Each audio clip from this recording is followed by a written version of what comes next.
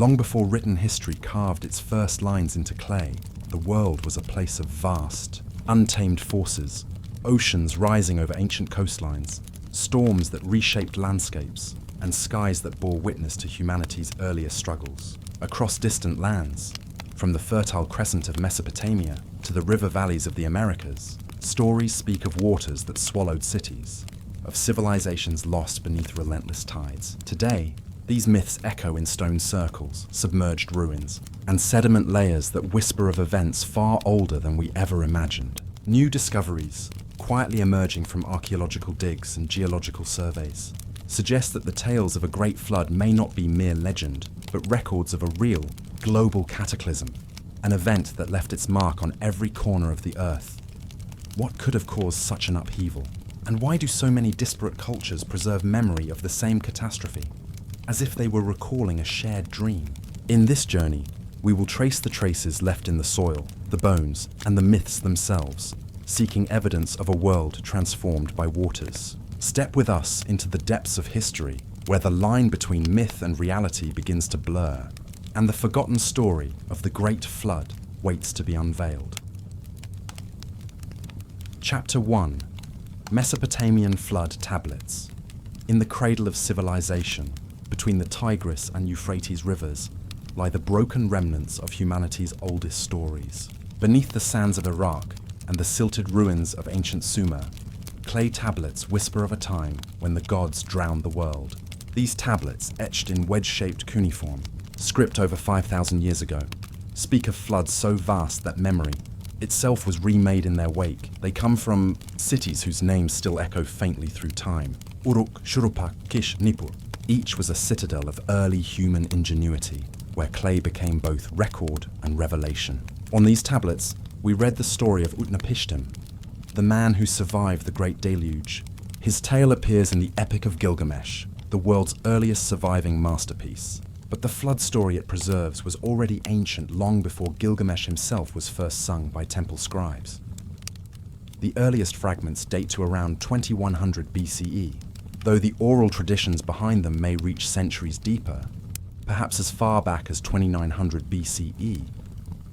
Around that time, archaeologists have uncovered something strange. Beneath the ruins of Shuruppak, modern Farah, lies a distinct layer of silt over a meter thick. It is sterile, lifeless. Beneath it, earlier artifacts of daily life. Above it, the continuation of the city. Something catastrophic had occurred. Sir Leonard Woolley, excavating the Royal Cemetery of Ur in the 1920s, found a similar layer. Clean clay, unbroken, extending as if poured by a divine hand. The flood, he called it, unable to ignore the echo between the dirt beneath his fingers and the words on those tablets. Other archaeologists were cautious. These might have been local floods, not world-ending events, but even they acknowledged their violence, the suddenness with which water had swept across entire settlements. In the Epic of Gilgamesh, Utnapishtim speaks to the king of Uruk, recounting how the gods had decided to destroy humankind. The hearts of the great gods moved them to inflict the flood, he says. The god of wisdom, whispers to him through the reed walls of his hut. Build a ship. Abandon your possessions. Save life. Utnapishtim obeys. He loads the craft with the seed of every living thing, seals it with bitumen, and waits. When the storm comes, it lasts 6 days and 6 nights. The waters rise, mountains vanish, and the world dissolves into chaos. Then, silence. The boat comes to rest upon Mount Nisia. A dove is sent, then a swallow, then a raven. Only when the raven does not return does Utnapishtim open the door and step into the new world, forever changed. It is impossible not to hear the echoes. Noah's Ark, Deucalion and Pyrrha, the Manu of India, the flood myths of China and Mesoamerica. Across continents, cultures remember the same thing, a time when the earth was swallowed by water, and a chosen few survived to begin again. Were these merely shared metaphors, born from the universal human experience of flood and renewal, or were they refracted memories of something far older, a real catastrophe that humanity endured together? In Mesopotamia, floods were both creator and destroyer. The rivers brought life to the desert, feeding the fields that sustained the first cities. Yet those same waters could turn without warning, rising from their banks, devouring the land in hours. The Sumerians built canals, levees, and walls, But they also built myths that turned natural disaster into divine drama. The gods, they believed, governed the floodgates of heaven. And when humankind grew too noisy, too arrogant, those gates could be opened once again.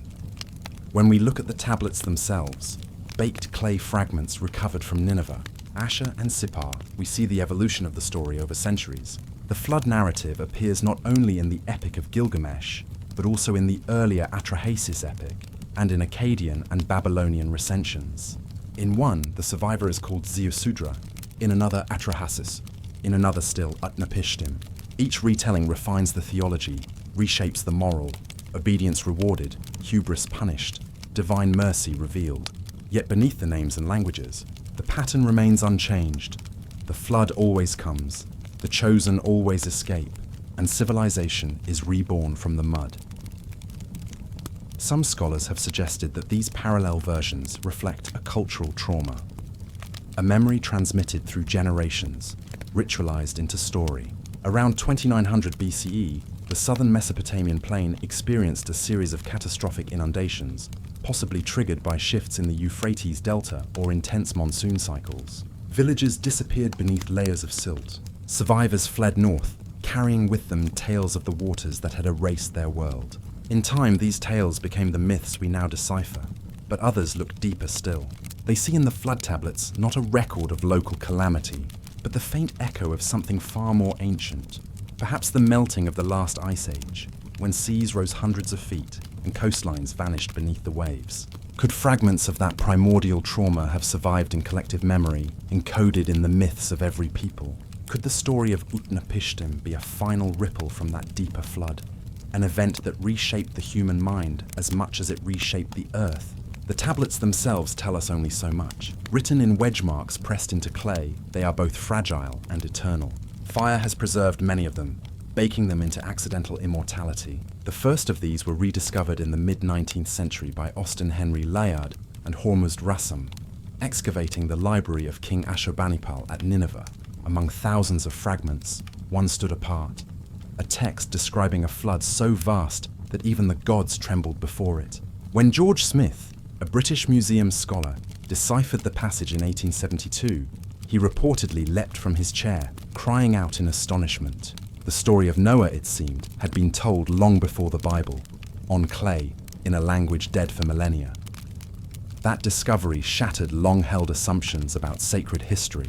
The flood was not an exclusive revelation, but a shared inheritance of humanity's oldest memory. The boundaries between scripture and myth blurred. Suddenly, the Genesis account became one voice among many, a chapter in a chorus that stretched back to Sumer. Archaeologists now see the flood motif as a key to understanding early human consciousness. In these stories, the world is cyclic, not linear. Civilization rises from the mud, reaches its zenith, and is washed away, only to rise again. The gods, in turn, are mirrors of natural forces. The flood becomes divine justice, the storm, divine speech. Humanity survives not through strength, but through obedience, foresight, and remembrance.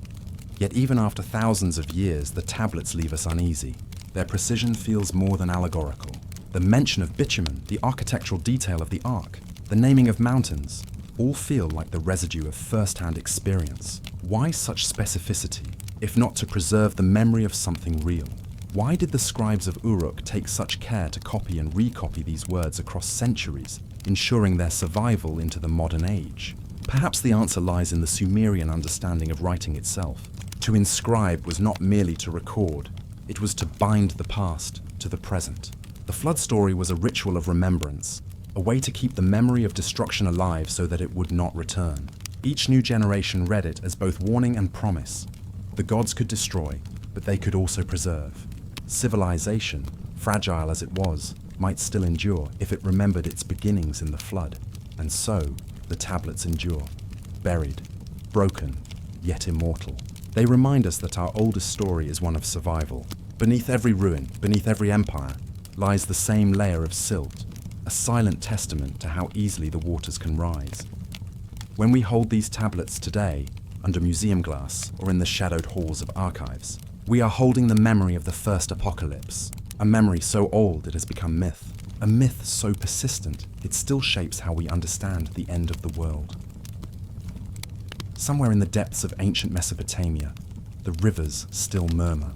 Their currents flow over the same floodplains where Utnapishtim once built his vessel, where the gods once drowned their creation. The story has never truly ended. It waits, quiet, patient, as if the waters might rise again and the world once more must begin anew. Chapter 2. The Black Sea. Deluge. Hypothesis. In the quiet expanse between Europe and Asia lies a body of water that has always felt strangely ancient, the Black Sea. Its surface today is calm, silken, deceptively still, but beneath that stillness, beneath layers of dark silt and quiet sediment, sleeps the story of a flood so immense that it may have reshaped not only coastlines but memory itself. It is here, around 7,600 years ago, roughly 5600 BCE, that a moment of geological upheaval may have redrawn the very boundaries of the known world. Modern geologists call it the Black Sea Deluge hypothesis. For archaeologists and mythologists alike, it is a theory that shivers through time, echoing in the ancient stories of loss, exile, and rebirth that humanity would one day call the Great Flood.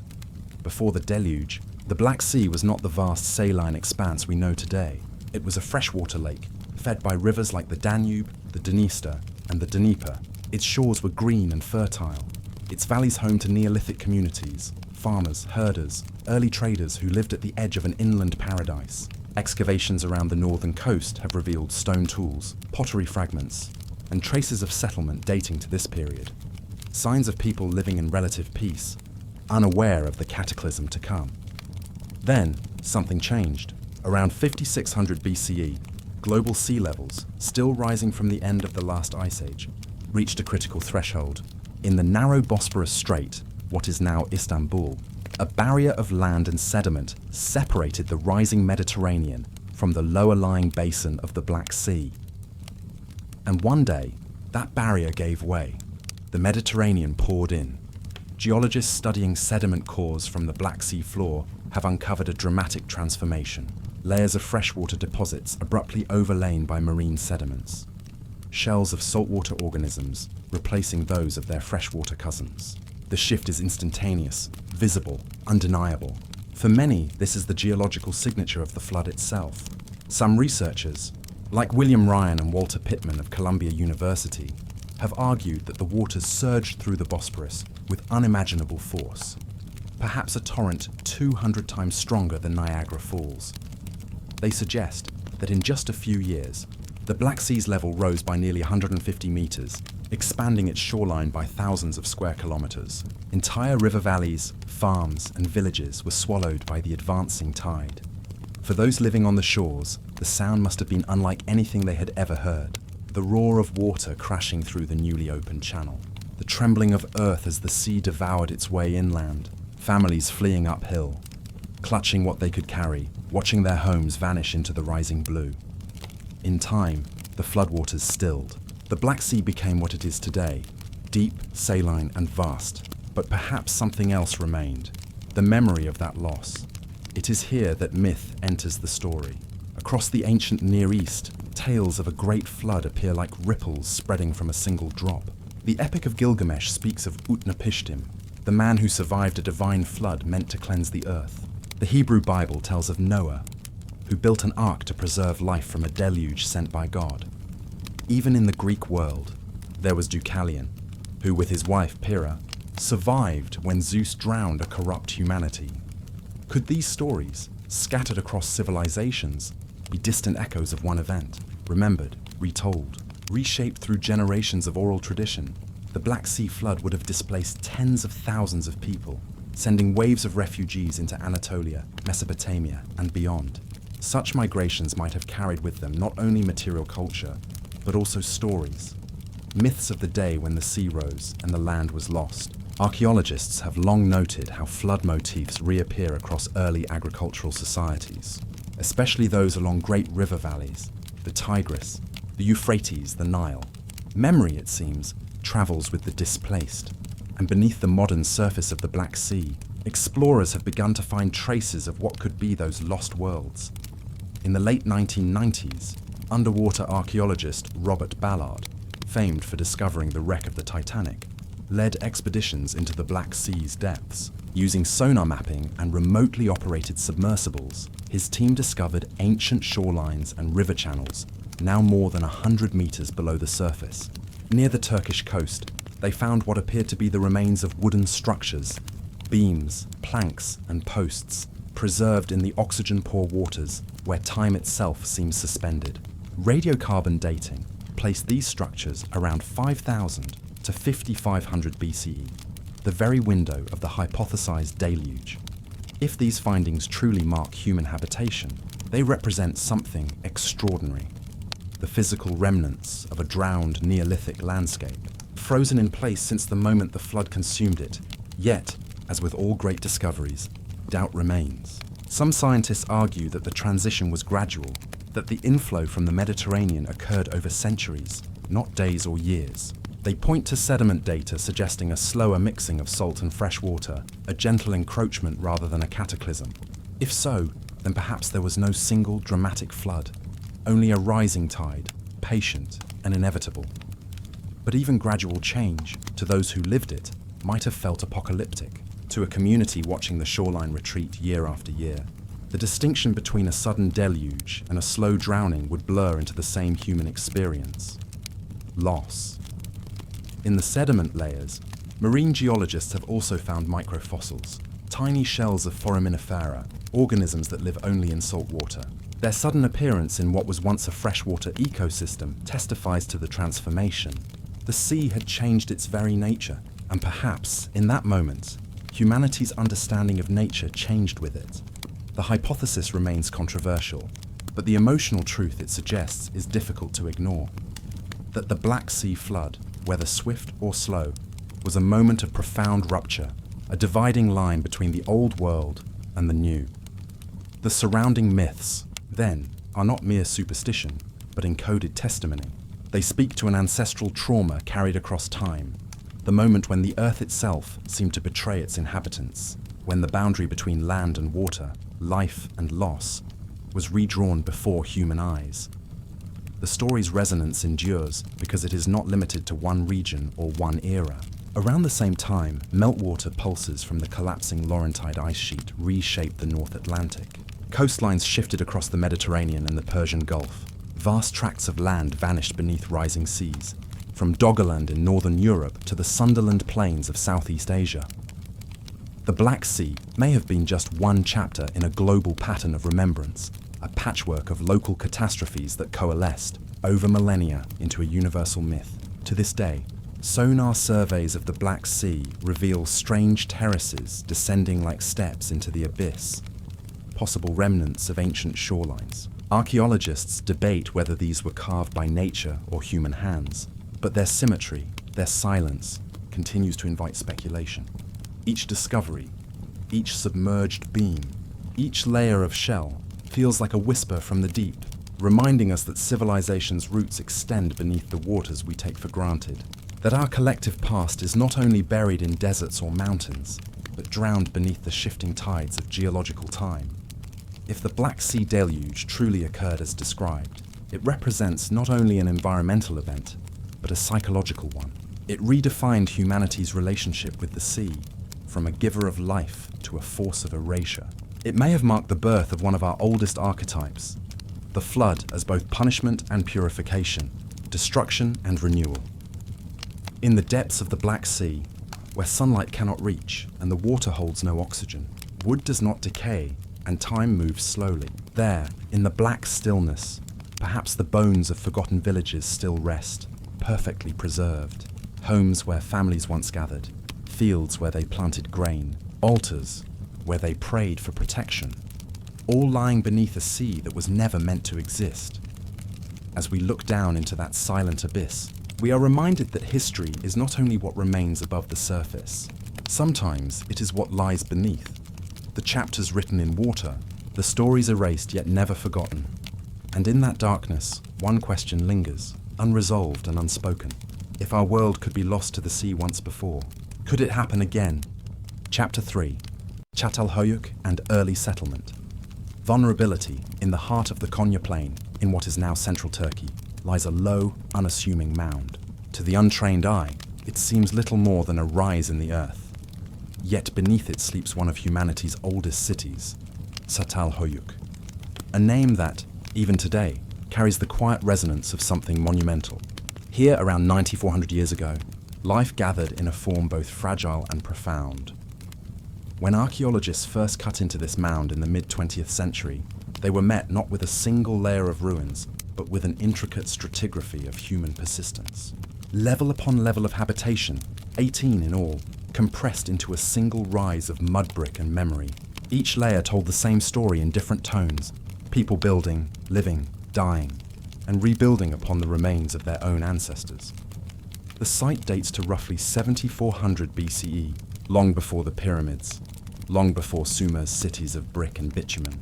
Yet Çatalhöyük was already something astonishing, a proto-urban world where thousands lived in intimate proximity. The settlement stretched over 13 hectares at its peak, a dense honeycomb of flat-roofed dwellings pressed tightly against one another, so close that no streets divided them. People moved across rooftops, climbing down through smoke-darkened openings into rooms alive with art, hearths, and ritual. Inside, the walls glowed with ochre, crimson, and bone-white plaster. Bulls' heads jutted from altars. Hands traced the outlines of human figures, vultures, and the great wild animals that roamed the nearby marshes. Beneath the floors, the dead slept. Ancestors were not buried in distant cemeteries, but beneath the living space itself, layered under the hearths and beds. Every home was a small cosmos of memory. Life, death, and rebirth contained within its walls. And yet, woven among these intimate traces of daily existence lies another presence: water. Sediment analyses reveal layers of fine silt and flood deposits cutting through certain strata of the settlement. They tell of episodes when the waters rose suddenly, creeping into the dwellings, forcing temporary abandonment or rebuilding. The Konya Plain, today dry and flat, once pulsed with rivers and marshes fed by the melting snows of the Taurus Mountains. To those early inhabitants, water was both a giver of fertility and a harbinger of loss. One can imagine it: the rains returning with unrelenting force, the lowland paths turning to rivers of mud, the houses, built from the very clay beneath their feet, softening, slumping, dissolving. In the aftermath, they would rebuild again, stacking new walls upon the old, reasserting human order against the indifferent rhythm of the earth. The very architecture of Çatalhöyük became a dialogue between endurance and impermanence, excavations, led by James Mellart in the 1960s and later by Ian Hodder in the 1990s, revealed more than the physical remains of a settlement. They uncovered the psychology of a people negotiating vulnerability. There were no walls of defense, no palisades or ditches. Instead, protection came through proximity and shared ritual. In a landscape where nature, not other humans, was the primary threat, unity became the shield. It is within this precarious balance that mythology begins to whisper. Some archaeologists have suggested that the repeated floods of the Konya Basin, minor though they may have been, left deep impressions on collective memory. Over generations, these local inundations could have crystallized into stories, warnings perhaps, or sacred lessons about the overwhelming force of water.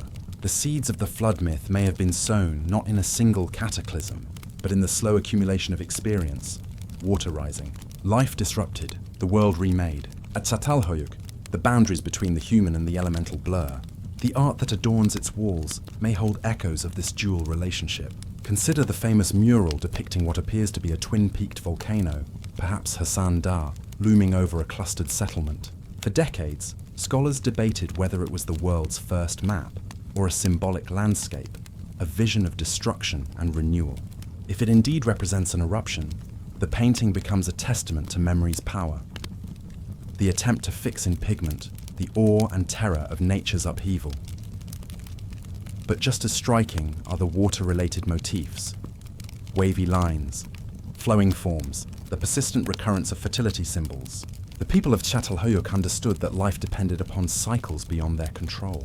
Their rituals, their art, their architecture, all were expressions of reverence and negotiation with forces that could both sustain and annihilate. In this sense, Çatalhöyük stands as one of humanity's earliest mirrors. It reflects the dawning awareness that civilization, however ingenious, remains subject to the breathing patterns of the earth.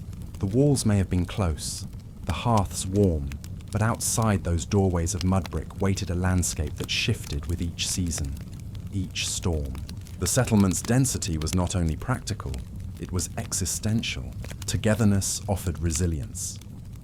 Archaeologists found that even within this packed labyrinth, social organization was complex yet fluid.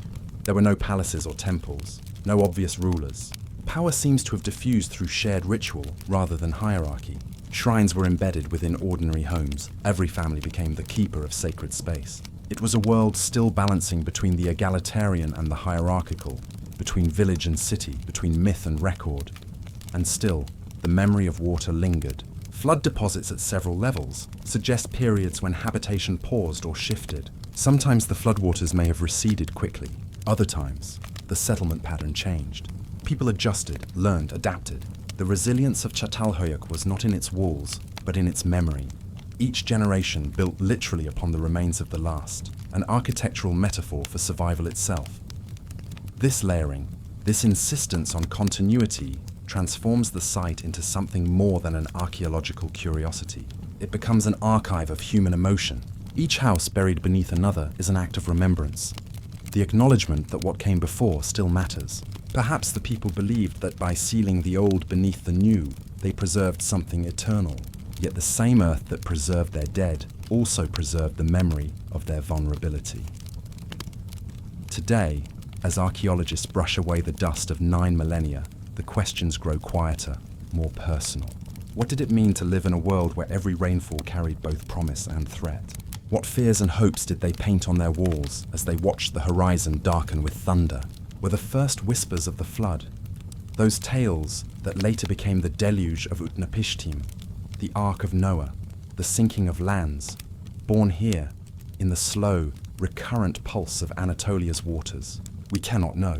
The murals are silent. The bones beneath the floors yield no words. But the pattern endures. The rise, the fall, the rebuilding. Çatalhöyük is less a city than a heartbeat, pulsing through the strata of human time. It is a record of negotiation. With water, with memory, with mortality itself. And perhaps that is why it feels so hauntingly modern. For even now, as our cities expand and the seas rise once again, we find ourselves facing the same question those first settlers faced. Can humanity ever truly master the forces that sustain it? Or must we, like them, learn to live within their rhythm, accepting that creation and destruction are one and the same breath of the world? As dusk falls over the Konya plain, the mound of Çatalhöyük lies still beneath its protective covering, a low silhouette against the horizon. Beneath it, countless generations sleep. Builders, painters, storytellers, each layer a quiet testimony to endurance. The rains will come again, as they always have, and somewhere within that cycle of return, the faint echo of those ancient lives persists, reminding us that civilization has always been a fragile island in a restless sea. Chapter 4. Sumerian Eridu excavations, south of modern-day Nasiriyah, near the edge of the Iraqi desert, lies a landscape where land and memory blur. A stretch of silent earth scattered with fragments of ancient mud brick. Here, amid the silt of forgotten rivers, archaeologists unearthed Eridu, a city the Sumerians once called the first. When spades first broke its surface in the 1940s, the excavators did not yet grasp the enormity of what they had touched. Eridu's story began not in the age of kings, nor even the age of writing, but in a deep prehistoric past, around 5400 BCE, when the Persian Gulf reached further inland, and the marshlands shimmered beneath a restless sky. Layer by layer, the earth revealed traces of a people who built temples before the wheel, who baked bricks before bronze, and who offered prayers to forces older than time itself. The mound of Tel Abu Shahrain, as the locals called it, concealed more than 6,000 years of continuous life. At its heart stood the ruins of a ziggurat, later rebuilt, reshaped, and raised over older sanctuaries again and again. 17 superimposed temples have been uncovered, each resting upon the remains of the one before it, forming a vertical memory of devotion. Beneath the last, archaeologists reached the earliest, a modest mud brick shrine dedicated to Enki, the god of fresh waters and wisdom. Enki, the Sumerians believed, dwelled in the subterranean depths, the Abzu, a cosmic ocean beneath the earth. From there, He brought forth the waters that nourished the fields and the knowledge that civilized humankind. Eridu was said to be his chosen city, the seat of divine instruction. The oldest temple, humble though it was, marked the place where gods first met men, where order emerged from the floodwaters of chaos. As the excavations deepened, an unsettling pattern appeared. Thick, compacted layers of silt between the city's occupational levels. These were not mere traces of seasonal flooding. Some were several meters deep, sterile and silent. No pottery, no ash, no debris of human life. They were unmistakably flood deposits, periods when the city had drowned, its inhabitants displaced, only for later generations to return, rebuild, and raise their temples higher. Archaeologists like Fuad Safar and Seton Lloyd catalogue these flood layers with scientific precision. Yet behind their measurements lingered a haunting question. How many floods had Eridu endured? How many times had it fallen beneath the tide? And how many times had its people rebuilt in defiance of the waters? To the Sumerians, water was both the giver and taker of life. Their irrigation canals birthed agriculture. Yet each spring the Euphrates and Tigris could rise unpredictably, sweeping away homes, harvests, and memory itself. Out of this fragile coexistence, myth took form. The earliest Sumerian king lists declare, after the kingship descended from heaven, the kingship was in Eridu. It was the beginning of civilization, until the flood came. Later texts, preserved on clay tablets from Nippur and Ashur, speak of a catastrophic deluge that wiped clean the world of men. One fragment, known as the Eridu Genesis, tells how the god Enki warned Ziusudra, a righteous ruler of Shuruppak, to build a great vessel and preserve life. After 7 days of storm and darkness, the flood ceased and the boat came to rest upon a mountain. The gods, regretful, granted Ziusudra immortality. When scholars in the early 20th century compared these lines with the biblical account of Noah and with the Akkadian epic of Gilgamesh, they realized they were hearing echoes of the same ancestral event. And beneath Eridu's mound, the earth itself bore the same story, told not in words, but in clay and silt. One flood layer measured nearly 2 meters deep, its fine sediments suggesting still standing water. Above it, the people of Eridu built anew. Another, thinner, appeared further up the sequence. Perhaps a century later, perhaps a millennium. The stratigraphy became a palimpsest of survival. Flood, rebuilding, flood again. The ziggurats' rising terraces were not only symbols of divine ascent, but practical fortifications against the encroaching tide. Architecture became theology, faith became engineering. Eridu's significance extended far beyond its walls. Around it, smaller settlements appeared, Uruk, Lagash, each inheriting elements of its sacred design. By the 3rd millennium BCE, the city had declined into myth, its marshes reclaiming what was once the cradle of organized religion. Yet its memory endured. Later, Sumerian hymns still called Eridu the city of the first kings, where Enki shaped the laws of heaven and earth. Even as its ziggurat crumbled, its idea remained intact, a template for divine order amid terrestrial chaos. The ruins of Eridu also preserve subtler stories, carved not in monumental form, but in the residue of everyday life. Excavators uncovered clay figurines of fish and waterfowl, symbols of abundance and fertility. They found the earliest known evidence of a temple economy, small tokens used for counting offerings, long before the first cuneiform signs were pressed into clay. These were the beginnings of record-keeping, abstract marks born out of the necessity to measure, to organize, to survive. In the dim corners of Eridu's temples, archaeologists found fragments of painted plaster walls, faint traces of color still clinging to the mud brick. Such details remind us that the city was once vibrant, not the dust-grey ruin we see today. The air would have been thick with incense and the murmur of chants, the courtyards alive with priests, potters, and fishermen returning from the marshlands. And yet, beneath this continuity of life, the shadow of the flood never vanished. Each generation must have known the risk that the same waters that gave them fish, reeds, and fertile soil could rise again without warning. Some scholars have proposed that the entire Sumerian worldview, its cyclical sense of destruction and renewal, was born from this landscape of uncertainty. Civilization itself was a dam against oblivion.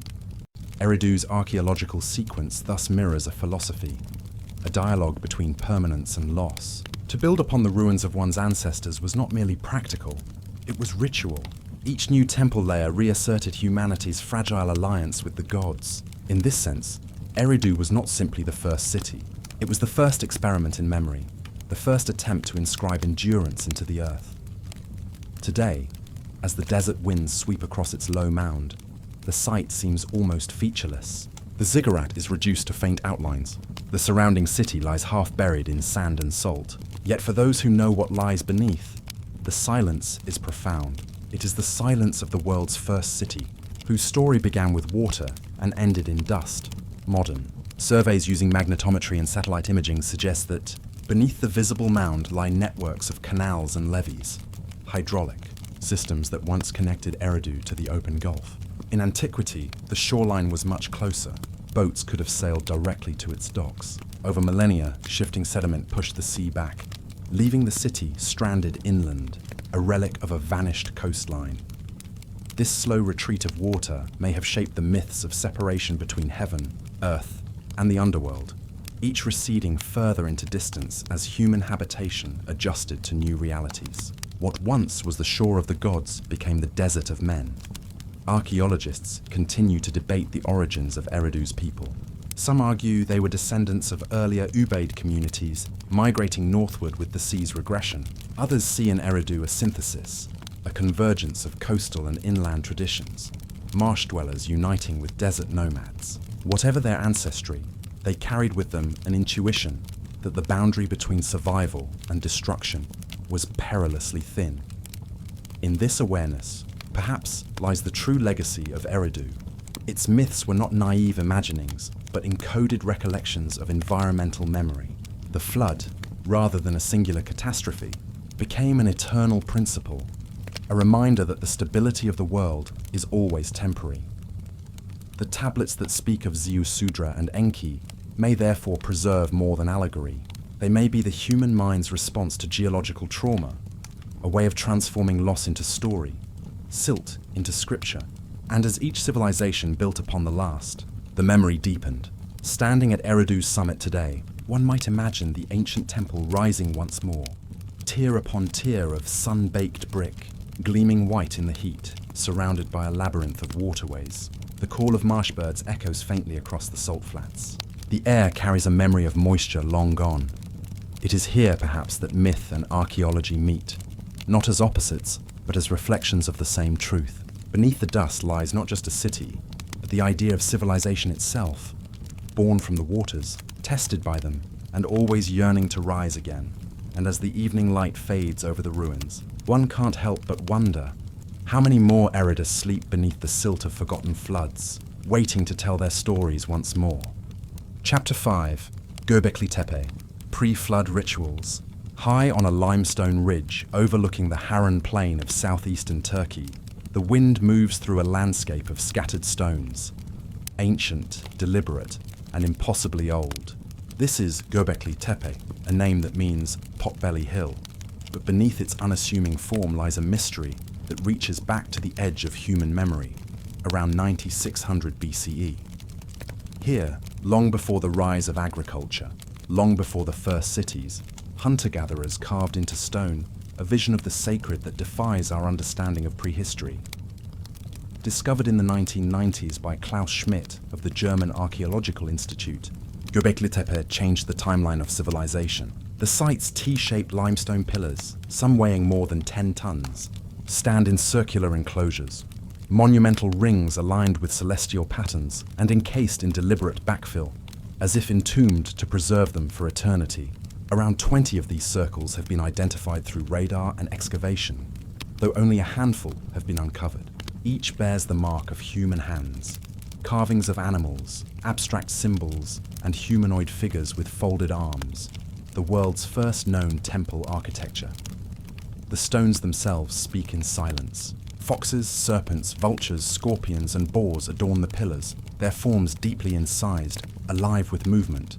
To the untrained eye, they might appear decorative, but to archaeologists and mythologists, they form a language of survival, a symbolic system that may have encoded memories of a world in transition.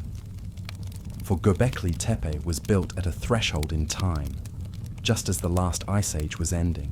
Vast sheets of glacial ice were melting, and sea levels were rising across the planet. The climate was unstable, oscillating between freezing and warmth, famine and abundance. For the people who lived then, nature was not background, it was a god. The earth trembled, rivers shifted their course, and the heavens themselves seemed to change. Some scholars, studying these carvings, have proposed that Göbekli Tepe was more than a site of ritual. It was a monument to memory, an encoded record of catastrophe. Among the most debated interpretations is the vulture stone, or Pillar 43, a relief dominated by a headless human figure, birds and scorpions. Researchers from the University of Edinburgh, using astronomical software, suggested that the arrangement of symbols could correspond to constellations marking the event of a cosmic impact around 10,950 BCE, a period coinciding with the onset of the Younger Dryas, a sudden return to glacial conditions that devastated ecosystems and reshaped human settlement. Whether or not this theory is correct, the coincidence is striking. Göbekli Tepe rises precisely at the point when global sea levels began to climb, flooding lowlands and transforming coastlines. Around the world, from the Black Sea Basin to the Sunda Shelf of Southeast Asia, once inhabited lands disappeared beneath rising tides. Humanity, emerging from the Ice Age, faced not one but many deluges, a collective trauma that may have imprinted itself into myth. Göbekli Tepe's builders may not have understood these processes in scientific terms, but they felt them intimately. Their world was changing. Herds migrated differently. The stars in the night sky took on new meanings, and survival demanded cooperation. To gather, carve, and raise these megaliths required organization, faith, and unity. A communal act of both reverence and resistance. At the center of each circular enclosure, two towering pillars stand like sentinels, facing one another. Their surfaces bear stylized human forms, hands folded at the waist, belts carved in relief, fox pelts draped across their torsos. These are not mere stones. They are anthropomorphic deities, embodiments of ancestors or cosmic beings. Around them, smaller pillars line the perimeter, perhaps representing the gathered community, encircling the divine. The question that lingers, why here?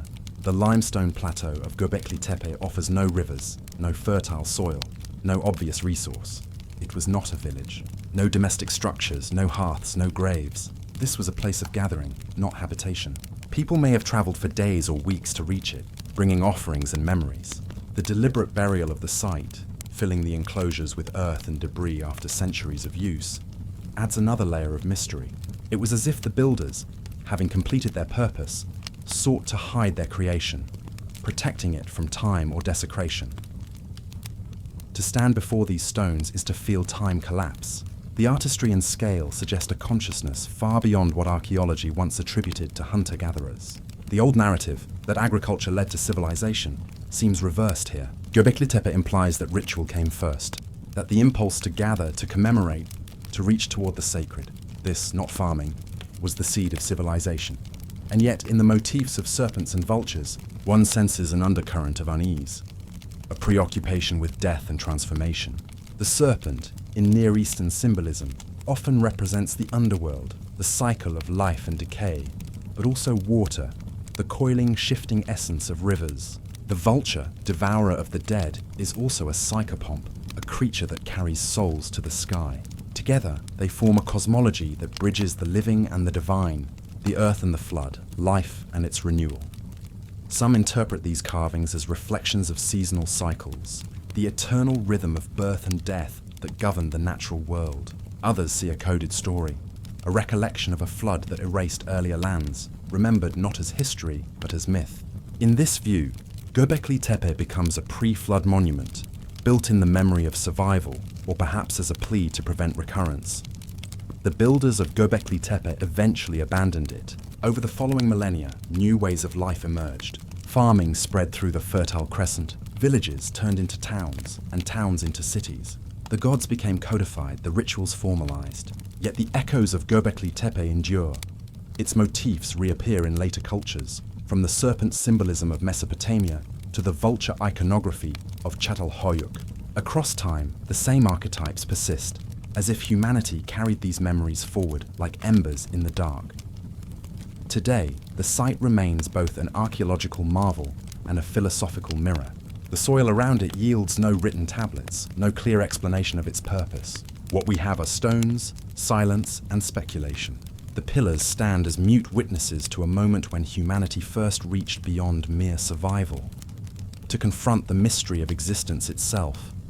Perhaps Göbekli Tepe was a sanctuary where early humans sought to reconcile with the forces that shaped their world. The ice that melted, the rivers that rose, the heavens that changed. Perhaps it was a memory of an age before the flood, preserved in stone for those who would come after. Or perhaps it was a farewell, a monument raised at the dawn of the Holocene, marking the end of one world and the birth of another. Whatever its meaning, the hill at Göbekli remains a threshold between myth and history, between the known and the unknowable. Its pillars do not answer, they invite. They beckon us to remember that long before written words or cities, our ancestors stood beneath the same stars, carving into the earth their fear, their wonder, and their hope. And in the whisper of wind through those ancient stones, one might still hear the faint echo of their prayer, not for survival, but for understanding. Chapter 6, Mesopotamian Shuruppak Tablets. Beneath the dust of southern Iraq, along the slow meandering course of the Euphrates River, lies the ancient city of Shuruppak, one of the oldest known urban centers in human history. Once alive with the hum of Sumerian life around 2600 BCE, it stood as a beacon of civilization on the alluvial plains of Mesopotamia. Today, its ruins are muted, mere mounds of clay and broken stone, but beneath them rests a testimony both haunting and profound. The Shuruppak tablets, small fragments of fired earth that whisper of gods, warnings, and water. These tablets, etched in the earliest form of cuneiform writing, were discovered in the early 20th century during German excavations led by Ernst Heinrich. At first, they seemed to belong to the routine of ancient bureaucracy. Lists of goods, contracts, the mundane rhythms of life in an early city, but scattered among them were texts of another kind, solemn, almost prophetic. They spoke of divine displeasure, of a flood, and of the need for moral rectitude before the rising of the waters.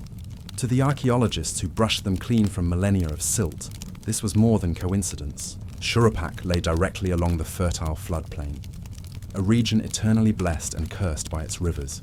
Every spring the Euphrates swelled beyond its banks, depositing new life and occasionally devastation. But the tablets suggested something greater than a seasonal flood, a memory of an event that had shaken the foundations of their world.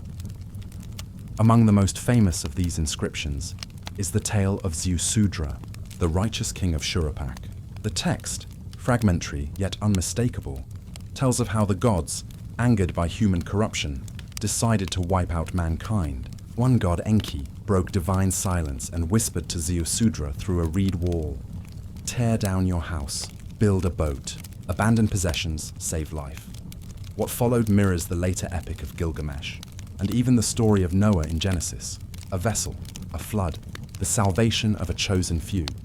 The words may be myth, but the ground beneath them tells a quieter, more physical truth. Beneath Shurupak's final occupational layer, archaeologists uncovered a distinct stratum of river-borne silt, about 60 centimeters thick, a hardened memory of water. Beneath it lay older habitation levels, above it none. This was not erosion.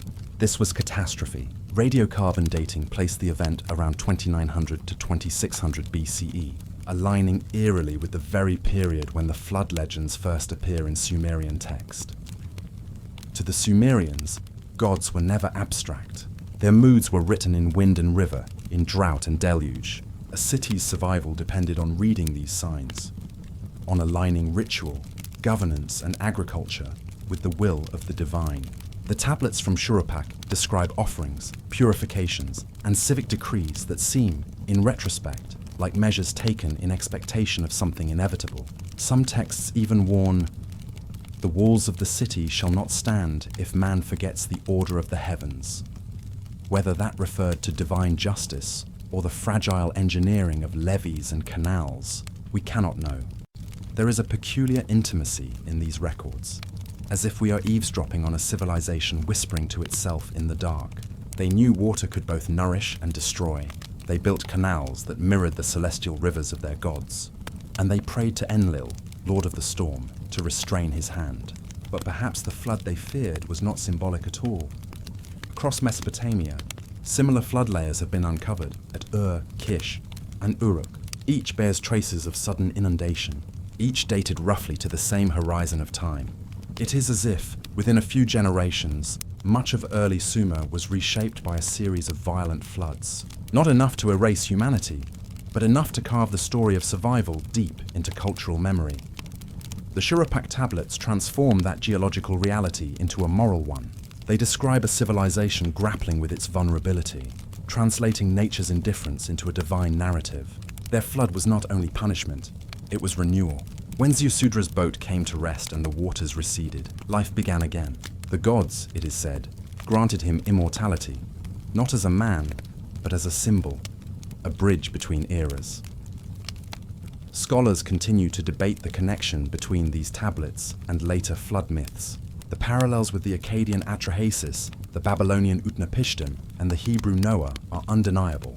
Yet while each story evolves with cultural context, their seed seems to sprout from this very soil, the clay banks of Shuruppak, where language, myth, and sediment fuse. It is here that myth ceases to be fiction and becomes memory encoded in metaphor. When modern scientists drill cores in Mesopotamian floodplains, they read the same story in the language of sediment. Alternating layers of clay and sand, sudden spikes in freshwater mollusks, charcoal flecks from fires quenched in haste. To the archaeologist, these are data points. To the ancients, they were divine messages, signs from the gods whose tempers ruled their world. And yet, one must wonder, why did this single city's memory endure so vividly? Why Shuruppak, and not any of the others that suffered and were forgotten? Perhaps because Shuruppak was more than a settlement. It was a school, a center of scribal learning, where wisdom literature and administrative tablets coexisted. Its scribes were not merely record keepers, they were archivists of cosmic order. To them, writing itself was sacred, a way to trap truth before it drowned. Among the tablets unearthed are moral proverbs and teachings known as the Instructions of Shuruppak, one of the world's oldest known literary works. They warn sons to respect fathers, rulers to govern justly, and men to heed the balance between the human and the divine. Read alongside the flood texts, they form a dialogue, a civilization's conscience, born in the shadow of disaster. In one line, the sage advises, "Do not boast when waters rise." Was that advice metaphorical, or a reflection of lived memory? The line between ethics and survival was thin in Sumer. To defy the river was hubris. To obey it was wisdom. When we stand over the ruins of Shuruppak today, the dusty mound of Telfara, we are staring into the ghost of that balance. The Euphrates no longer roars here. It drifts silently past. Its course changed long ago. But beneath the surface, the old flood scars remain, like veins beneath ancient skin. Archaeologists have long debated whether the Great Flood of Shuruppak was local or regional. Some propose it was triggered by climatic shifts at the end of the early dynastic I period, when melting snow from the Taurus Mountains swelled rivers across the plains. Others argue for seismic events or storm surges that breached riverbanks. Whatever the cause, its psychological magnitude exceeded its physical scale. It gave birth to a story, one that crossed languages, religions, and epochs. And yet, as with all stories that survive too long, questions multiply. Were these tablets fragments of historical memory or early political theology designed to justify divine kingship? Did the priests of Shuruppak record divine warning, or did they invent it afterward to give meaning to survival? The tablets offer no answers, only the steady, eternal mark of a stylus pressed into clay. Still, their existence invites us to consider how fragile civilization truly is. A people that invented writing, irrigation, and law, all undone perhaps in a single season of water. And in that undoing, they learned to remember, to transform ruin into narrative, to encode survival as scripture. If the Sumerians of Shuruppak had not written, we might never have known that such a flood was ever feared. The rivers would have washed away their homes, their names, their prayers, but the tablets endured. Clay, unlike flesh, does not forget. As night falls over the plain, the air grows heavy and still. The mound of Shuruppak dissolves into the horizon. its buried city sleeping beneath layers of earth and silence. Somewhere below, the tablets remain, fragments of a world that once trembled before water and time. Perhaps the gods they feared were not so different from the forces we face today. Unseen, vast and beyond control. In every civilization's rise lies the quiet certainty of flood, and maybe that is why the story endures. Not because it tells of what once was, but because it warns of what always will be. The clay remembers, the water returns, and the story of Shuruppak, like the river itself, never truly ends. Chapter 7. Mesopotamian Ziusudra. Inscriptions. In the dust and silence of southern Iraq, where the Euphrates once meandered through fertile plains, the name Ziusudra lingers like an echo from before recorded time. His story survives not in spoken legend, but in fragments of baked clay, the earliest whisper of a man who lived through the waters. Before Noah, before Utnapishtim, there was Ziusudra, the long-lived one, the final king of Sumer before the flood. The oldest mention of him comes from the Sumerian king list, a terse but haunting inscription. Then the flood swept over. After the flood had swept over, kingship descended from heaven a second time. Between those two sentences lies the abyss of an age erased. Ziusudra is named as the last ruler before that deluge, the man who heard the divine command, built a vessel, and survived the end of his world. Archaeologists found traces of his time in the ancient city of Shuruppak, modern Farah, not far from where the Tigris and Euphrates converge. In the 1920s, during excavations led by Eric Schmidt and later by the British archaeologist Sir Leonard Woolley, layers of silt emerged deep beneath the city's foundations. These weren't mere river sediments. They formed a distinct band over a meter thick, separating one civilization from another. Within that sterile clay layer lay no pottery, no tools, no bones. Only silence. Above it, new settlements appeared, as if life had begun again. Radiocarbon analysis later dated that flood stratum to around 2900 to 3000 BCE, aligning with the period Ziusudra's legend describes. The city's life had literally been drowned and reborn. Woolley, who also uncovered a similar flood layer at speculated that these local inundations may have been the very events mythologized as the Great Flood. Real disasters later embroidered into cosmic allegory. In one surviving text, known as the Eridu Genesis, Ziusudra appears as a man chosen by the gods. The fragmentary tablet, written in Sumerian and unearthed at Nippur, recounts how the divine council, An, Enlil, Enki, and Nin-Hursag, decided to destroy humankind for reasons lost to time. But one god, Enki, whispered the plan to Ziusudra, urging him to construct a great boat. The text reads, "A wall, stand by the wall." Listen to me, O wall! Read wall, pay attention to all my words. It is a cryptic transmission, the god's warning disguised as a message to an inanimate wall, so the secret would not be overheard by the other gods. Ziusudra obeyed. He built a vessel, filled it with seeds, animals, and craftsmen, echoes that would later surface in the Babylonian Atrahasis and the Hebrew Genesis. The storm that followed was apocalyptic. For 7 days and 7 nights, the wind screamed and the flood covered the land. When the sun returned, Ziusudra emerged, bowed before Utu, the sun god, and offered sacrifice. As a reward for his obedience and piety, the gods granted him immortality and eternal dwelling in the land of Dilmun, the mythical paradise on the edge of the sea. Each of these details, the divine warning, the sealed vessel, the mountain landing, the offering, reappears almost verbatim in later retellings across Mesopotamia and beyond. Scholars have long noted how the Akkadian epic of Gilgamesh reshapes the same narrative, transforming Ziusudra into Utnapishtim. When Gilgamesh, seeking the secret of eternal life, finds him across the waters of death, Utnapishtim recounts his survival, a story already ancient in Sumer's day. And yet, beneath the poetic imagery, something tangible remains. The flood layers, the abrupt cultural breaks, the spread of identical myths across millennia. To the Sumerians, the flood was not merely weather, it was a cosmic reset. Kingship itself, they believed, descended from the heavens before the flood, and again after it, suggesting that civilization had been granted, lost, and rebestowed. In the tablet fragments that survive, There's a reverence for divine order intertwined with mortal vulnerability. Humanity's existence depended on the balance between divine will and environmental chaos. The Mesopotamians lived between unpredictable rivers. Every spring, the Euphrates could erase the work of generations. The flood, then, was both memory and metaphor. The natural turned supernatural. When Woolley announced his findings to the press in 1929, he spoke of evidence of the flood of Noah. The claim ignited the public imagination, though most scholars were more cautious.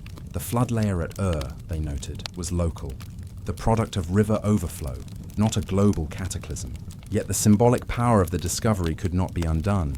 For the first time, a myth had been matched by the soil beneath it. Later excavations across the Mesopotamian plain revealed similar flood deposits at Kish, Shuruppak, and Lagash, not simultaneous, but recurrent, showing that inundation was an ever-present threat. The stories of Ziusudra and his ark were not born from a single event, but from generations of watching the world vanish under rising waters. Myth became the architecture of remembrance, a way to preserve not only facts but meaning. In the broader Sumerian worldview, water was both life and undoing. The abyss, the Apsu, was the primeval sea from which all creation arose. The god Enki, Ziusudra's protector, ruled from a watery domain beneath the earth. To survive a flood was, in a sense, to return from the underworld itself. Ziusudra's immortality can be read not as eternal life in a heavenly paradise, but as symbolic rebirth, the survival of memory through story. This intertwining of material and mythic echoes through Mesopotamian religion. Rituals of purification involved water drawn from sacred wells. Temples were conceived as bridges between the deep and the heavens. The act of building a boat, a vessel of life against divine destruction, may itself have become a spiritual metaphor for preservation, of knowledge, lineage and lore. Even today, the eroded mounds of Shuruppak hide more than they reveal. Beneath each layer of brick and sediment lies another epoch, civilizations stacked upon the bones of earlier ones. The story of Ziusudra, too, has layers, part royal chronicle, part theological parable, part survival manual. The clay tablets that record his name are broken and incomplete, as if the flood had reached into history itself, washing away certainty. Some scholars, tracing linguistic and thematic parallels, argue that the story of Ziusudra migrated westward, carried through oral traditions into Akkadian, Babylonian, and ultimately Hebrew scripture. Others see it as independent convergence, the universal human response to catastrophic loss. Either way, the similarities are undeniable. The righteous man forewarned, the divine wrath, the vessel of salvation, the birds sent to find land. But beyond these correspondences lies something deeper, the instinct to find meaning in disaster. To the Sumerians, floods were not punishment alone, they were recalibration. The world, drowned and reborn, required remembrance through ritual and story. Ziusudra became the memory's guardian, the bridge between destruction and renewal. Archaeologists and theologians still wrestle with his legacy. Was Ziusudra a real king of Shuruppak, his reign ended by a natural deluge, or a composite figure, a mythic cipher for humanity's perpetual struggle against chaos? The tablets do not answer. They leave gaps, deliberate or accidental, that modern interpreters must cross like uncertain waters. In the museum light, these fragments seem almost alive. Cuneiform wedges pressed into soft clay 5,000 years ago, carrying the tremor of ancient fear. Their edges are burnt, their lines incomplete. Yet from them rises the oldest recorded story of human survival, one that would echo through every flood narrative to come. Perhaps what endures is not the flood itself, but the act of recording it. The Sumerians, through Ziusudra, transformed calamity into continuity. In that transformation lies the first trace of historical consciousness, the awareness that the past can drown unless preserved. As night falls over the ruins of Farah, one can still imagine the floodwaters rising, the cries of the city silenced beneath a churning sky, and somewhere, a lone man listening to the voice of a god through the whisper of reeds, building a vessel not just of wood, but of faith and memory. The clay speaks softly now, but it speaks still, reminding us that every civilization, no matter how advanced, lives in the shadow of its own forgetting. The story of Ziusudra does not end with survival. It begins there, for in every flood the Sumerians believed the world is made new, and the past once again must find a way to float. Chapter 8. The Epic of Atrahasis. In the dust of Mesopotamia, beneath layers of clay and broken tablets, there lies a story older than Genesis, older than the great empires that would later claim to rule the world. It is the Epic of Atrahasis, a tale carved into cuneiform nearly 4,000 years ago. It whispers of gods and men, of chaos and renewal, and of a flood that sought to cleanse the earth itself. The story begins not in Cataclysm, but in burden. In the divine courts of the Anunnaki, the pantheon of ancient Mesopotamia, the lesser gods toiled under endless labor. They dug the canals, shaped the rivers, and maintained the order of creation. But the work was too much, the toil unending. One night, by the dim light of the sacred fires, they rebelled. With their tools still in their hands, they surrounded the house of Enlil, the high god of the wind and command. Their message was simple: we will not labor anymore. Enlil was furious, but rather than destroy them, a council was called. And from that divine negotiation, a new idea emerged: the creation of humanity. Mankind would take up the labors of the gods, tending the fields, maintaining the waters, sustaining the earth. Clay from the riverbeds was mixed with the blood of a slain god, the life essence of divinity blended with the substance of soil. Thus humanity was born, not as rulers, but as workers. For a time, balance reigned. Cities rose upon the alluvial plains. The Tigris and Euphrates carried life through canals, fields, and settlements. But as the centuries passed, the humans multiplied, their noise rising like a storm. The tablets describe this sound as unbearable to Enlil. The clamor of countless voices, prayers, and struggles that disturbed the sleep of heaven. And so, divine patience began to wane. The gods, it seemed, regretted their creation. First came drought, the rivers shrank, the fields withered. Then came famine, and finally pestilence, yet still humanity endured. Their resilience became an affront to the gods, and so Enlil resolved to end it all with a final judgment. A flood so vast it would erase every trace of humankind from the face of the earth. But among the mortals, there was one man who listened: Atrahasis, the exceedingly wise. He was favored by Enki, the god of wisdom and the deep waters, who pitied the doomed. In the secrecy of his temple, Enki whispered through the reed walls: "Build a boat, Atrahasis. Abandon your possessions, save life itself. Bring aboard seed and flesh of every kind. The storm will come, and the flood will follow." The text is fragmentary here, but its rhythm survives. The rhythm of construction, preparation, and fear. Atrahasis obeyed. He built the vessel as instructed, sealed with pitch and bitumen, its frame rising like a dark mountain against the horizon. When the first winds began to howl, he loaded it with his kin, with animals, with the very memory of life itself.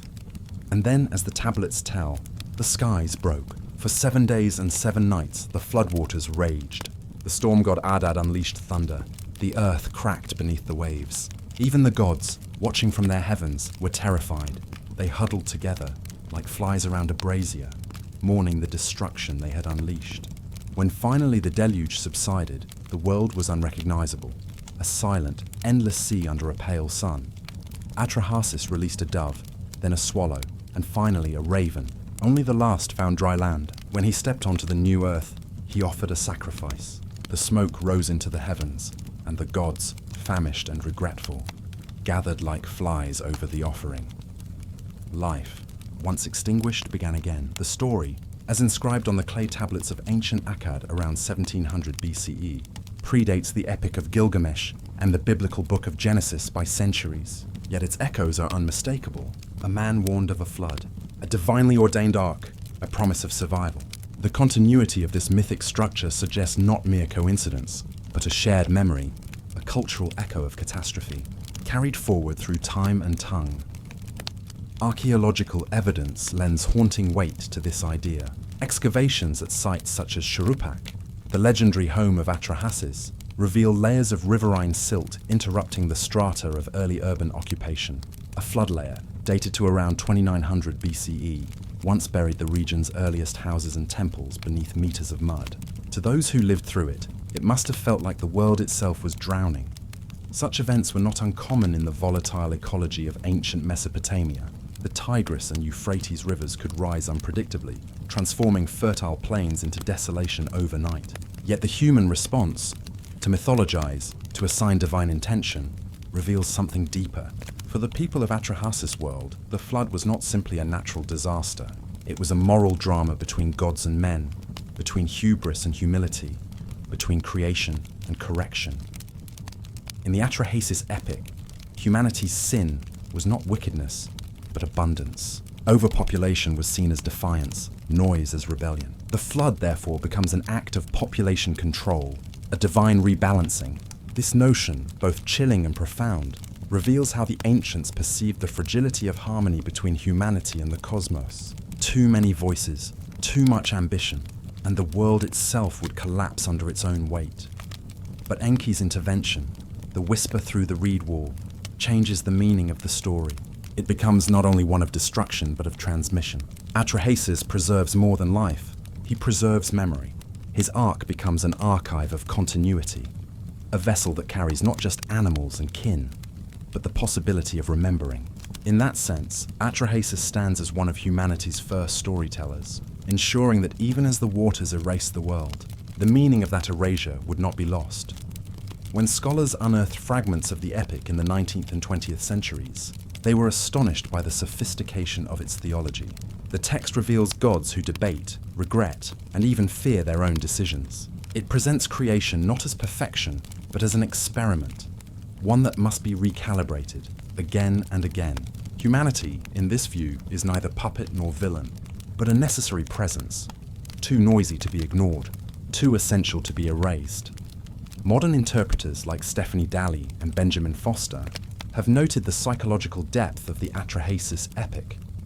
It speaks to a civilization aware of its vulnerability, surrounded by rivers that could bless or destroy, skies that could nurture or punish. It is a theology of uncertainty, born from a landscape in flux. And yet, beneath the theology and the terror, there is a quiet undertone, endurance. The flood ends, but humanity returns. The tablets break, but their words are found again.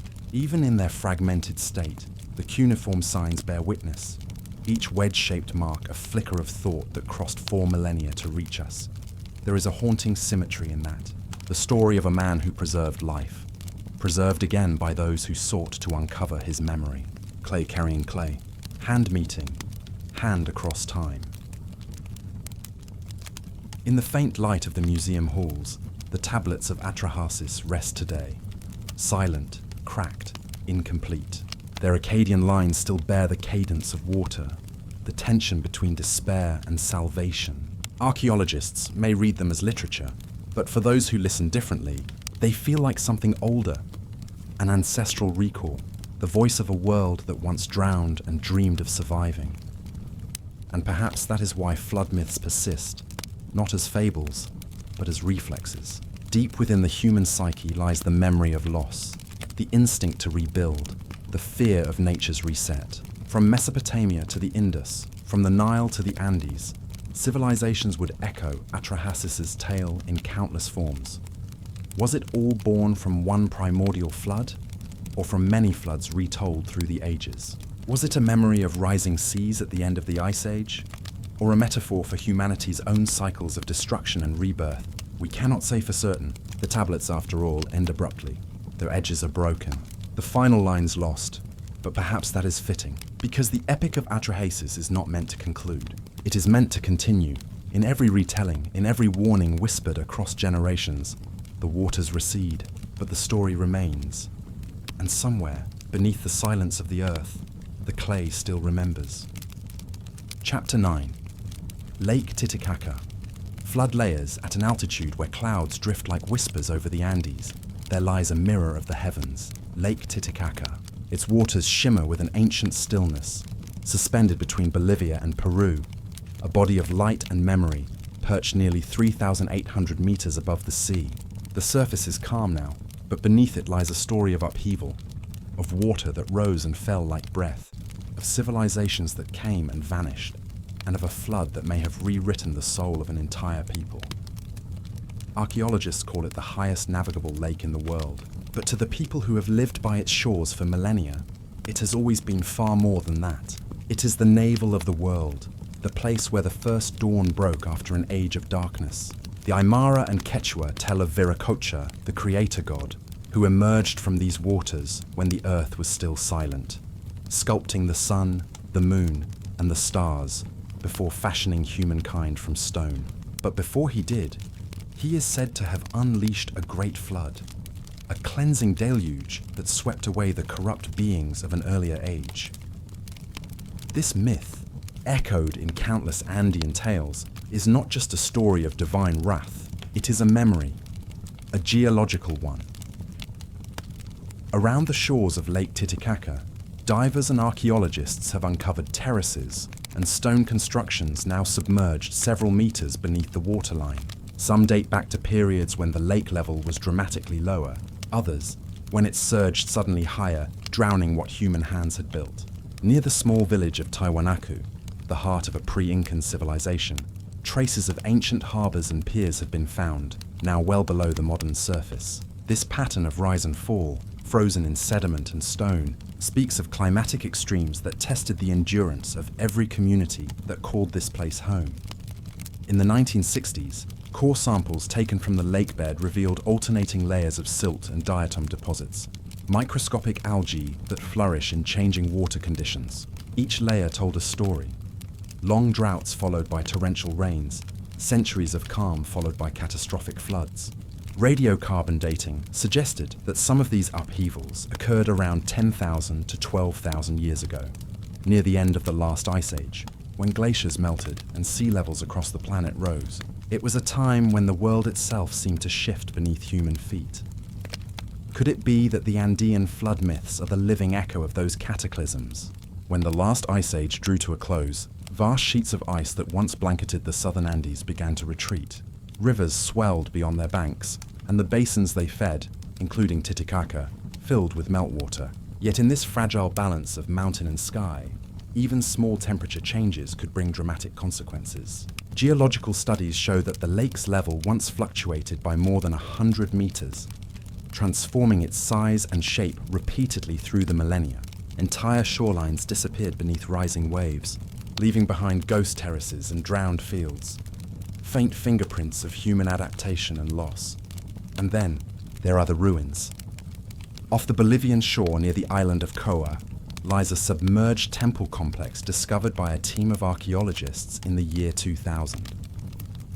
Using sonar mapping, they revealed stone walls, steps, and carved blocks stretching for hundreds of meters, structures that predate the rise of the Inca Empire by thousands of years. Ceramic fragments and stone offerings found within the site suggest ritual activity, perhaps even pilgrimage. Some have speculated that these ruins could belong to a forgotten culture that flourished when the lake's surface was lower, and that, as the waters rose, they left their temples to the deep. To the local people, the story requires no scientific explanation. The lake, they say, remembers. It rises when the world loses harmony, when the balance between humans and nature is disturbed.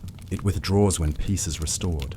The flood, in this worldview, is not punishment, it is renewal. Standing on the windswept shores today, one can see the remnants of agricultural terraces climbing high up the hillsides, a technology refined by the Tiwanaku and later perfected by the Inca. These terraces were not merely for farming, they were a conversation with the land, a dialogue of survival. The ancients learned to read the moods of Titicaca, adjusting to its rhythms instead of resisting them. When the waters crept upward, they built higher. When they receded, they reclaimed the fertile sediment left behind.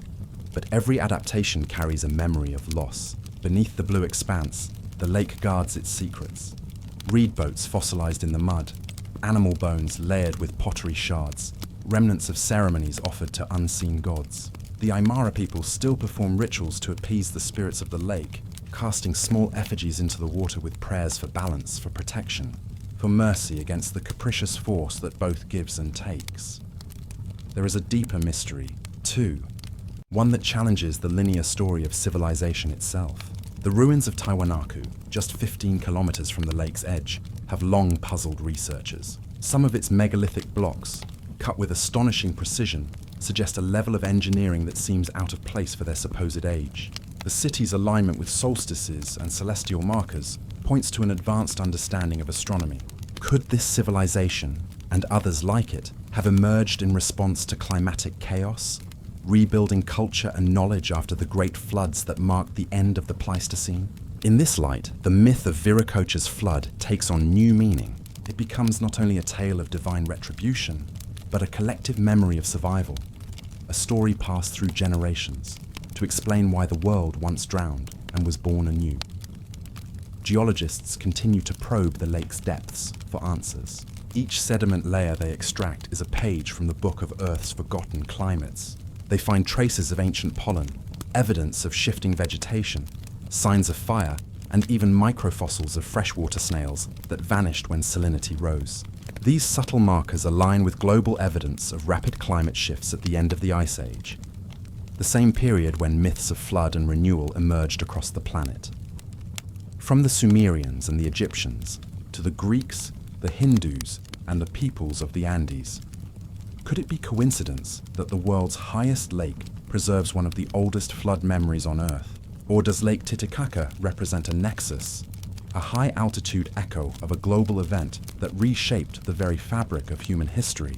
Even today, scientists observe the lake's delicate balance shifting once again. In recent decades, droughts and glacial melt have altered its water level, threatening ecosystems that have thrived for millennia. The floating Uros Islands, built of totora reeds, must be constantly renewed, just as their ancestors once rebuilt after each inundation. The people here have always lived with impermanence, constructing their homes upon the water, as though to accept that nothing solid will last forever. From above, Lake Titicaca appears eternal, a sapphire eye gazing into the heavens. Yet beneath that illusion lies a record of instability, of civilizations adapting, retreating, and returning. The waters have swallowed temples, erased boundaries, and preserved the echoes of forgotten prayers. Every ripple, every shimmer, is a dialogue between time and silence. When the wind moves across the surface, it carries with it the voices of countless generations, farmers, priests, builders, dreamers, all of whom once stood where the sky meets the earth and wondered if the flood would come again. Perhaps that is what makes Lake Titicaca more than a lake. It is a threshold between water and stone, between myth and memory, between the world that was and the one still becoming. And as dusk falls over its vast, mirror-like calm, the boundary between past and present begins to blur. Somewhere beneath the waves, the stones of an ancient temple sleep, waiting for the world to remember. The lake keeps its own time, and it has not yet finished rising. Chapter 10. The Flood Story of Deucalion Inn.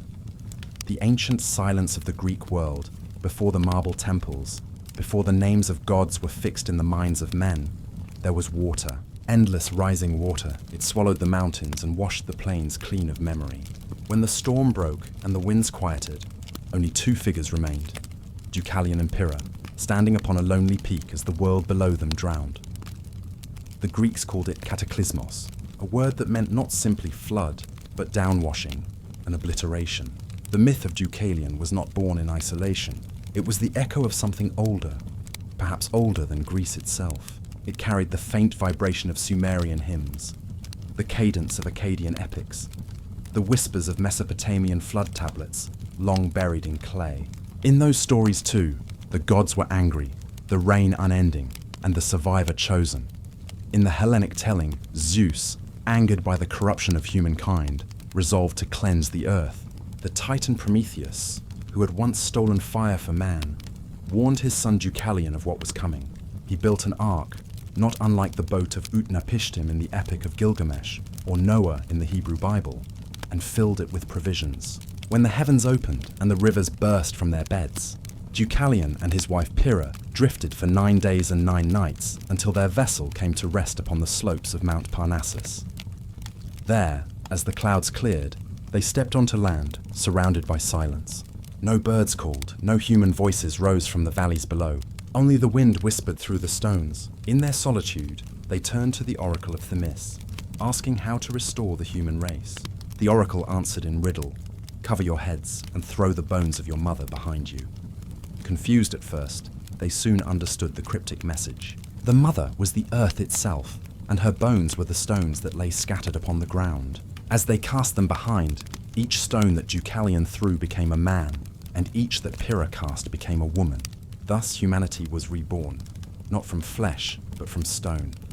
This act of renewal is the heart of the Greek flood myth. It is not merely a tale of destruction, but of transformation, a cyclical cleansing where water and earth trade places in the endless rhythm of creation. But beneath its mythic beauty lies a question. Where did this story come from? And what did the ancients remember that we no longer do? Across the Mediterranean and Near East, the flood narrative surfaces again and again, not as a coincidence, but as a shared scar in the human psyche. Archaeologists have traced catastrophic flooding events in the eastern Mediterranean that occurred during the late Neolithic and early Bronze Age, between roughly 6000 and 3000 BCE. In some coastal settlements of Thessaly and Crete, layers of silt and marine sediment cut abruptly across human habitation layers, signs of sudden inundation, perhaps the result of tsunamis or regional sea level rise.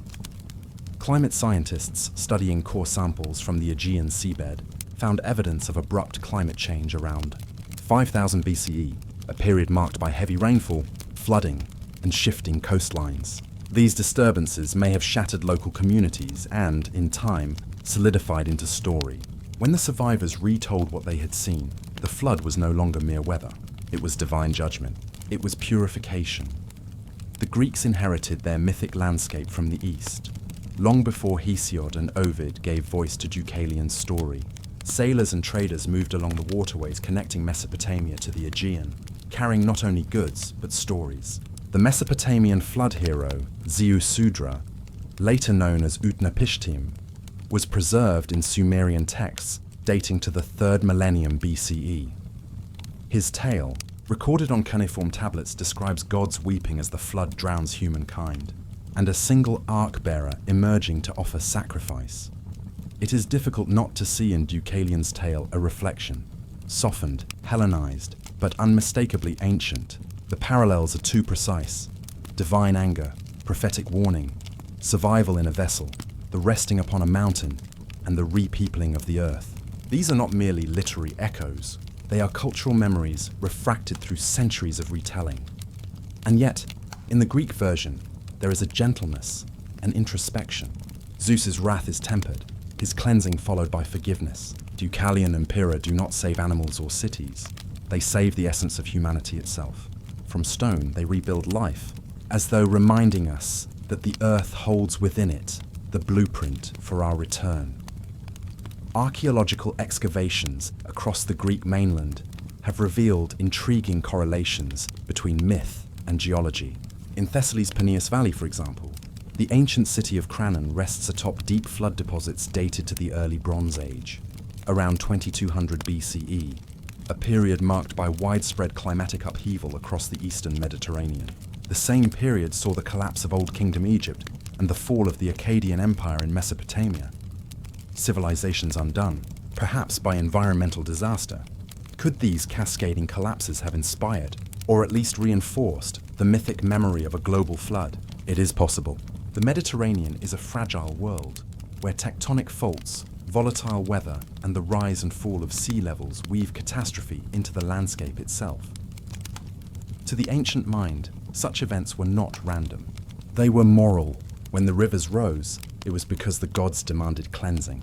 When cities sank beneath the sea, it was because hubris had drawn divine fire. In this way, Deucalion's story becomes not only a Greek myth, but a moral cosmology, an early reflection on cause and consequence, on the tension between human arrogance and the natural order.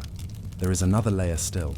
In the myth's ending, when Deucalion and Pyrrha's children repopulate the world, they become the ancestors of Greek tribes, Hellen himself, their son, lending his name to all of Greece. Thus, the flood is not only destruction and renewal, but genealogy, a divine justification for cultural identity.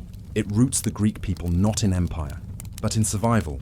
The philosopher Plato, writing centuries later, would speak of floods as cyclical purifications of the world, erasing corrupted civilizations so that humanity might begin again. In his dialogues, he even hints that the story of Atlantis, too, was just one in a long line of such great destructions by water and fire. Perhaps he knew what earlier poets only hinted, that history itself is a tide.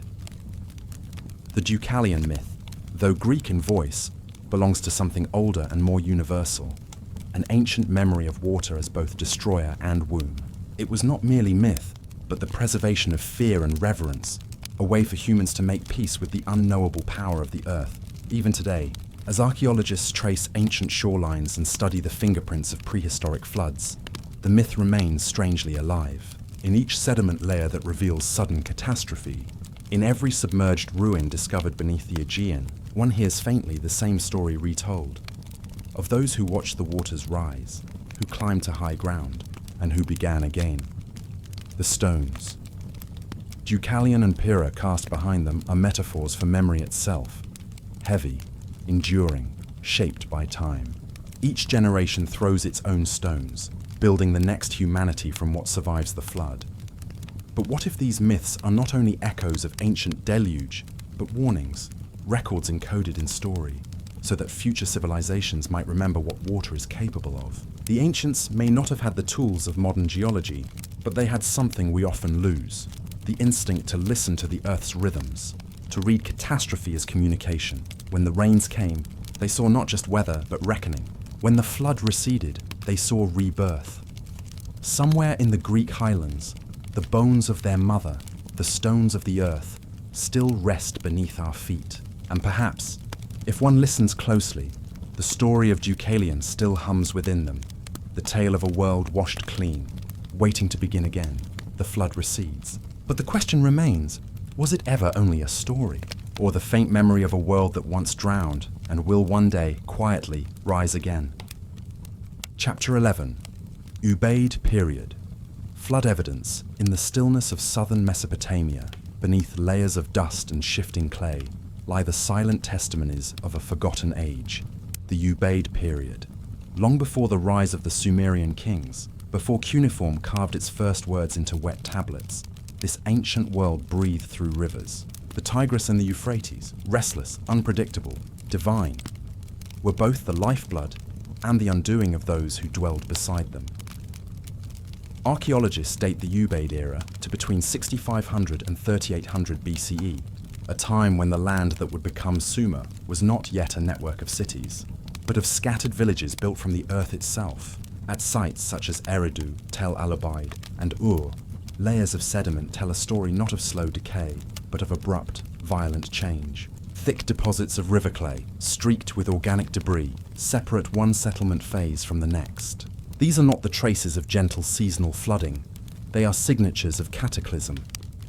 At Eridu, often considered the first true city of Mesopotamia, excavations have revealed alternating strata of habitation and flood debris.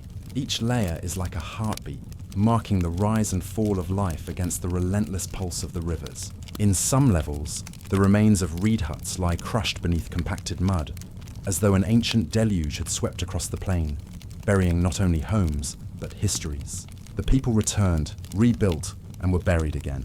This cycle repeated, sometimes over centuries, suggesting that life here was lived in perpetual negotiation with the waters. To survive, the Ubaid people adapted. Across the floodplains, archaeologists have uncovered raised platforms, proto-ziggurats of compacted earth and brick, on which temples and communal buildings once stood. These were not monuments to grandeur, but bulwarks against annihilation. The architecture itself speaks a language of resilience: thick walls, elevated floors, carefully oriented drainage channels. In Tel al-Abyad, fragments of baked clay figurines and ritual objects were found embedded within the foundations, as if the builders sought to sanctify their defenses, invoking the favor of unseen powers to restrain the flood. Yet despite their ingenuity, water remained both ally and adversary. The Ubaid world revolved around irrigation, the harnessing of rivers to nourish barley fields and date palms. Early canal systems, primitive yet astonishing in scale, have been traced through the ancient landscape. These canals not only sustained agriculture, but bound communities together through cooperation and ritual obligation. The flow of water mirrored the flow of life, connecting settlements, defining social hierarchies, and perhaps inspiring the earliest priestly orders tasked with maintaining cosmic balance. But water, once summoned, could not always be controlled. when the rains fell far to the north, or when glacial melt surged from the Anatolian highlands, the Euphrates and Tigris rose with terrifying speed. What had been a blessing became a consuming force. Entire tracts of farmland were drowned beneath meters of silt. Cattle and tools, temples and tombs, vanished overnight beneath a brown horizon. In these moments, survival was not merely an act of labor, it became an act of faith. Across the region, archaeologists have found evidence of offerings placed in waterlogged contexts, miniature boats of clay, animal bones arranged in deliberate patterns, and human figurines buried near ancient canals. Whether these were pleas for protection or gestures of mourning, none can say. But the intent is clear. Water demanded reverence. It was no longer a mere element of nature. It had become divine. Some scholars believe that the origins of Mesopotamian flood mythology, the tales that would one day give rise to the story of Ziusudra, and later to Noah, are rooted here in the lived experience of Ubaid survivors. When the floodwaters came, they erased not only villages, but entire generations. Oral memories of these catastrophes would have lingered, mutating across centuries into sacred narrative. The great flood that cleansed the world, the gods who warned a chosen man to build a vessel. These motifs may trace back to the trembling heart of the Ubaid plains. There is a haunting continuity between the archaeology and the myth. The Eridu temple, one of the oldest religious structures ever found, shows multiple rebuildings over flood-scarred ground. Each new sanctuary constructed atop the ruins of its predecessor, each one reaching slightly higher, as if striving towards safety, or perhaps toward the heavens themselves. The pattern suggests not only physical adaptation, but spiritual evolution. What began as a shelter against the flood became a stage for ritual dialogue between humanity and the divine. The figurines of the Ubaid period, with their elongated heads and lizard-like eyes, found in both domestic and sacred contexts, add another layer to the mystery. Some portray motherly forms, others stand in postures of offering. To later civilizations, these would be absorbed into pantheons and myths, but in their own time, they may have represented intermediaries between man and the elemental powers that ruled the land. Were these figurines effigies of river deities? Or were they ancestral guardians invoked to hold back the chaos of the flood? The evidence whispers but never answers. At sites farther north, near Tepegaura and Çogamami, a different rhythm of settlement tells of partial escapes from the flood's domain. These communities built with baked bricks rather than raw mud, their floors carefully leveled, their granaries elevated. Archaeologists note that during the later Ubaid phases, such designs became increasingly standardized, a cultural echo of shared trauma perhaps, as each generation sought to prevent the fate of those drowned before them. The Ubaid period marks not only the emergence of architecture and irrigation, but the dawn of hierarchy. Temples rose at the center of settlements, surrounded by homes and workshops, suggesting a community organized around ritual and water management. Those who understood the cycles of the rivers, who could predict their moods, became mediators between the people and the gods. In this way, the priest architects of the Ubaid laid the foundations, both literal and symbolic, for the civilization that would follow. But beneath all their progress lies a sediment of uncertainty. For even as they mastered the art of control, the earth beneath them shifted. The archaeological record shows episodes of abandonment, entire villages left behind, their mud brick walls dissolving into the soil. Some sites were never resettled. The reason, most agree, was environmental. A sudden shift in water tables, prolonged flooding, or perhaps even regional climate change. Yet for those who lived through it, the reason would have felt divine, the wrath of gods unappeased. It is in this fragile intersection between geology and faith that history and myth intertwine. The flood layers excavated at Ubaid sites are more than sedimentary evidence. They are the physical imprint of fear and renewal of humanity learning and failing to live with the power of water. Each buried structure, each drowned hearth, is a sentence in a story that would echo through millennia, until later scribes inscribed its memory in epic verse. Even the layout of later Mesopotamian cities, raised ziggurats, temple courtyards aligned with celestial bodies, walls designed to resist inundation, carries the genetic memory of these early struggles. Civilization itself may have been born from the need to endure the flood. And yet, despite all the layers of excavation, one question remains suspended in the silence between strata. Were these floods purely natural, or were they remembered as something more? To the people of the Ubaid, perhaps it did not matter. In their worldview, the boundary between nature and the divine was thin as a film of water upon the mud. The flood was both punishment and renewal, ending one world and beginning another.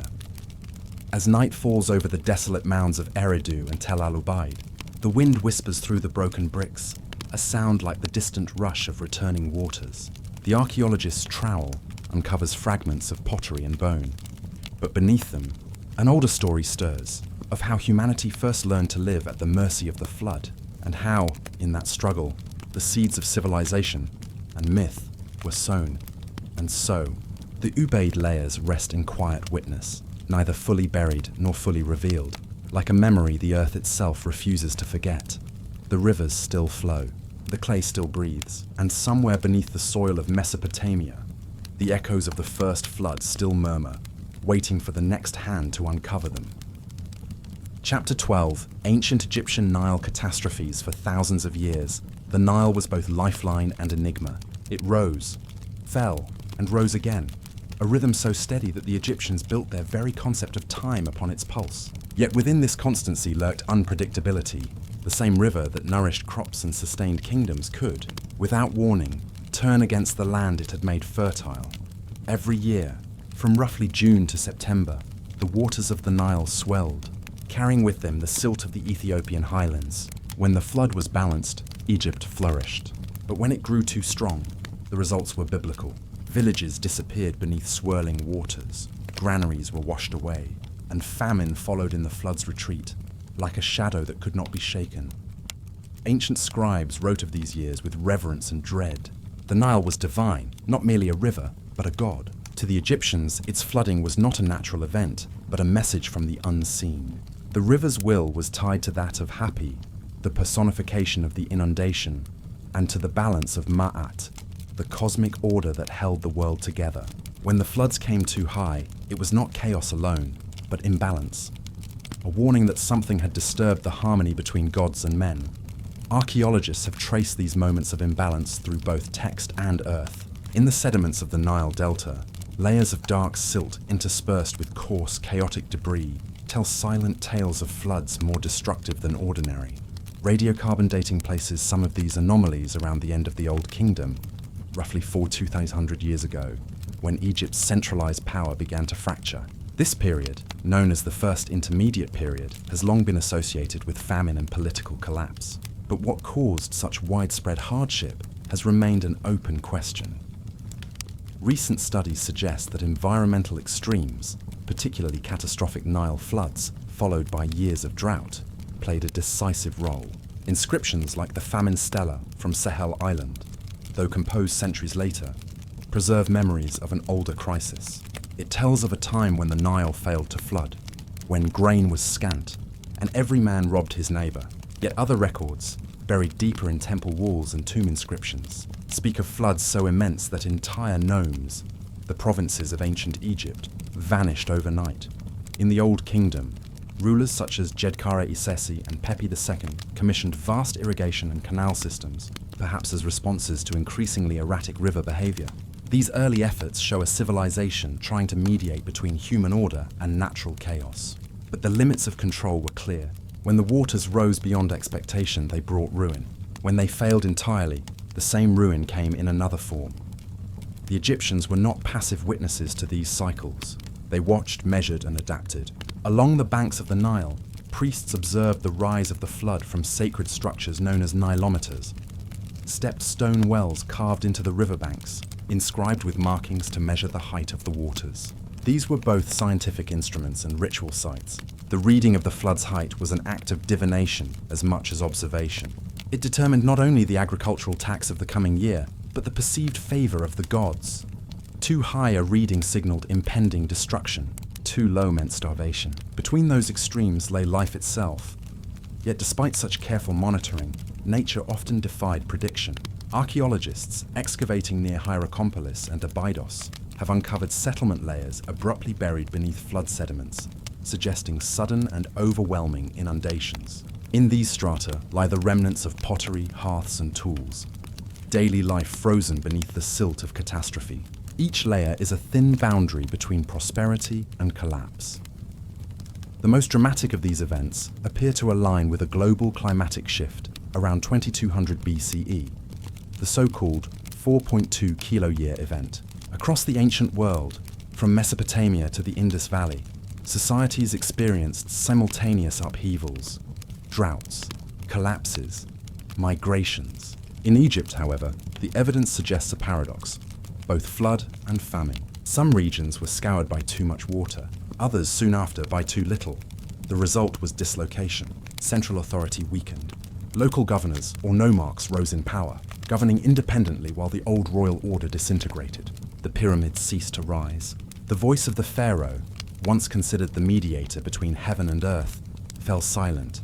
Ancient texts, written in the anxious tone of survivors, reflect the trauma of this age. The admonitions of Ipuwer, a Middle Kingdom papyrus believed to preserve memories of earlier turmoil, laments, "The river is blood. Men shrink from tasting it. People thirst for water." These are not mere metaphors. They echo the psychological scars of a civilization repeatedly humbled by its own river. In temple reliefs, Hapi is depicted as an androgynous figure, both male and female, bearing offerings of food and lotus blooms, pouring water from vases that symbolize the Nile's twin sources. This imagery captures a deeper truth. The river was dual in nature, nurturing yet capricious. Worship of Hapi was less about devotion than negotiation, a plea for moderation, for the narrow balance between abundance and annihilation. The priests of Heliopolis and Thebes held elaborate ceremonies during the inundation season. Offerings of bread, beer, and cattle were cast into the river, accompanied by hymns that blended gratitude with fear. They called upon the gods to open the doors of the sky, not too wide, not too long, that the waters might rise as in the first time. The phrase, "as in the first time," Zep Tepi, referred to the mythic era of creation, when order first emerged from the primordial waters. In invoking it, the Egyptians sought to restore cosmic equilibrium, to return to that fleeting moment when chaos and harmony were one. It is no coincidence that so many Egyptian creation myths begin with a flood. The Nun, the boundless watery abyss, precedes the birth of the gods themselves. When the Nile overflowed, it was as if the Nun had returned, threatening to erase creation and begin anew. Perhaps that is why every inundation was met with ritual, not just gratitude for life renewed, but terror of life undone. Modern climatologists, studying the Nile's long-term behavior, note that such extreme floods often follow periods of intense rainfall in the Ethiopian highlands, sometimes triggered by broader shifts in monsoon patterns. Yet the ancients had no such models. For them, the river's moods reflected divine emotion, joy, wrath, or sorrow. Some Egyptologists have proposed that recurring floods helped shape the Egyptian worldview itself. Its obsession with order, its monumental architecture, its unyielding rituals of preservation. When one lives beside a river that can erase the world each year, permanence becomes an act of defiance. The pyramids, in this sense, may be seen as humanity's answer to the flood, an assertion of stone against the tides of impermanence. Still, beneath the grandeur, traces of anxiety remain. The placement of temples high above flood levels, the careful orientation of tombs away from ancient channels, and the recurring theme of rebirth through water all hint at a civilization forever haunted by the memory of catastrophe. Even in later dynasties, centuries after the Old Kingdom's fall, the Nile's unpredictability continued to shape Egypt's fate. The Great Famine of 1069 BCE, recorded during the Third Intermediate Period, again brought devastation when the river's rise failed. Centuries later, Roman chroniclers would describe years when entire harvests were lost to inundations that devoured the delta plains. Each disaster added a new layer to Egypt's cultural sediment, a memory encoded in myth and ritual, in hymn and hieroglyph. Over time, the Egyptians learned to read these patterns not as punishment, but as dialogue, the river speaking in the language of cycles. And yet, one question remains, whispered by both archaeologists and priests of old. Were these floods merely natural, or did they carry echoes of something greater? A memory, perhaps, of an older deluge, one that reshaped not just Egypt, but the world. The silt of the Nile keeps its secrets well. Beneath its layers lie both ruin and renewal, destruction and creation intertwined. Each grain of sand tells the same eternal truth, that life depends upon forces that can, at any moment, sweep it away. And as the ancient priests once stood upon the river's edge, watching the waters rise beneath the twilight sky, they must have felt it too, that uneasy wonder, the knowing that what gives life can also take it. The Nile, after all, was never simply a river. It was the mirror of the world's first flood. Chapter 13, the Burckhardt excavations at Ur in the heart of ancient Mesopotamia, where the Euphrates once meandered through a landscape of fertile plains and shadowed ziggurats, lies the city of Ur, one of humanity's first true cities. It is a name that surfaces like a half-remembered dream from the clay of antiquity.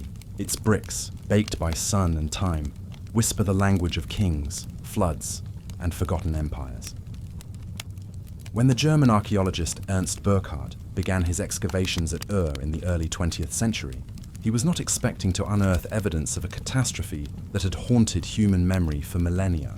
What began as a study of architecture and craftsmanship gradually became an inquiry into something far deeper, an event that seemed to ripple beneath the soil itself, beneath layers of civilization, temples, workshops and dwellings. Burckhardt and his team found a stratum unlike any other, a dense, silty layer, more than a meter thick in some areas, stretching across the ancient city's lower levels. It was not merely the residue of an ordinary flood. This was a wound in the earth, a mark of something sudden, all-consuming and inescapable. Above the layer, new structures rose in the familiar patterns of Sumerian life. Brick walls, hearths, jars and tablets inscribed with the routines of merchants and priests. But below it, silence, a break in the sequence of human activity. No pottery fragments, no ash from daily fires. Only the fine particles of waterborne clay, settled and still.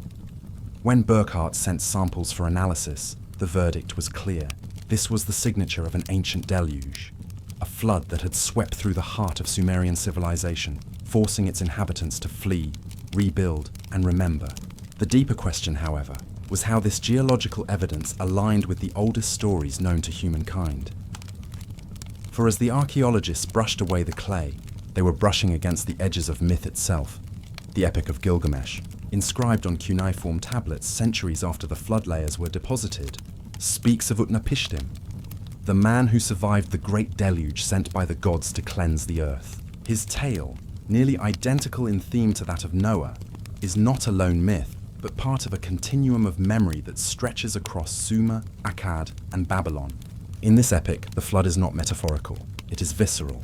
Waters rising, cities sinking, and humanity clinging to the last breath of daylight. What the Burckhardt excavations revealed was that the flood was not merely a mythic symbol. It had a physical, archaeological echo. Yet, science hesitates to conflate myth and sediment, and rightly so. While Burckhardt saw the clay as the residue of catastrophe, other scholars urged caution. Some argued that the flood deposits were local, the result of a seasonal overflow of the Euphrates rather than a world-ending cataclysm. But even localized, it was enough to shatter the foundations of a city, enough to brand itself into collective memory. Ur was not the only site to bear such scars. Similar layers were found in Kish, Shuruppak, and Lagash, each revealing moments of abandonment followed by renewal. It seemed the Sumerian world had endured waves of devastation. Perhaps not one great flood, but many, each carving deeper into the mythic psyche of its people. Burckhardt's journals describe the haunting silence of the flood layer.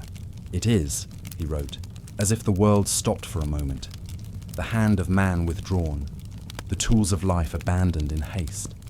In those words lies a truth deeper than chronology, the recognition that history is not only built of what survives, but of what disappears. The pottery fragments above the floodline tell their own story. Styles shifted, techniques changed, communities reorganized. When Ur rose again, it did so with subtle differences, a recalibration of belief and architecture, as though the survivors had carried not just memories, but a new understanding of fragility. In Sumerian religious texts, after the flood, the gods descend once more to re-establish kingship from heaven. The first ruler after the deluge, according to the Sumerian king list, was Ziusudra, the same name that appears in earlier flood traditions. His kingship marks the rebirth of civilization after annihilation, and in the layers of earth at Ur, Burckhardt could almost feel that rebirth, the faint pulse of a world beginning again. Archaeologists working decades later, including Sir Leonard Woolley, would confirm similar findings. Woolley's trench cut through Ur's tell to reveal the same dark band of flood-deposited clay. Beneath it, the remnants of earlier human habitation, older pottery, simpler dwellings, sealed away like a time capsule. Above it, the bustling city of temples and palaces we now associate with Ur's golden age. Woolley described standing in that trench, surrounded by walls of mud brick and silt, as standing between worlds. Somewhere between myth and sediment, the flood becomes more than an event. It becomes a threshold. To the ancients, floods were not just natural disasters. They were acts of cosmic rebalancing. The Sumerians believed their gods controlled the waters. The same forces that granted fertility to their crops could just as easily erase them from existence. When the Euphrates rose beyond its banks, it was not chance. It was judgment. It was memory made liquid. Burckhardt's discoveries invited a question that still haunts archaeology. When myth and geology align, which one is echoing the other? Did a real flood birth the legend of Utnapishtim? Or did countless smaller floods merge in memory to become one great story of annihilation and renewal? The flood layer at cold, silent, measurable, stands as an anchor in that ocean of speculation. It does not tell us who survived or how high the waters rose. It does not name the gods or speak of the ark, but it insists that something happened, something so vast that even clay remembered. In the slow rhythm of excavation, each brushstroke becomes an act of resurrection. Pottery rims re-emerge from centuries of dust. A temple floor, once slick with rainwater, breathes again. In those moments, the divide between the living and the ancient collapses. The archaeologist becomes a translator, decoding not words, but the language of silence. And silence, in speaks of water. Modern hydrological studies suggest that the alluvial plains of southern Mesopotamia were prone to massive flooding around 4000 to 3000 BCE, a period that aligns strikingly with early urban development. The very conditions that made civilization possible, rich silt, abundant rivers, were also its greatest threat. The gods of Sumer gave and took with the same hand.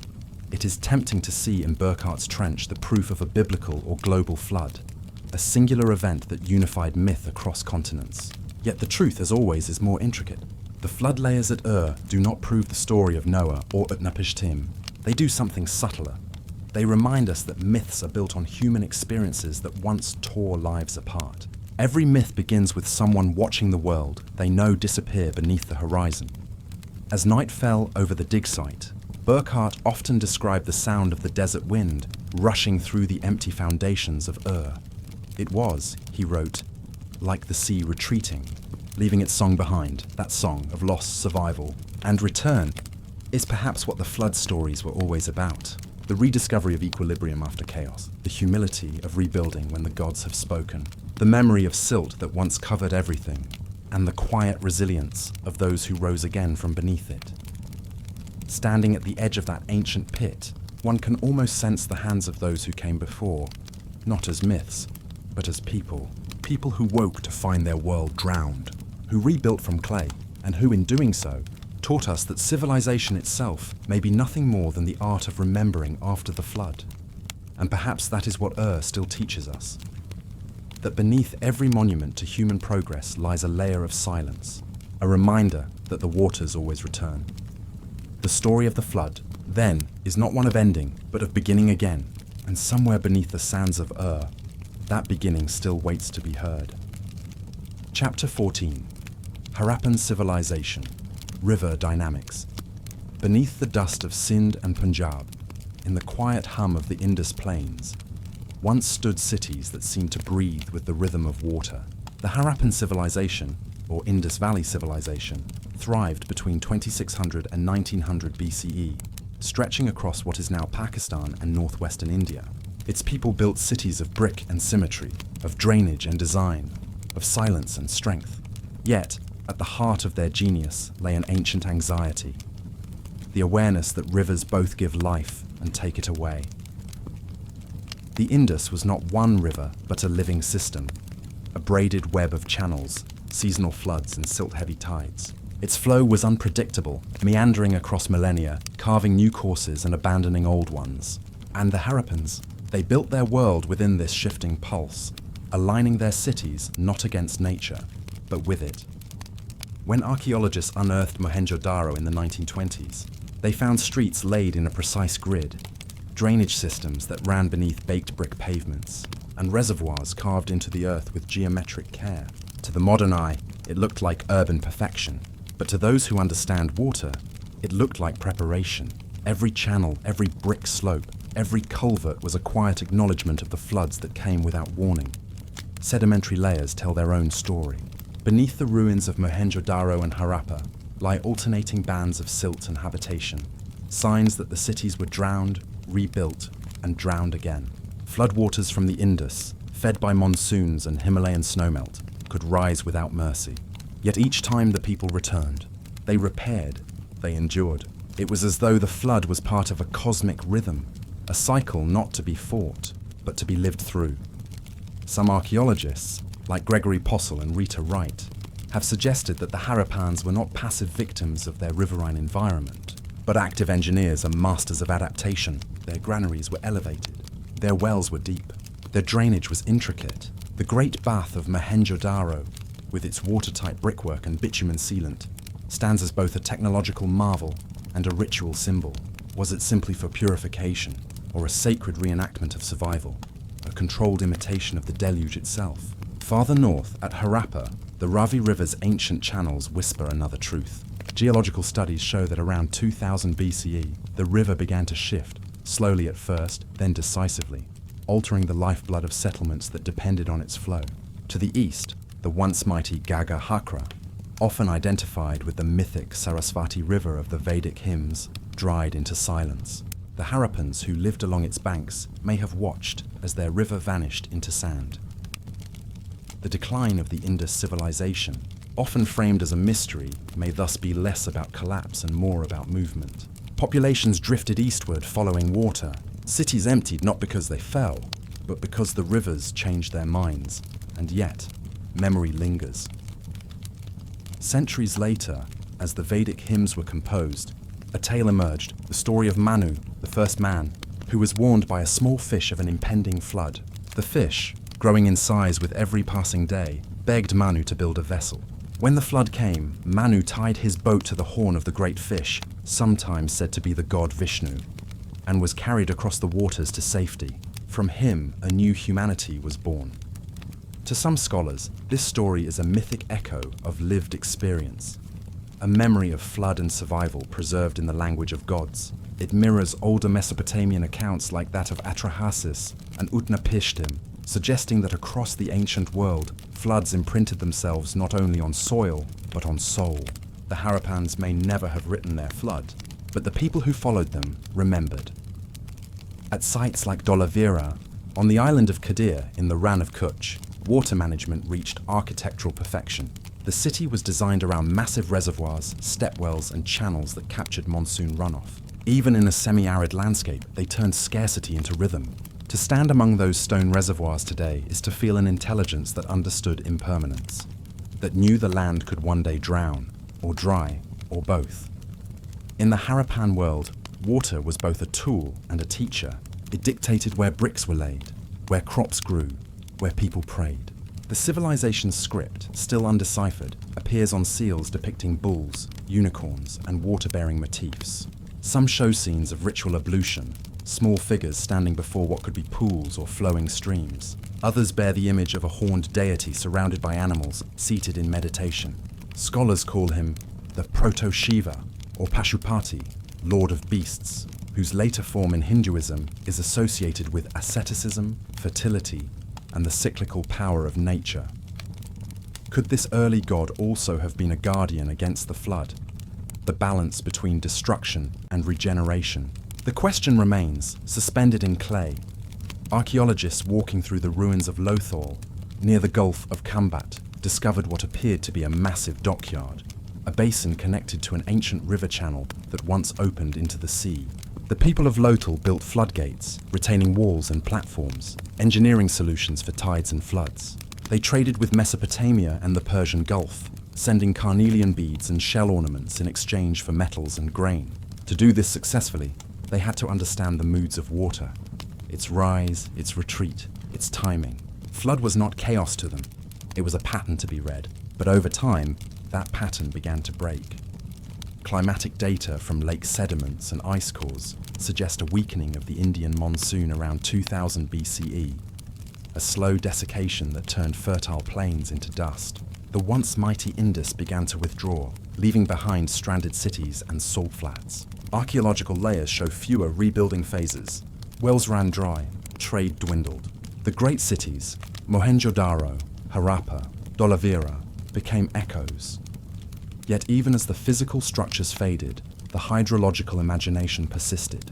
The Rig Veda, composed centuries later, still sang of rivers, the Sindhu, the Sarasvati, the Ganga, as living beings. It praised them, feared them, and called upon them to cleanse the world. The rivers became divine, their floods transformed into cosmic metaphors. In this way, the Harappan understanding of water, both practical and sacred, survived the disappearance of their bricks. The rhythm of flood and rebuilding may have shaped their entire worldview.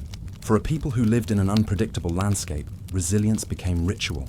Their society was not built on conquest or monumentality, but on equilibrium, a conversation between human order and natural force. The floods were never defeated, only accommodated. Modern scientists have attempted to model the hydrology of the ancient Indus. Satellite imagery traces paleo-channels that once carried the river's flow, now buried beneath desert sands. Ground-penetrating radar reveals ghostly riverbeds stretching from the Sutlej to the Ran. These lost channels may have nourished hundreds of Harappan towns, and when they shifted, the civilization shifted with them, scattering like seeds after a flood. Some researchers even speculate that the drying of the Sarasvati, mentioned in later texts as a river that vanished into the desert, might be the memory of this great environmental transformation. The Sarasvati's disappearance is mourned in myth, but perhaps it was simply the end of an era when the rivers of the north no longer obeyed their ancient paths. The Harappan story, then, is not one of sudden destruction, but of gradual metamorphosis. A civilization that rose from rivers and was ultimately reclaimed by them. Their legacy lies not in a single monument or empire, but in a pattern of coexistence, a wisdom we have nearly forgotten. Today, as the Indus continues its winding journey through Pakistan, feeding millions, it still carries traces of that ancient pulse. The silt that gathers along its banks contains microscopic remnants of those who built with brick and mortar. Each flood season, the land remembers, a renewal that is both destructive and fertile, both ancient and immediate. Standing in the ruins of Mohenjo-daro at dusk, the wind moves through empty streets once washed by monsoon rain. The scent of wet clay lingers, and for a moment, it feels as if the city might breathe again. Beneath the silence, beneath the dust, lies the heartbeat of the river, patient, watchful, eternal, and perhaps it is waiting still.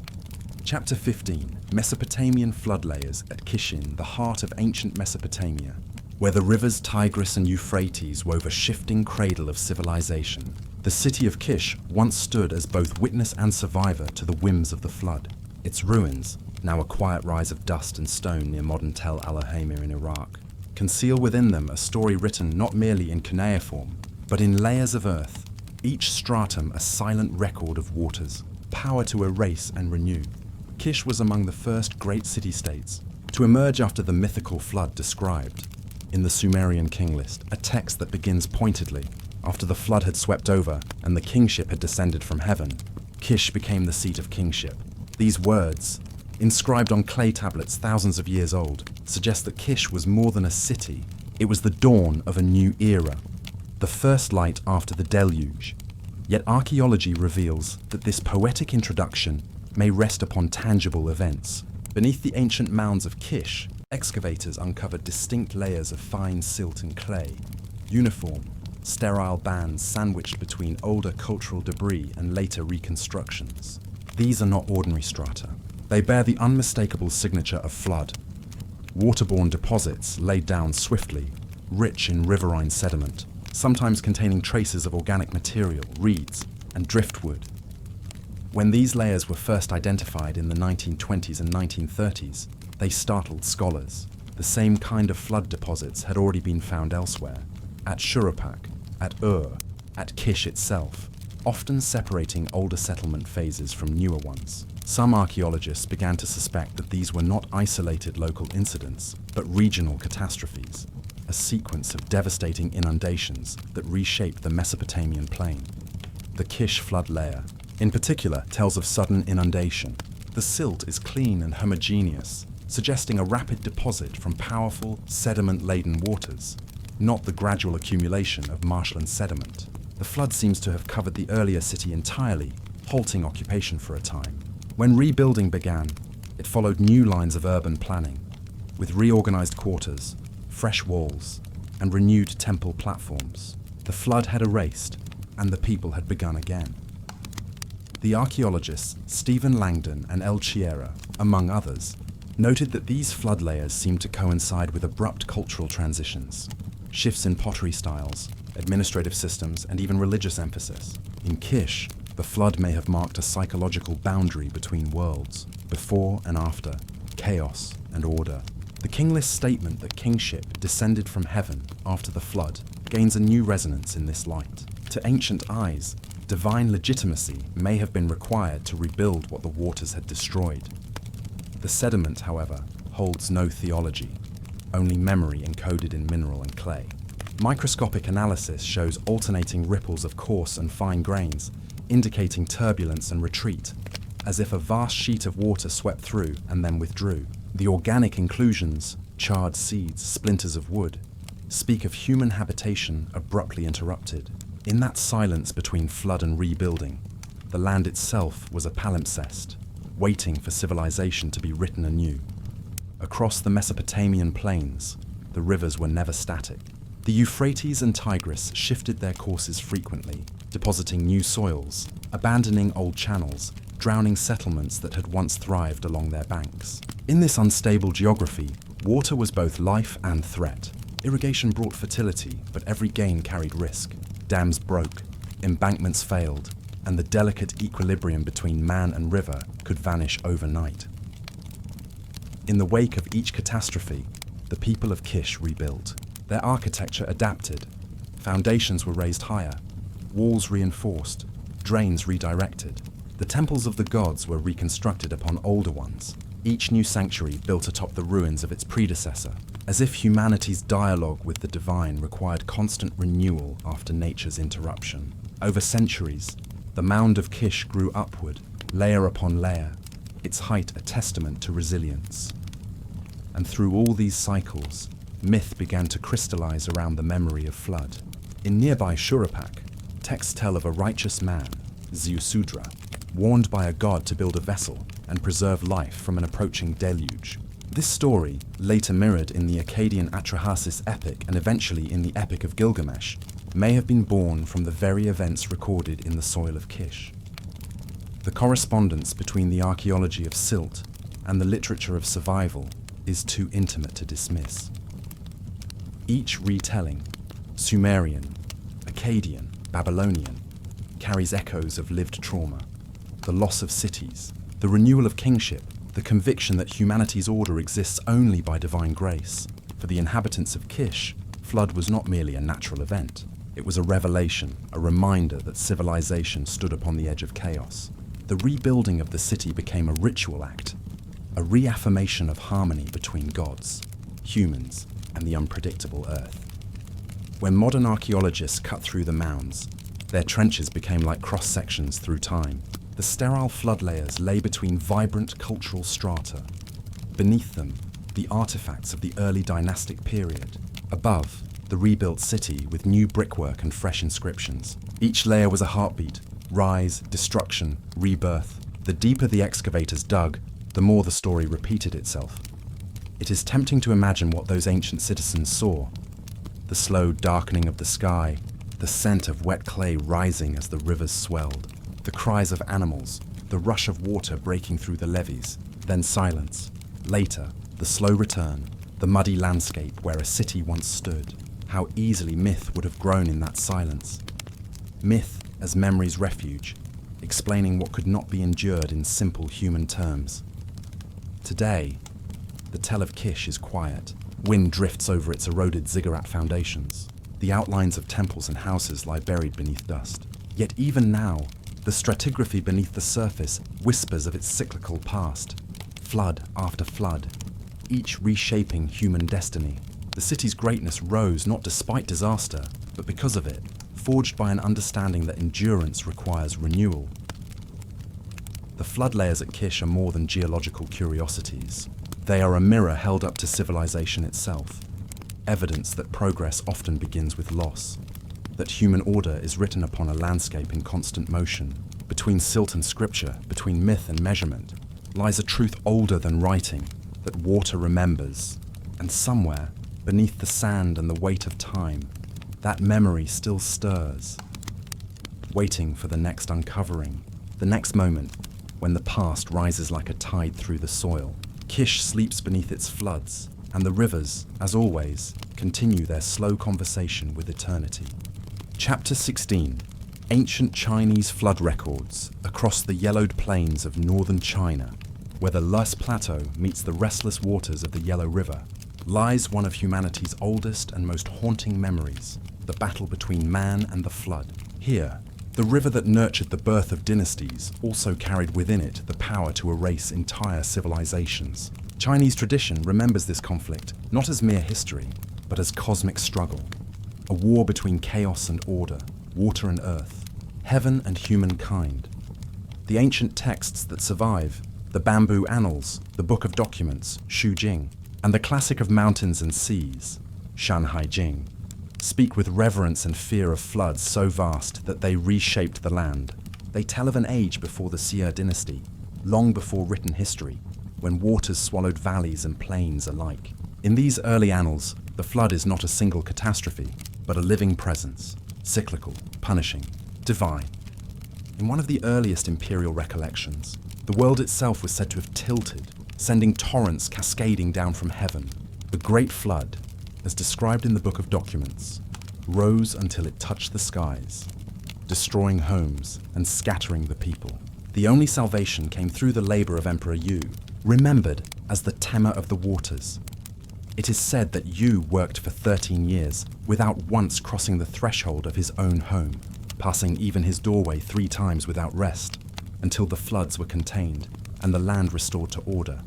For millennia, scholars debated whether Yu was myth or man, whether the story symbolized divine kingship, moral virtue, or a real struggle against nature's fury. But beneath the legends, something deeper has always lingered, a sedimentary truth, buried in mud and memory alike. In the mid-20th century, archaeologists began tracing the geological footprints of these tales. Along the upper reaches of the Yellow River, near the site of Jishi Gorge in Qinghai province, researchers uncovered signs of an immense prehistoric flood, one that may have inspired the oldest written flood narrative in China. The riverbanks revealed layers of silt and broken stone, mixed with the remains of human settlements, abruptly entombed beneath alluvial debris. Radiocarbon dating suggested the event occurred around 1920 BCE, astonishingly close to the traditional date for the founding of the Xia dynasty, the first dynasty in Chinese historiography. The flood had been triggered by the collapse of a natural dam formed by a landslide in the upper Yellow River Valley. When the blockage finally gave way, the released waters surged downstream with unimaginable force. Sediment layers indicate a torrent hundreds of feet high, racing through canyons and valleys, leaving behind chaos and ruin. Such devastation, echoing across generations, could easily have become the foundational myth of renewal and authority that later chronicles attributed to Emperor Yu. Yet Yu's story is not merely about destruction, it is about transformation.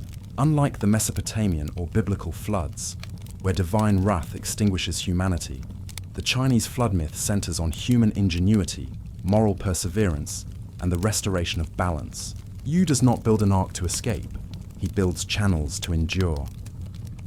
According to early texts, Yu studied the flow of waters and carved paths through mountains to guide the floods back into their courses. He tamed the river not by opposing it, but by understanding its nature. The historian Sima Qian, writing in the records of the Grand Historian, Shiji, 2,000 years later, recounts that Yu's efforts laid the foundations for agriculture, irrigation, and governance itself. The ability to control water became synonymous with the mandate of heaven, the divine right to rule. But such legends were not mere royal propaganda. They encoded a memory of real geological cycles. The Yellow River, Huanghe, China's sorrow, is one of the most sediment-laden rivers in the world. Its waters shift unpredictably, changing course over hundreds of kilometers in the span of centuries. Entire villages could vanish beneath a rising bed of silt, forcing ancient peoples to adapt again and again. These recurring cataclysms forged both the hydraulic expertise and the fatalistic philosophy that would define early Chinese civilization. Archaeological layers at Bampo, Taosi, and Eridu, the latter often identified as the capital of the Xia dynasty, show repeated episodes of flood destruction followed by reconstruction. Walls were rebuilt higher, drainage systems became more sophisticated. Ritual bronze vessels bear motifs of swirling water, dragons, and serpentine patterns, symbols of both danger and control. The mythic dragon itself, central to Chinese culture, may well have originated as a metaphor for the winding rivers and their violent tempers. In later centuries, the imperial bureaucracy institutionalized this ancient anxiety. Dynasties rose and fell with the rhythms of the Yellow River. Floods became omens of moral decay, signs that heaven had withdrawn its favor. Emperors were judged not only by their conquests, but by their ability to regulate the waters. A breach in the dikes of the Yellow River was not merely an engineering failure, it was a cosmic verdict. And yet, behind the Confucian morality and state order, there remained something older and more primal. In the Shan Haijing, a strange and poetic geography thought to preserve pre-dynastic cosmologies, we find accounts of beings who reshaped the world after floods. Dragons coiling around mountains, gods dredging riverbeds, heroes carving channels with sacred tools. These stories blur seamlessly into those of Yu, suggesting that what became imperial virtue may once have been shamanic. Ritual, an attempt to commune with elemental forces that refuse to be tamed. It is within this blur between myth and sediment that Chinese flood records achieve their haunting power. Each dynasty rewrote the story in its own image, yet the core memory endured, the world drowned, and humanity survived through wisdom and endurance. This persistence connects China's story to those of Mesopotamia, India, and the Andes, to a planetary memory of deluge that seems to echo across all early civilizations. Some researchers have even suggested that the synchronicity of flood myths may point to shared environmental trauma at the end of the last ice age, when glacial melt and rising seas reshaped coastlines worldwide. Others see in these tales a psychological mirror, a collective attempt to explain the fragility of order in the face of chaos. Whatever the origin, China's version of the flood stands out for its subtle moral texture, a belief that mastery over nature begins with humility before it. In the Bamboo Annals, Yu's success is recorded not in divine intervention, but in his tireless observation of the land. He measured the mountains and divided the rivers, it says, and the waters obeyed. Archaeologists see in this passage a reflection of the earliest state-led engineering projects, perhaps even the birth of Chinese cartography and hydrology. But beyond that, it suggests a worldview, that civilization itself is a dialogue with water, an act of constant negotiation with the unpredictable. Even now, thousands of years later, the Yellow River continues to shift, sometimes dramatically altering its course. Modern hydrologists refer to it as a wandering dragon, and despite dams and levees, its floods still echo the same tension between control and surrender that defined Yu's legend. The memory of the flood remains not a closed chapter, but a living undercurrent in the Chinese psyche, a reminder that civilization is built upon borrowed land. As night falls over the plains of Henan and the wind brushes across the fields where the Xia might once have stood, the silence feels almost sentient. Beneath the soil lie the bones of forgotten cities, the pottery of lost families, the fine grains of silt that once carried their homes downstream. Every layer of earth is both archive and elegy, each stratum whispering of a time when water ruled the world. Perhaps the story of Emperor Yu endures not because it explains the past, but because it warns of a pattern, the eternal rhythm of destruction and renewal that binds all civilizations to the forces they seek to master. The river has memory, and through it so does humankind. And somewhere, deep beneath the shifting sands of the Yellow River, the echoes of that great deluge still move, unseen but unforgotten, waiting for the next age to listen. Chapter 17, Sumerian Flood. arc remnants in the silent plains of southern Mesopotamia, where the Tigris and Euphrates spread into a vast delta of shifting reeds and clay. Archaeologists have uncovered traces of an ancient struggle against the waters. Beneath the dust of millennia, impressions of timber hulls and boat-like silhouettes lie entombed in silt, ghostly outlines of vessels long dissolved by time. Their discovery has rekindled one of humanity's oldest questions. Did the great flood stories of Sumer have roots in something real? Something built, launched, and lost to the rising tides of prehistory? The earliest evidence of large watercraft in Mesopotamia predates even the earliest dynasties. Excavations near and Eridu have revealed bitumen-coated planks, curved reed imprints, and the remnants of boat-building facilities dating to around 3000 BCE. In 2014, British archaeologist Dr. Irving Finkel examined a Babylonian tablet, now famous, describing in vivid technical detail how to build an enormous circular ark. The text, an older version of the Atrahasis myth, specifies measurements, materials, and even the waterproofing technique. Layers of palm fiber ropes bound together and sealed with bitumen. It was not a poetic metaphor, but a set of instructions. The tablet's discovery shifted the tone of the debate. The flood narrative was no longer merely allegorical, it bore the mark of engineering. Sumerian builders had long mastered the art of waterproofing their vessels. Bitumen, a natural tar seeping from the earth, was mixed with reeds and clay to make the hulls of boats impervious to water. Archaeologists have unearthed containers of this black resin near ancient docks, suggesting a thriving maritime industry. To the Sumerians, surrounded by rivers that both sustained and threatened them, the ability to build a boat was not only practical, it was divine. Somewhere between Eridu and Shuruppak, archaeologists have identified strange, elongated depressions preserved beneath later strata. These boat pits, as they are often called, range from 10 to 30 meters in length. Some were found near what appear to be ancient embankments or levees, as though the vessels had been intentionally buried or trapped when the waters receded. To the modern eye, they might seem insignificant. A curve in the clay, a change in color, but to those who know how to read the earth, they suggest the memory of a desperate act. Imagine a people watching the rivers rise beyond control. The Euphrates bursts its banks, turning fields into brown lakes. Villages crumble and the boundary between land and water dissolves. In the face of such disaster, what could they do but turn to their oldest craft? Boat building. The idea of constructing a massive vessel capable of surviving the wrath of the gods might not have been mythic at all. It may have been a response born of necessity. One of the most intriguing finds comes from the site of Uruk, where layers of flood-deposited silt conceal an early structure resembling a dry dock. Within it, archaeologists found traces of timber posts arranged in a curve, possibly the ribs of a large reed boat.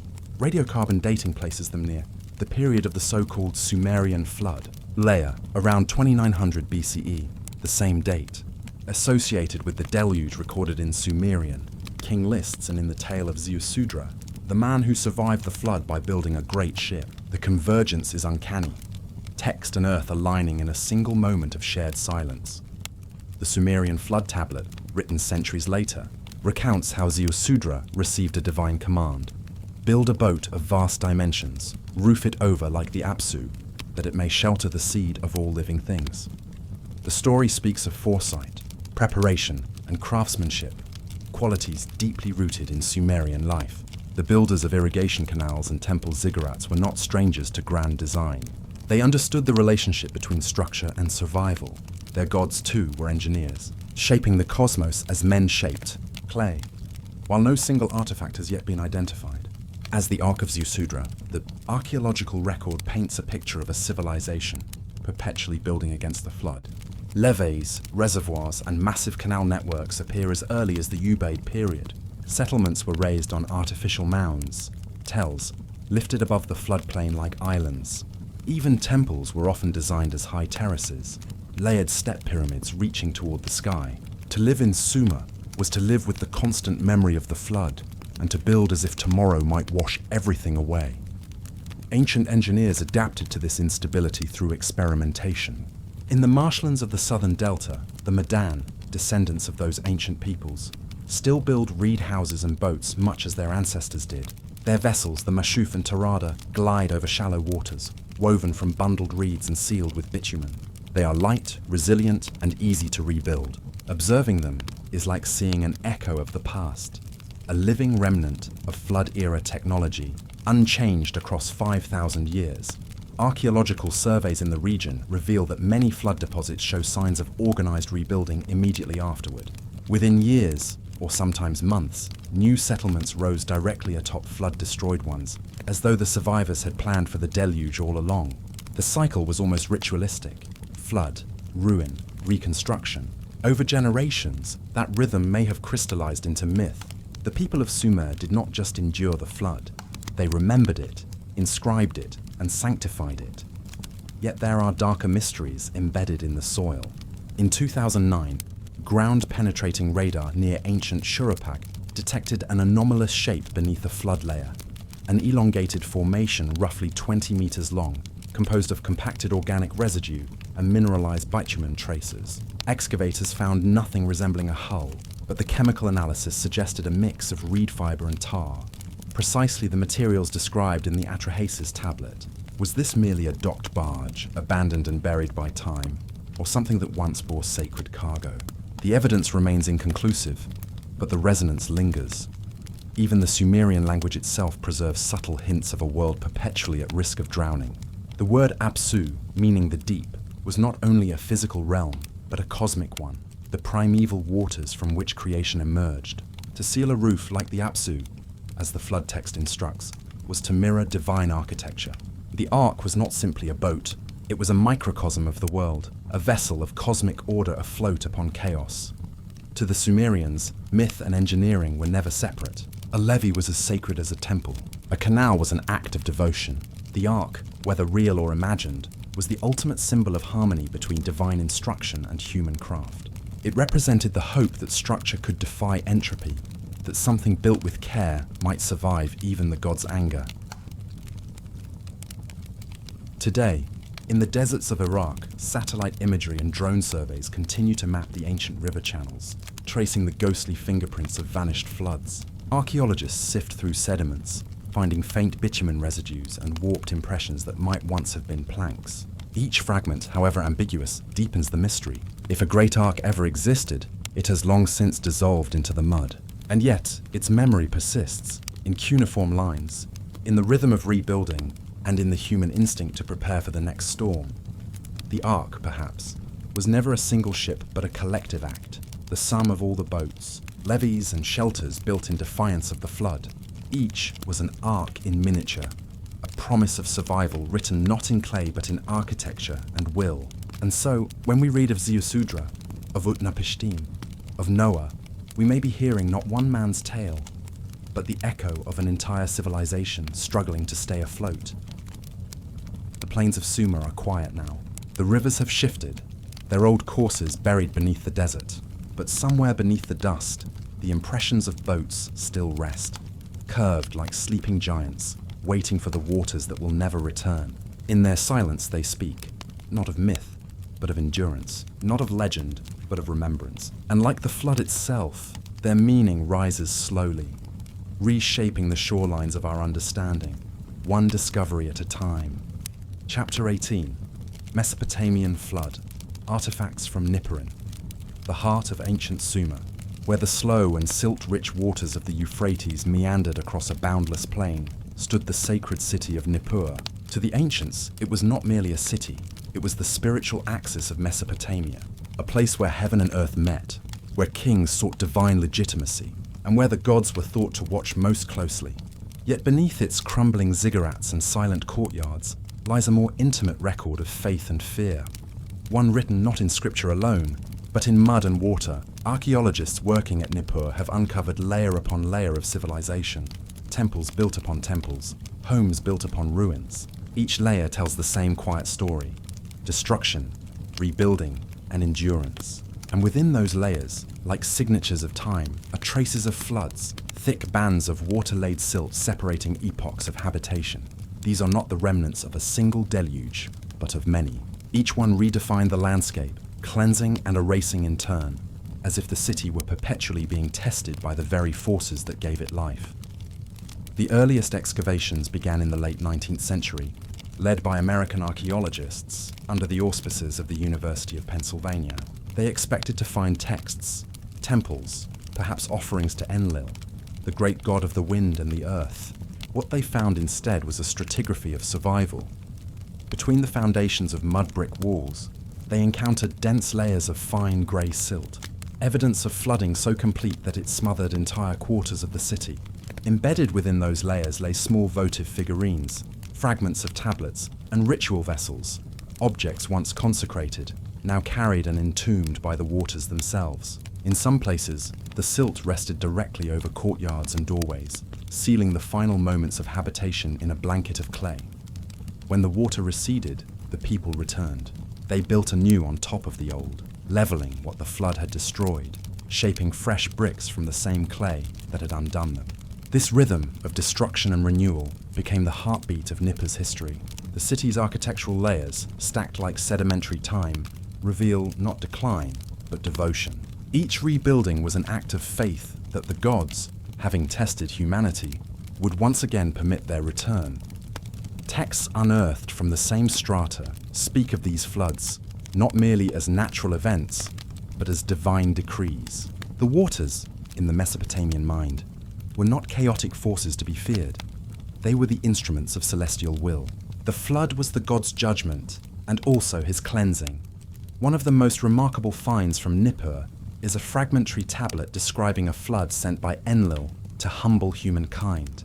The narrative echoes, almost word for word, the later Akkadian tale of Atrahasis, and beyond it, the epic of Gilgamesh. The flood came forth, one line reads, and the people perished. The city was returned to clay. Such phrases blur the line between mythology and memory.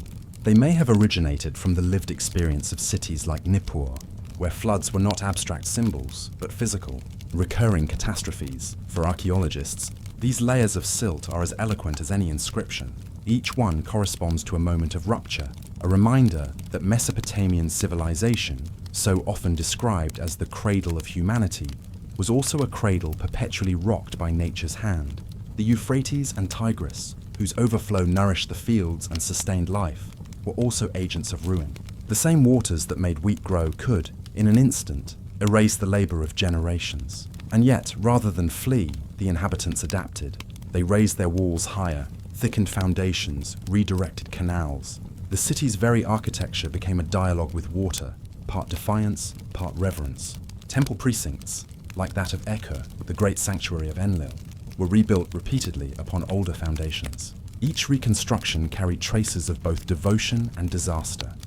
Burnt layers, flood-borne debris, and renewed dedication tablets buried at cornerstones. Among the artifacts recovered from these flood levels are tiny clay figurines, kneeling worshippers, hands clasped in supplication. Some are inscribed with short prayers for protection. Others bear the names of individuals, perhaps left as offerings in the days before the waters rose. To hold such an object is to glimpse the human side of catastrophe, a plea fired into clay for mercy against forces that no wall could resist. The symbolism of these floods would permeate Mesopotamian religion for millennia. Enlil, the god most often invoked in flood narratives, was not solely a destroyer. He was the keeper of order, the arbiter between chaos and civilization. To the people of Nippur, his tempests were both punishment and purification, reminders that balance must be maintained between human ambition and divine law. Later Sumerian, hymns found at the site praise Enlil as the one whose storm sweeps through the land, yet restores what is just. This paradox of destruction as renewal became a cornerstone of Mesopotamian theology. Floods were not merely disasters, they were divine resets, moments when the slate of history was wiped clean and the world reborn from mud. It is perhaps no coincidence that Nippur, though repeatedly devastated, never ceased to be rebuilt. While other cities rose and fell with the tides of empire, Nippur endured as a sacred site long after its political importance waned. Even under Babylonian, Assyrian, and later Persian rule, pilgrims continued to visit its temples, leaving offerings in the shadow of its ruined ziggurats. Its sanctity survived the floods, just as its stories survived the ages. The archaeological layers at Nippur do more than record environmental events. They reveal a psychological landscape. Each inundation etched itself not only into the earth, but into the collective consciousness of its people. The recurrent pattern of destruction and restoration may have shaped the very idea of cyclical time in Mesopotamian thought, the belief that history repeats in divine rhythm, forever oscillating between chaos and order. Historians still debate the scale of these floods. Some suggest they were local, seasonal events, amplified in myth over generations. Others propose more extensive inundations linked to climatic shifts across the region. Radiocarbon samples from Nippur's flood deposits have been compared with layers from Shuruppak and Kish, cities that likewise bear evidence of massive flooding around 2900 BCE, the same period associated with the historical core of the Sumerian flood legend. Whether the result of extraordinary rainfall, shifting river courses, or tectonic subsidence, these events left their mark not only on the landscape but on human imagination. Even now, as archaeologists sift through Nippur's silent ruins, the interplay of water and worship remains palpable. The baked clay tablets, still bearing the wedge marks of scribes who lived 4,000 years ago, speak of contracts, prayers, and offerings. Many were found sealed in jars, an act perhaps of preservation, perhaps of faith that the words might survive what the walls could not. In the silted courtyards of the Ekur temple, excavation teams have found layers where ritual vessels and votive plaques lie jumbled together, as if swept up and buried by the same current. These are not accidental deposits. They are the physical residue of ritual and ruin intertwined. Each object whispers of devotion, undone by nature, then reclaimed by the hands of those who refuse to forget. To walk the tell of Nippur today is to tread upon the compressed memory of millennia. The ground itself feels stratified with meaning, each footstep passing over the bones of temples and homes, over the mud that once drowned them, over the clay that preserved their story. It is difficult not to sense that the city's holiness grew not in spite of its floods, but because of them. Water was Nippur's tormentor and its teacher. It erased, but it also revealed. In its wake came renewal, fresh clay for new bricks, new prayers for divine favor, new understanding of humanity's fragile place between earth and sky. Perhaps this is why the flood myth never truly vanished. It endures, not as superstition, but as encoded memory, a story repeated whenever humankind confronts the vast, indifferent power of the natural world. The layers of silt beneath Nippur's soil are not only geological, they are emotional, spiritual, and profoundly human. And so, the city stands as both ruin and revelation, a place where the boundary between myth and archaeology dissolves, like clay in rainwater, in the stillness of its excavated trenches. One can almost hear the echo of ancient hymns rising above the retreating flood, voices carried by the wind that once belonged to Enlil himself. What remains of Nippur, then, is more than stone and tablet. It is the residue of resilience, the silent testament that from water came both fear and faith. And in that delicate balance, the memory of the flood continues to ripple outward, through history, never fully receding. Chapter 19. The Epic of Noah in the Hebrew Bible. It begins with silence, then the sound of rain. In the Hebrew Bible, the flood arrives not as an accident of nature, but as a deliberate reckoning. The earth, once teeming with life, has turned violent, corrupt, and unrecognizable. Humanity's moral decay mirrors the turbulence of the world itself. And God saw that the wickedness of man was great in the earth, the book of Genesis tells us, and it grieved him at his heart. Out of sorrow comes decision. The world will be washed clean. But amid this vast condemnation, one man stands apart. Noah. His name, Noach, carries echoes of rest, of consolation. To him, the divine voice speaks a single command that will alter the course of human myth forever. Build an ark. The biblical narrative of Noah's flood, preserved in Genesis chapters 6 through 9, occupies a unique space between myth and theology. It is both cosmic and intimate, an account of planetary devastation told through the lens of one family's obedience. The instructions are meticulous. Gopher wood, sealed with pitch, 3 decks, and a door on the side. The ark, as described, is less a ship than a floating sanctuary, a vessel of preservation amid the undoing of creation itself. For 40 days, the rain falls. The fountains of the great deep are opened, and the windows of heaven unleashed. These phrases are more than poetic. They evoke a cosmology in which the world's structure is undone. The firmament separating the waters above from the waters below collapses, returning the world to its primordial state, the formless void before Genesis began. The flood is thus not only punishment, but reversal, an unmaking of creation. Archaeologists and historians have long wrestled with the question, was there truly a flood? Geological surveys across Mesopotamia, from Ur to Kish, have revealed layers of silt and clay interrupting human occupation strata, evidence of massive inundations around 2900 BCE. These flood deposits, sometimes extending across entire regions, suggest that catastrophic flooding was neither legend nor metaphor, but lived reality. Villages would have been buried, crops destroyed, and memory reshaped into story. It is within this context that the Hebrew flood narrative finds resonance with its older Mesopotamian counterparts. The Epic of Gilgamesh, inscribed on clay tablets over a millennium before the Hebrew Bible was composed, recounts the tale of Utnapishtim, a righteous man warned by the god Ea to build a vessel and preserve life from a divine deluge. The parallels are unmistakable. The divine warning, the ark, the animals, the sending forth of birds, the resting on a mountain. Yet each version carries its own moral gravity. In the Mesopotamian epics, the flood emerges from divine caprice, a punishment for humanity's noise and excess. In the Hebrew retelling, it becomes a moral drama, centered on the relationship between creator and creation. The God of Israel is not fickle, but grieved. His destruction is tempered by mercy. After the waters subside, a covenant is made, symbolized by the rainbow, promising that never again will the earth be destroyed by flood. This covenant marks one of the earliest recorded moral compacts between deity and humanity. It is not merely a story of survival, but of renewal and restraint. The flood purges corruption, yet also initiates a new world order, one founded on moral accountability.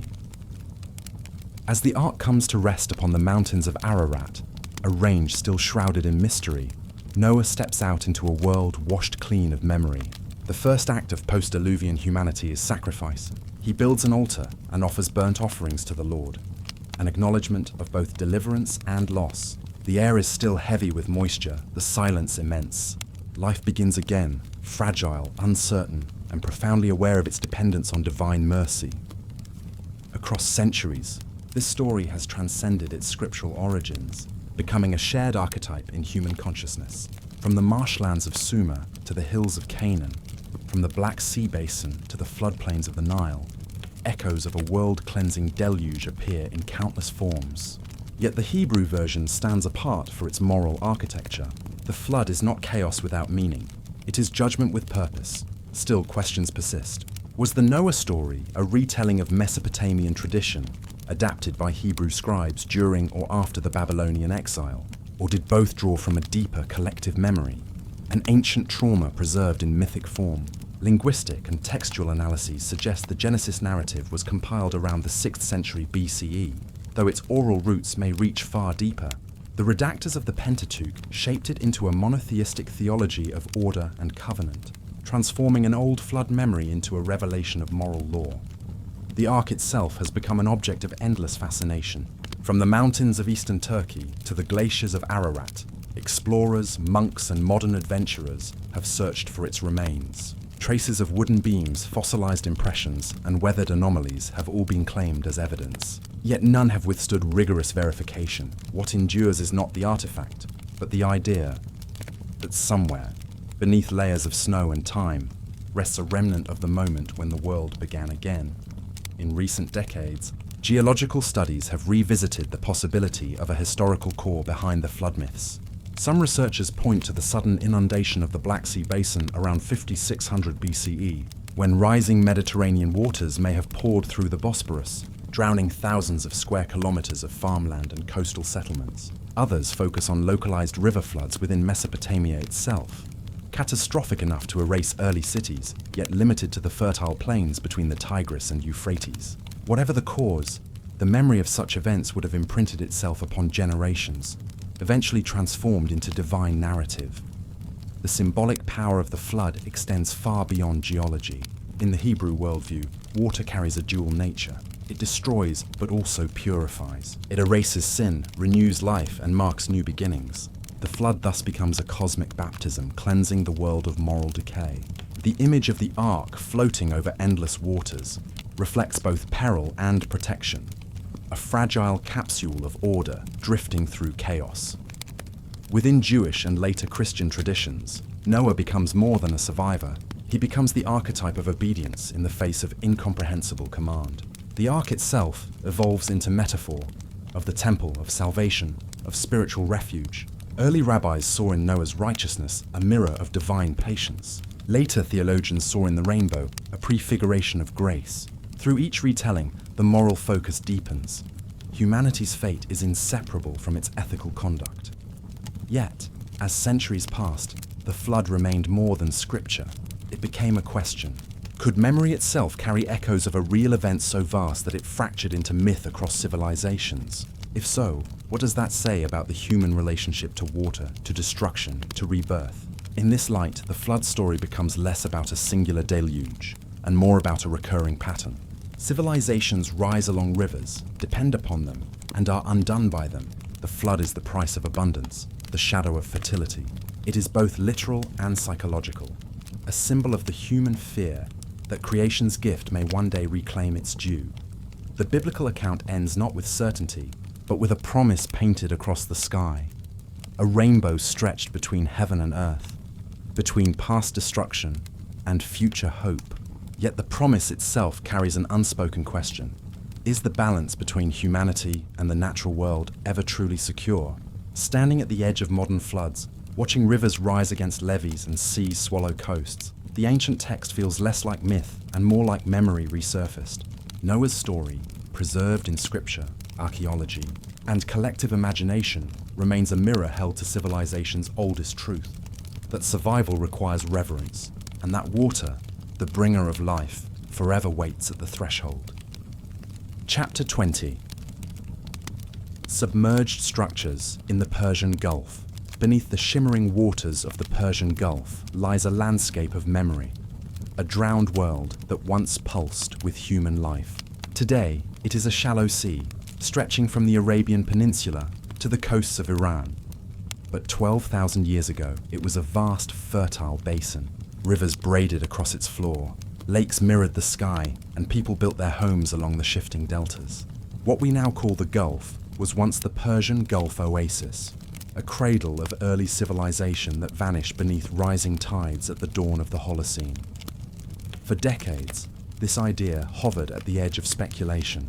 The Gulf was seen as a boundary, a liquid void between continents. But as sonar imaging, marine surveys, and deep-sea sampling began to advance in the late 20th and early 21st centuries, a new picture emerged. Archaeologists and oceanographers detected signs of submerged settlements, traces of foundations, stone tools, and pottery fragments lying silent under layers of silt. Each discovery pointed to one inescapable truth.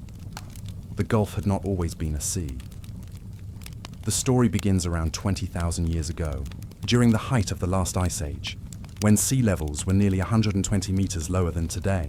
The Gulf Basin was exposed, a broad river valley connecting the confluence of the Tigris, Euphrates, Karun, and Wadi Batin, rivers to the Indian Ocean.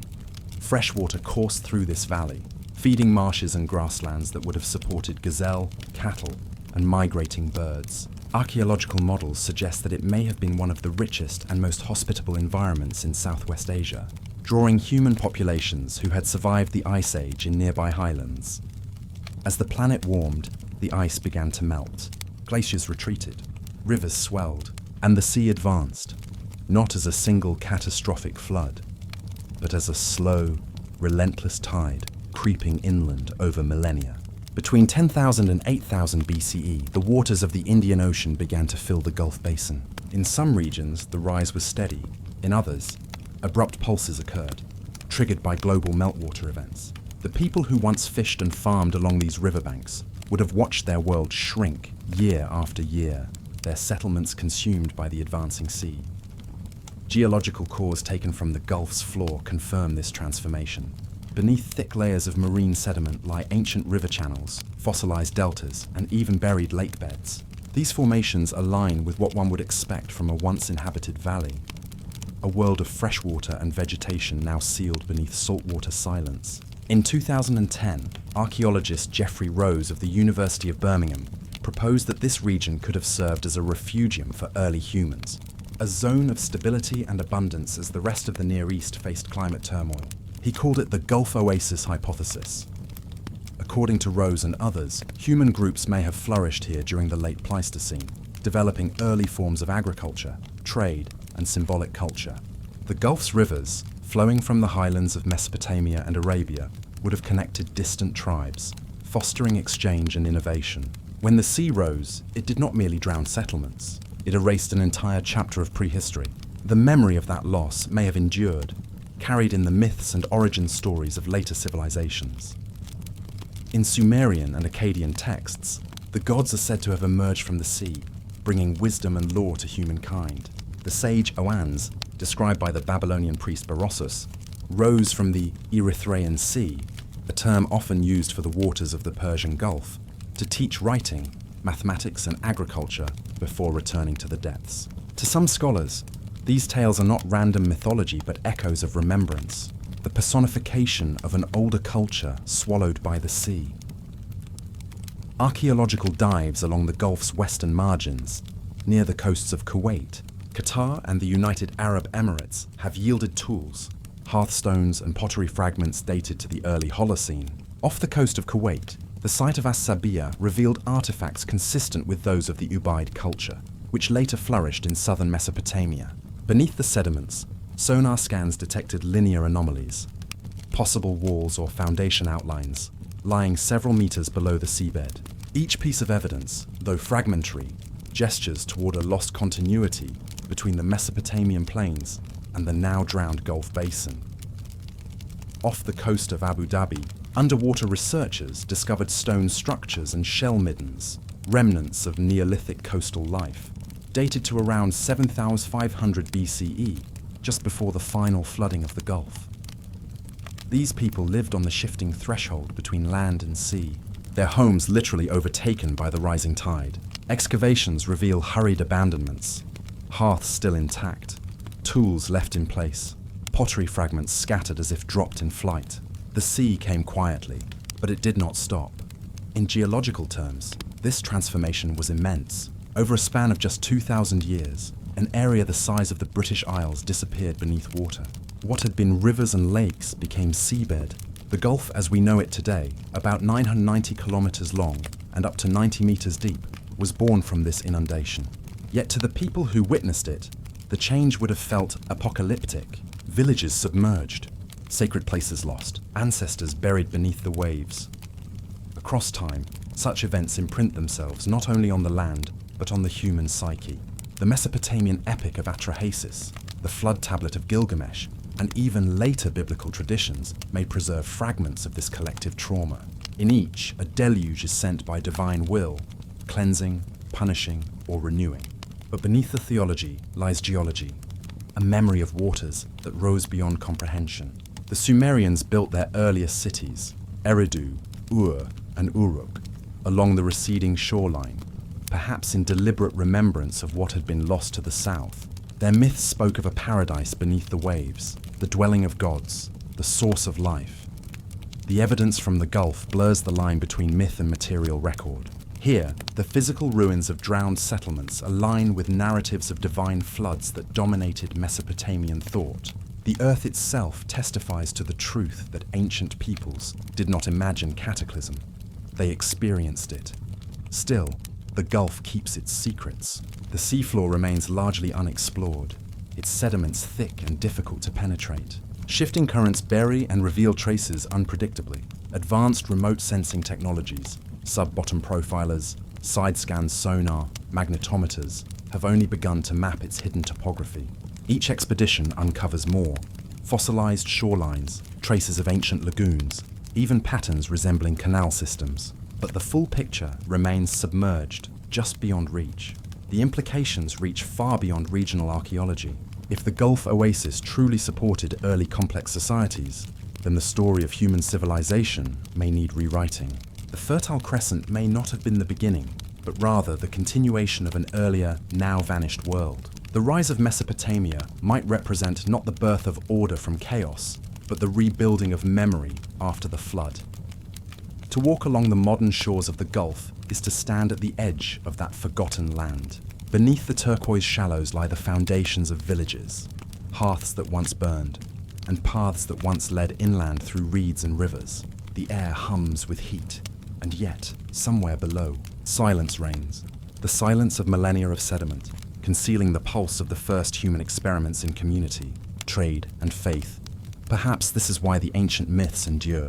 They are not merely stories of punishment or renewal, but echoes of remembrance, born from the trauma of a people who watched their homeland disappear. The flood was not only physical, it was existential. It reshaped humanity's relationship with the world, reminding us that creation and destruction are inseparable.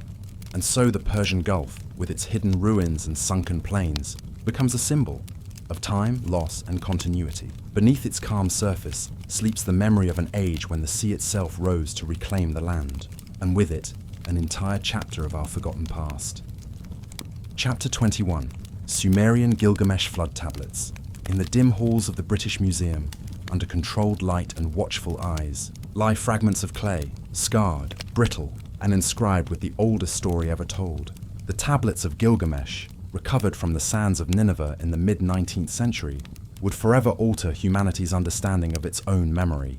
When the Assyriologist George Smith first pieced them together in 1872, he trembled as he read the words, "A righteous man warned by the gods, a ship built in secret, animals taken aboard, and a flood that swallowed the world." The room fell silent. What Smith held in his hands was not merely an ancient epic. It was the earliest known version of the story of the flood. These clay fragments, written in Akkadian cuneiform around 1200 BCE, were themselves copies of far older Sumerian texts. Among their verses, in Tablet Mth of the epic, the immortal Utnapishtim recounts to Gilgamesh how the gods decided to destroy humanity with water, and how one god, Ea or Enki, whispered the secret through the walls of a reed hut. He was told to tear down his house, build a boat, and save life. The instructions were precise, ritualistic. The ship was to be 7 decks high, divided into 9 compartments. When the storm came, it raged for 6 days and nights. On the 7th, silence, a stillness so absolute that even the gods wept for what they had done. To the Victorian world, steeped in biblical tradition, this discovery was seismic. The flood of Utnapishtim predated Noah by more than a millennium. Suddenly, the Genesis story no longer stood alone. It was part of a lineage, a thread reaching deep into Sumerian antiquity, carried by language, memory, and clay. But the tablets were not uniform.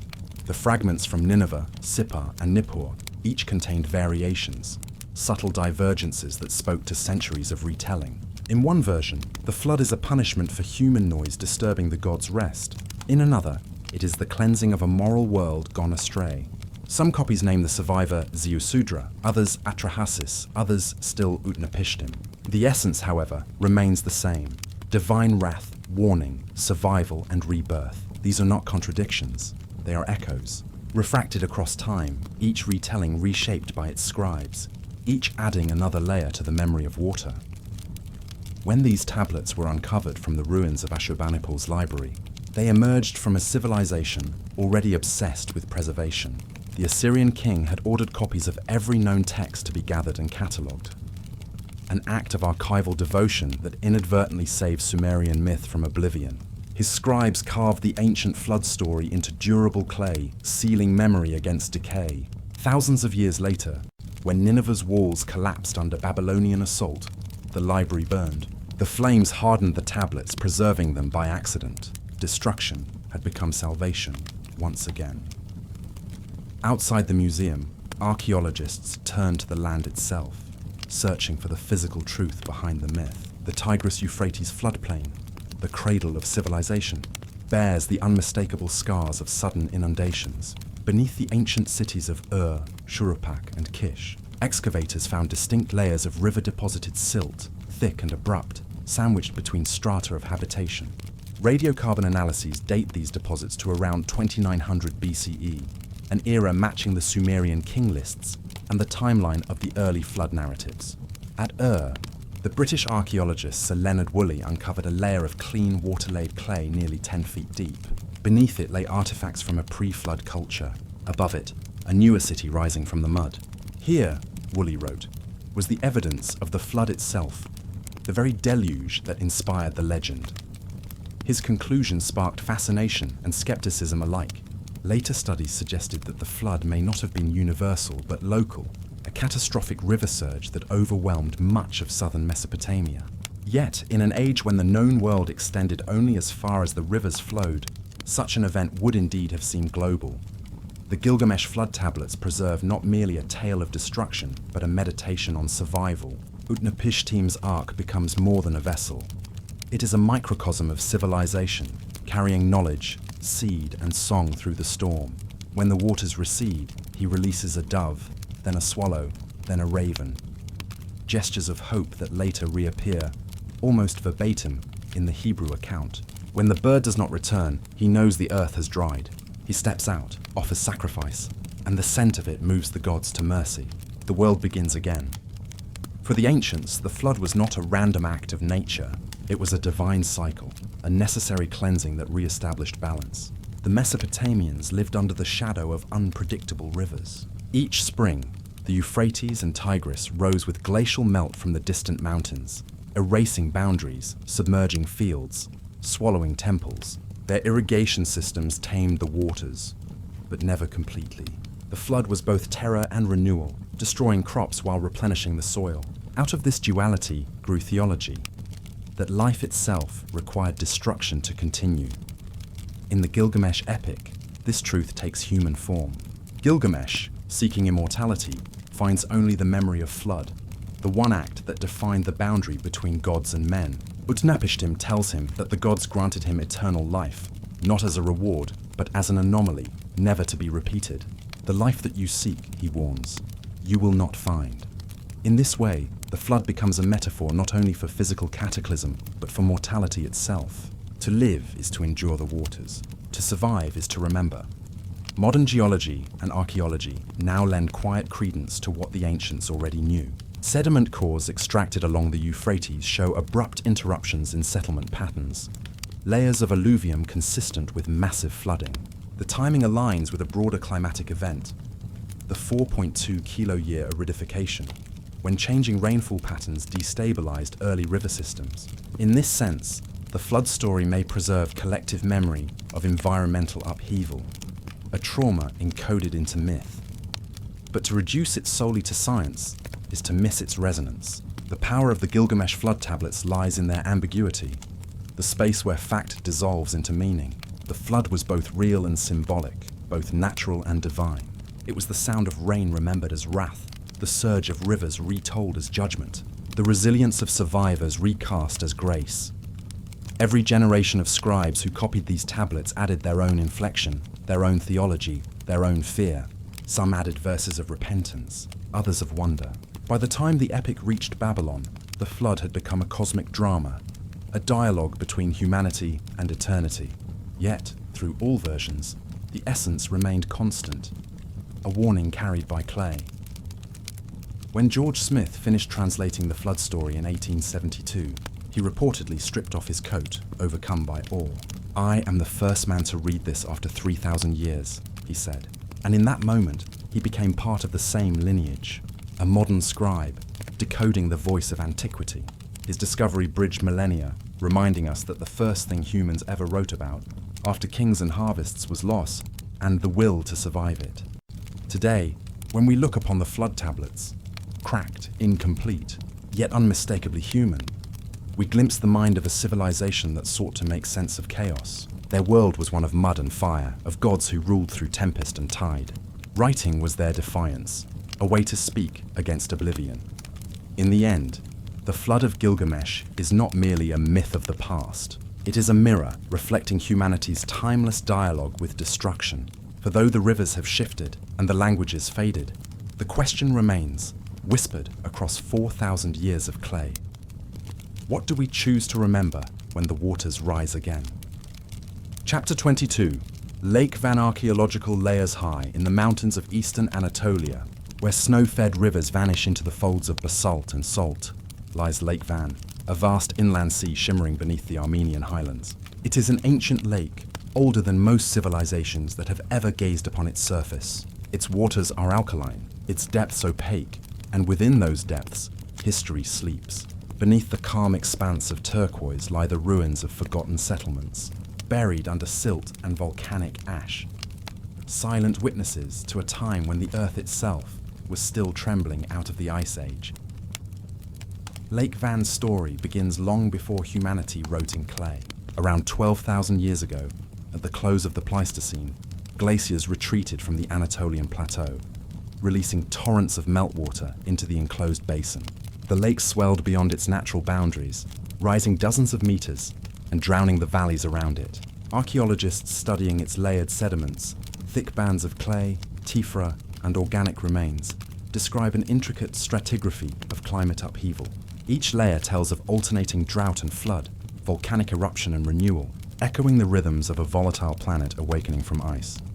In recent decades, teams from the Turkish Van Yüzüncü University, working with German and American geologists, drilled sediment cores from the lakebed, stretching back more than 500,000 years. What they found was extraordinary: a continuous, unbroken geological diary of the region's environmental transformations. Within its depths, the microscopic pollen of vanished forests, the ashes of ancient eruptions, and the silt of vanished rivers tell a story of immense antiquity. Around 2500 BCE, a dramatic rise in water level left clear imprints on the shoreline. Terraces carved by waves, eroded mounds of habitation, and structures now resting several meters below the surface. Divers exploring the lake in the 2010s discovered something even more haunting. At a depth of about 15 meters, near the modern city of Tatvan, they found the submerged remains of massive stone walls, fortifications stretching for hundreds of meters along what was once dry land. Carbon dating and material analysis suggest they could be several thousand years old, possibly linked to the ancient Urartian civilization that flourished around the first millennium BCE. The Urartians built their citadels of basalt and limestone, their inscriptions carved into rock faces in cuneiform script, praising the storm god Haldi. Now those same walls rest beneath the waves, their engravings erased by centuries of silence. The Urartian kingdom, whose capital at Tushpa, modern Van Fortress, once towered above the lake, was renowned for its mastery of water engineering, canals, reservoirs and dam systems still visible today. Their reverence for the lake's power bordered on divine awe. In their inscriptions, Lake Van was more than geography. It was a living entity, a presence both nurturing and merciless. Some hymns describe it as a god's mirror, others as a gate between worlds. When the lake's waters rose and consumed their lower settlements, it was recorded not as disaster, but as decree, the will of the gods made visible through nature. Beneath the mythic surface, however, lies the geological truth of a restless land. Lake Van sits within a tectonic basin bordered by active fault lines, its history shaped by earthquakes and eruptions. To its north looms Mount Sufan. To its west, the long-extinct Nemrut volcano, whose violent eruption some 250,000 years ago sealed the basin and created the lake itself. Even in the Holocene, Nemrut's later eruptions periodically blocked river outlets, causing abrupt fluctuations in the lake's level. These surges, sometimes exceeding 30 meters in a few centuries, would have transformed shorelines, submerged villages, and reshaped memory. To those who lived along its edge, such transformations could not be explained by mere geology. The lake rose because something greater stirred beneath. A celestial anger, a purging flood. Ancient Armenian legends speak of a deluge sent by the gods to cleanse the world of arrogance, leaving only a few survivors upon the mountain peaks. Other local traditions recount the tale of a sacred fish that carried humanity to safety, or of divine tears filling the valley after a celestial war. While each story bears its own cultural hue, all share the same undertone: the memory of water's wrath and renewal. It is this intersection of sediment and story that makes Lake Van one of the most compelling archaeological enigmas in the Near East. The lake's stratigraphy preserves the physical record of catastrophe. Its surrounding myths preserve the psychological record. Across millennia, environmental trauma became ritual, ritual became myth, and myth became scripture. Scholars studying flood narratives from Anatolia to Mesopotamia note recurring motifs: divine warning, survival through craftsmanship, rebirth upon the mountains. Whether told as Ziusudra's ark, Utnapishtim's ship, or Noah's vessel, the essence remains constant: memory of waters that erased worlds. The parallels grow sharper when one considers geography. From Lake Van's western shores, the land descends toward the Tigris Basin, the cradle of Sumerian civilization. Flood legends that emerged there may have originated in memories carried from the highlands, where glacial melt and volcanic unrest repeatedly remade the landscape. The lake then becomes more than a local curiosity. It is a possible source of the oldest flood archetypes that would later echo across Mesopotamia, Canaan, and beyond. Underwater archaeologists mapping the lake's depths in 2017 identified further anomalies: terraces that appear artificially leveled, rectangular foundations, and stone alignments consistent with prehistoric settlement. These findings, though still debated, suggest that human habitation along Lake Van predates the Eurasian period by several millennia. If confirmed, they would place organized settlement here during the Neolithic, or even late Epipaleolithic, an era when humans were first learning to cultivate and to endure. The sudden inundation of such early communities could have left an indelible mark upon their descendants' mythology. Above the waterline, the surrounding mountains remain dotted with enigmatic petroglyphs: deer, sunbursts, spirals, and boat-like motifs etched into rock. Some of these carvings are estimated to be 8,000 to 10,000 years old. Could these primitive images, half symbol, half memory, be the earliest reflections of the lake's transformations? Perhaps these were the ancestors of flood narratives, the visual remnants of those who witnessed land becoming sea. Yet, as with all ancient waters, certainty eludes us. For every discovery retrieved from Lake Van's depths, a dozen more vanish into its opaque silence. Its high alkalinity preserves little organic material. Wood and bone dissolve almost entirely. What remains are stone and myth, enduring but incomplete. The sediment cores continue to whisper through microfossils and isotope ratios, revealing climate oscillations, but not the human faces that lived through them. Still, the pattern is unmistakable. Periods of sudden lake expansion coincide with known shifts in regional habitation. Around 3000 BCE, settlements appear to retreat uphill. By 2000 BCE, they return to the lower terraces, as though entire generations were adapting to the rhythm of a breathing earth. Archaeologists now suspect that ancient communities around Lake Van developed early flood management systems, raised dwellings, terraced fields, and perhaps even floating platforms. If true, this would represent some of the earliest forms of environmental engineering in the world: survival through observation and adaptation. The psychological dimension of such endurance cannot be overstated. When the ground itself is unstable and the waters advance without warning, humans must find meaning in chaos. It is here that geology gives way to theology. Lake Van became both witness and judge, its unpredictable moods interpreted as divine communication. Temples were raised near its shores, not just to honor the gods, but to appease the waters. Ritual libations poured into the lake may have been early acts of negotiation, attempts to hold back the flood through reverence. As twilight falls across the Anatolian plateau, the lake's surface turns to bronze. The surrounding peaks, Nemrut, Sufan, and Athos, stand like sentinels guarding a memory older than writing. Beneath the stillness lies a layered record of creation and erasure, inscribed not in script, but in mud and mineral. To descend into those depths is to move backward through time, past the Eurasian kings, past the Neolithic farmers, to an age when humanity first began to fear and to revere the rising water. The archaeologists who peer into this submerged world speak of an uncanny calm, a sense of suspended time. As their lights sweep across submerged walls and ancient stairways, particles drift like ash, the residue of ages. Somewhere down there may rest the remains of an entire forgotten town, its inhabitants long absorbed into legend. Above, fishermen still cast their nets, unaware that their anchors touch the stones of antiquity.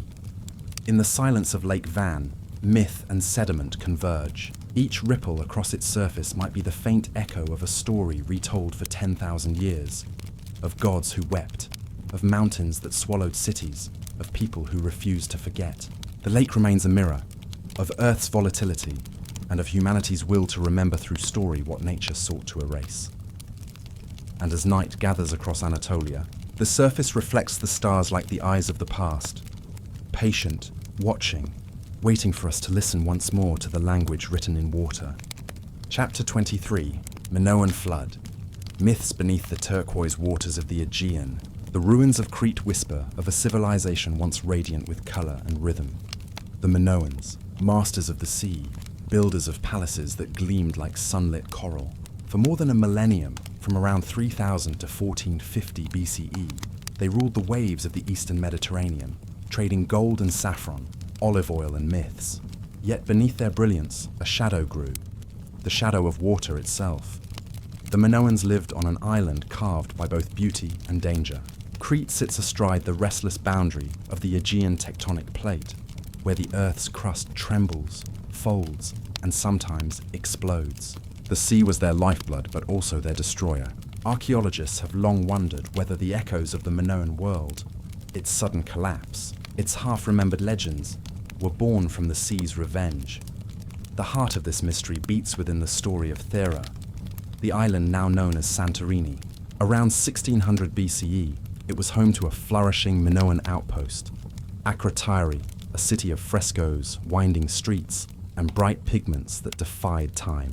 Then came the eruption. Thera did not merely erupt, it dismembered itself. The explosion was among the most powerful in recorded human history, releasing energy equivalent to hundreds of atomic bombs. A column of ash rose into the sky, blackening the sun. Within hours, tsunamis raced outward, walls of water that swept across the Aegean, striking Crete's northern shores. Coastal settlements like Amnisos and Palekastro bear silent scars of that day. Silt layers, crushed pottery, and twisted beams embedded in clay. The waves, it seems, carried not just water, but myth. To the Minoans, the sea was not a place of emptiness. It was alive, inhabited by the moods and tempers of divine powers. The double axe of the god Poseidon, the bull that dives into the waves, the spiraling octopus curling around Minoan pottery, all speak of a worldview where the ocean was both creator and punisher.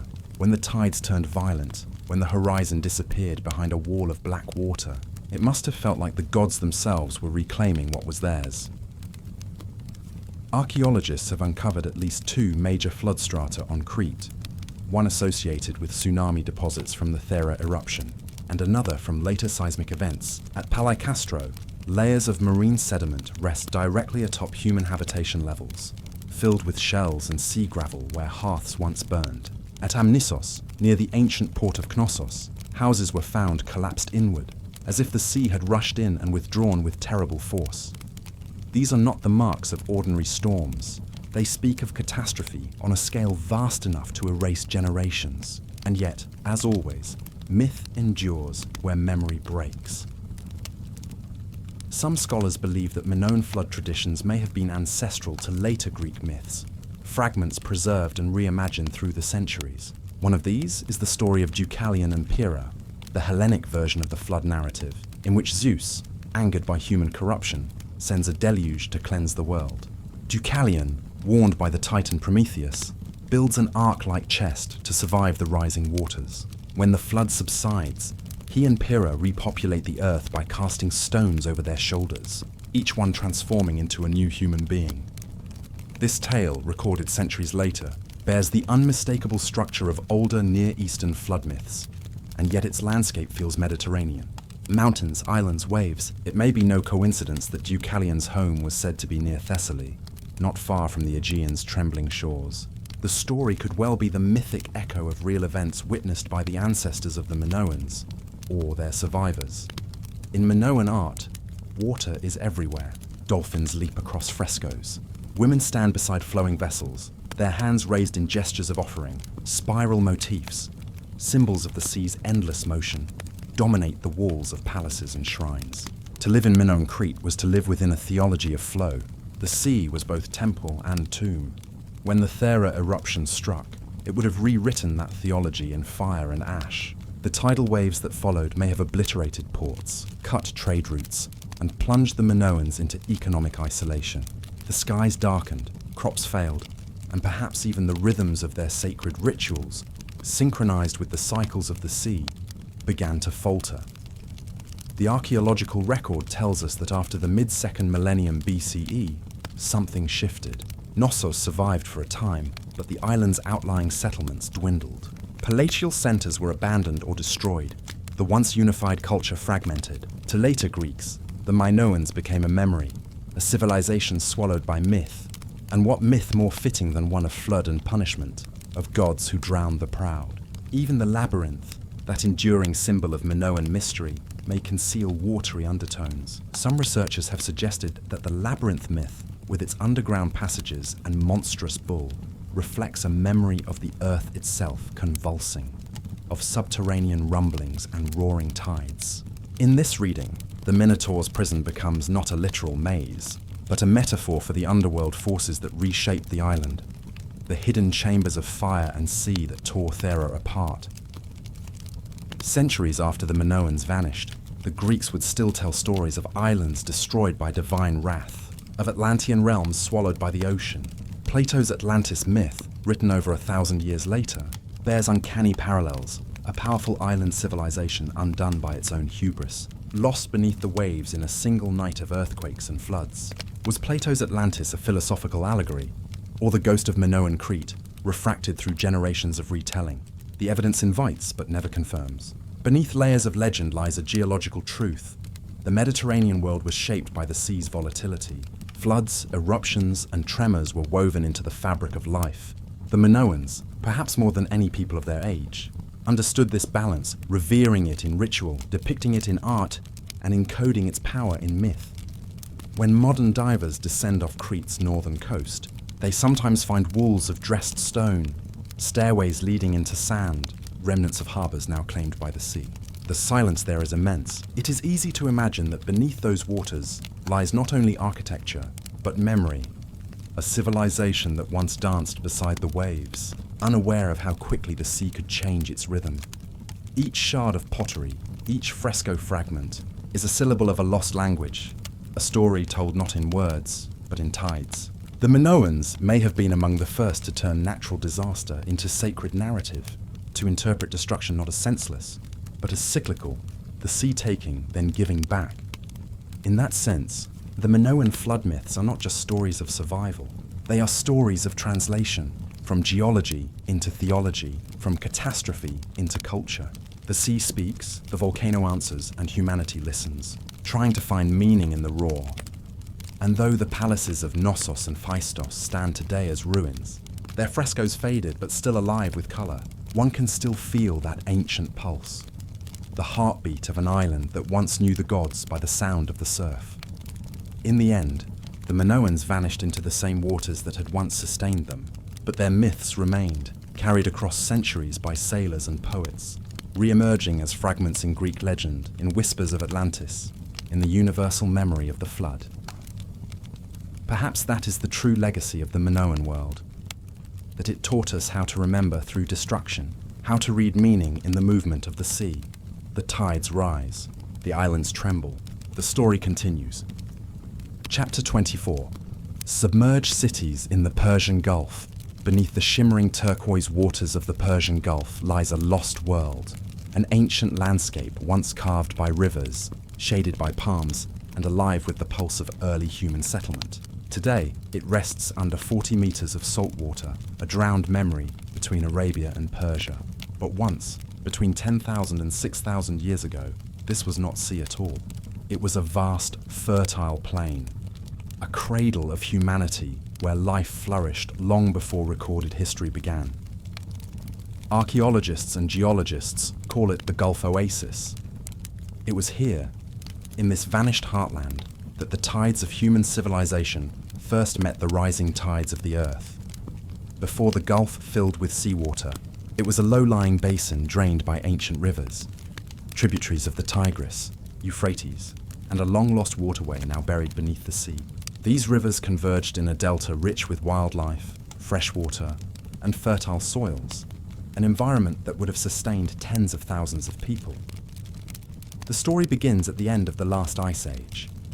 Around 12,000 years ago, as global temperatures rose, the glaciers began to melt, sea levels climbed rapidly, at times by as much as a meter per century. What had once been a lush valley connecting Mesopotamia to the Arabian Peninsula began to flood, inch by inch, year by year. To the people who lived there, the world was literally disappearing. In the early 2000s, marine archaeologists began mapping the Gulf seabed using sonar and satellite data. What they found astonished them. Geometric patterns, linear features, and faint traces of ancient river channels buried under silt. Some areas showed regular alignments of stone foundations, circular depressions resembling wells, and fragments of pottery brought up by fishing nets. These were not random formations. They were the remnants of human life, villages, perhaps even cities, that once thrived where the sea now rules. One of the most compelling pieces of evidence comes from a site near the Strait of Hormuz, where divers have recovered stone tools, flint blades, and grinding stones sealed beneath marine sediment. Radiocarbon analysis places them between 6,000 and 4,000 BCE, the very threshold of civilization, contemporary with the rise of early Sumerian cities to the north. The implication is startling. Advanced coastal communities may have existed here, practicing early agriculture and trade, before they were lost to the encroaching sea. Geologists have long traced the post-glacial flooding that created the modern Persian Gulf. Around 10,000 BCE, the basin was still mostly dry, a vast expanse of grassland connecting the Arabian interior to the Iranian plateau. But as the Indian Ocean swelled, seawater began to push inland through the Strait of Hormuz, slowly drowning the river valleys. By around 6,000 BCE, the waters had reached their present extent. In less than 4,000 years, an entire landscape and its cultures vanished beneath the waves. To the people who survived on the highlands of Mesopotamia, the memory of that flood may have been passed down in story. Millennia later, those stories would emerge as the great flood myths of Sumer and Akkad, tales of divine anger and survival, of boats and salvation. The Epic of Gilgamesh, one of humanity's oldest recorded texts, speaks of a deluge that swept across the known world, sparing only a chosen few. The parallels are haunting.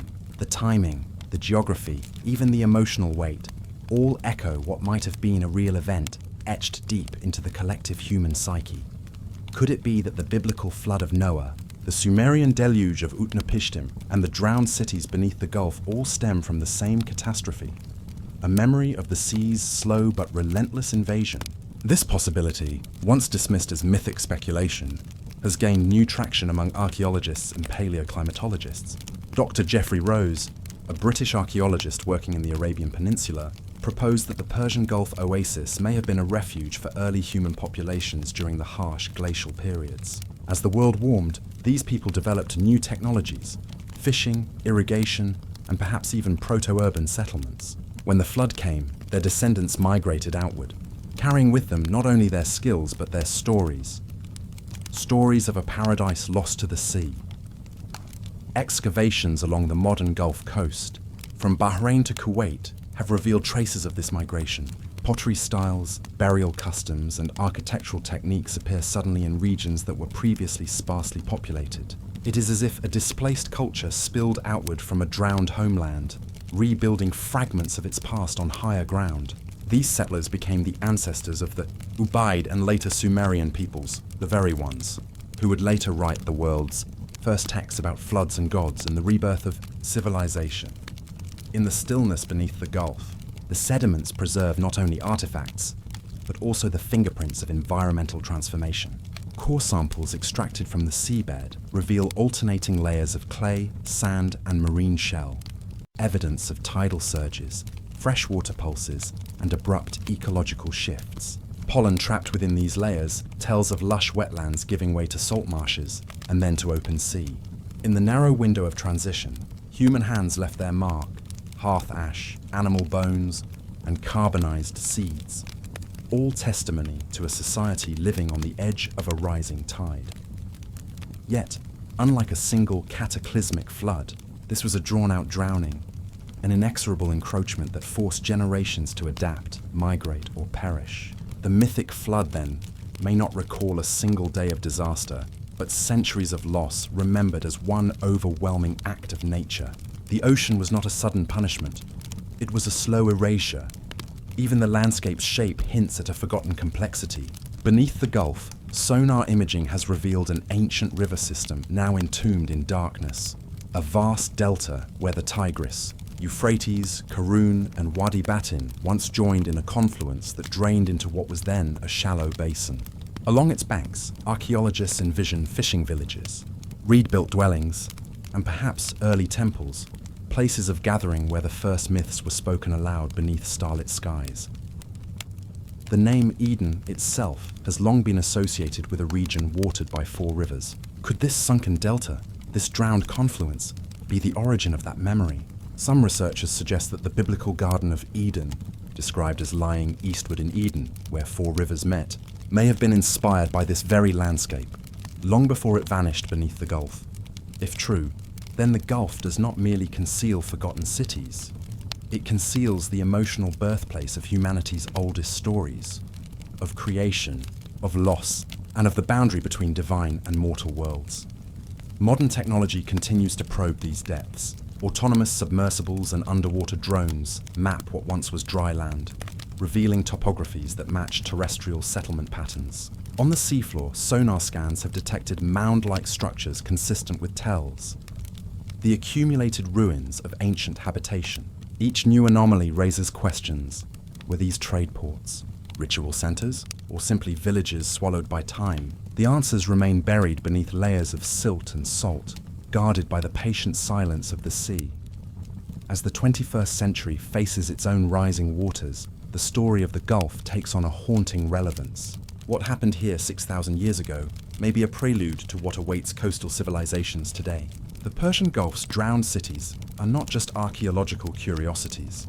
They are warnings, carved in the seabed, whispering that no empire, no city, no boundary can outlast the turning of the earth.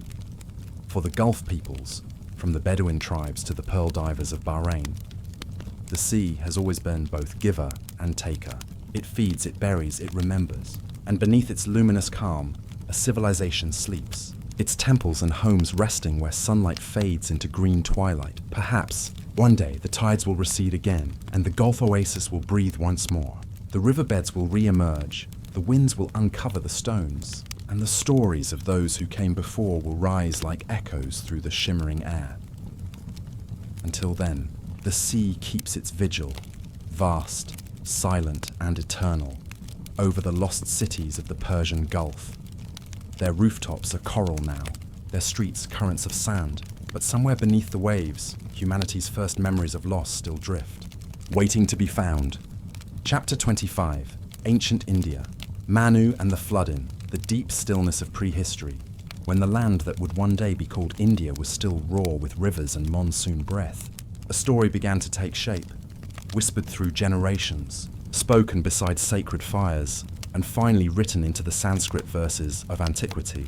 It is the story of Manu, the first man, the lawgiver, the survivor of the flood.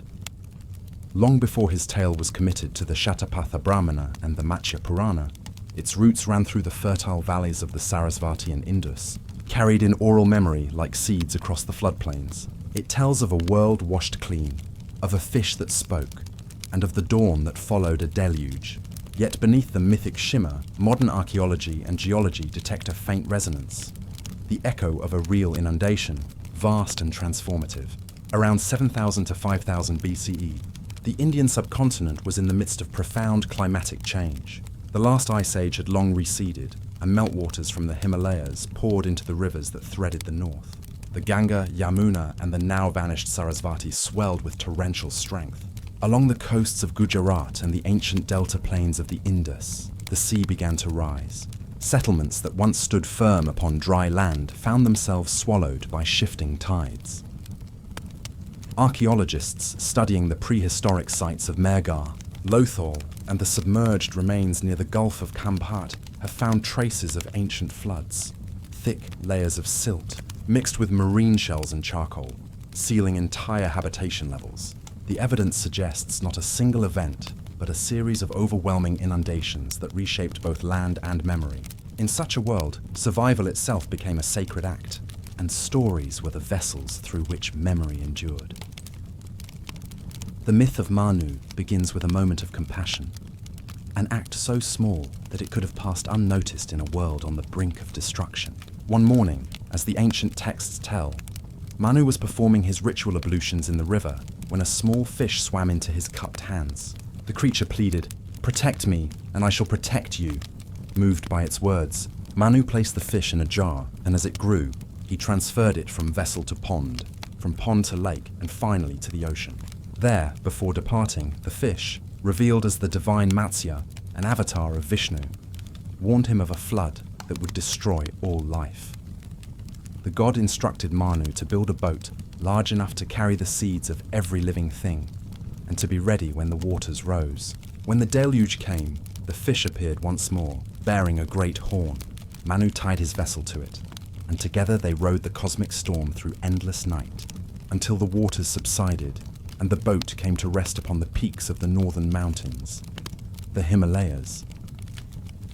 In this image, of a man, a boat, and a divine guide through the flood, India's most ancient narrative of rebirth takes form. It is not a tale of destruction alone, but of renewal and divine order emerging from chaos. Manu becomes not merely a survivor, but a transmitter of law and civilization, the progenitor of humankind in a purified world. Modern scholars have long pondered whether this myth, so ancient and yet so precise in its imagery, recalls an actual event. Could the fish be symbolic of divine intuition, or of the rivers themselves, warning humanity through their violent shifts? Geological surveys of the Indian subcontinent reveal evidence of large-scale flooding, consistent with the time frame of the early Holocene. Sediment cores from the Ganges Delta and the Arabian Sea contain abrupt layers of freshwater deposits and alluvial material, suggesting massive river overflows or regional sea incursions. Around the same epoch, archaeological signs of disruption appear in early Neolithic settlements.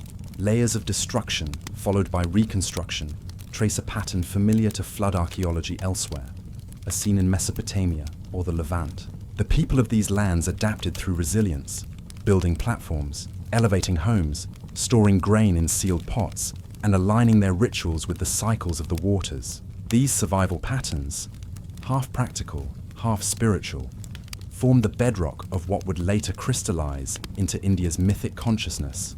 But perhaps the most intriguing evidence lies beneath the sea. Off the coast of Gujarat, in the Gulf of Khambat, sonar imaging in the early 2000s revealed geometric formations, stone blocks, linear patterns, and what appear to be foundations buried beneath sediment. Carbon dating of artifacts retrieved from the area suggested human activity as early as 7500 BCE.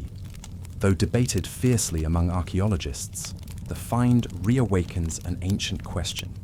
Did early civilizations rise and fall along these now submerged coasts, their memory fossilized as myth? If so, the flood of Manu may be more than allegory. It could be a recollection of loss etched deep into collective memory. The story's moral dimension, too, speaks of lived experience transformed into sacred lore. Manu's survival is not portrayed as mere fortune. It is a reward for righteousness, foresight, and obedience to divine instruction. His preservation of life's seeds, animals, plants, knowledge, becomes a metaphor for continuity amidst collapse. When he steps from the ark onto the cleansed earth, he performs ritual offerings, pouring clarified butter into the waters. From that sacred act, as the texts tell, arises a new creation. Humanity begins again. In this sense, the flood of Manu is not only geological, it is spiritual. It marks the cyclic destruction and renewal of worlds, the eternal rhythm of dissolution, pralaya, and rebirth, shrishti, that underlies Hindu cosmology. Every age ends in flood, and every flood gives birth to a new dawn. The story's power lies not in its uniqueness, but in its universality. It mirrors the Sumerian Ziusudra, the Babylonian Utnapishtim, the Hebrew Noah, even the Greek Deucalion. Yet unlike those tales of divine wrath, the Indian version carries a quieter tone, not punishment, but preservation. The flood here is not divine anger, but divine warning. It is not apocalypse, but purification. Across the subcontinent, echoes of this archetype persist in regional lore. In the hills of Assam, in Tamil Nadu's Sangam poetry, and in the tribal legends of central India, variations of a great flood survive, each retelling adjusted to its landscape, each preserving the same essential truth.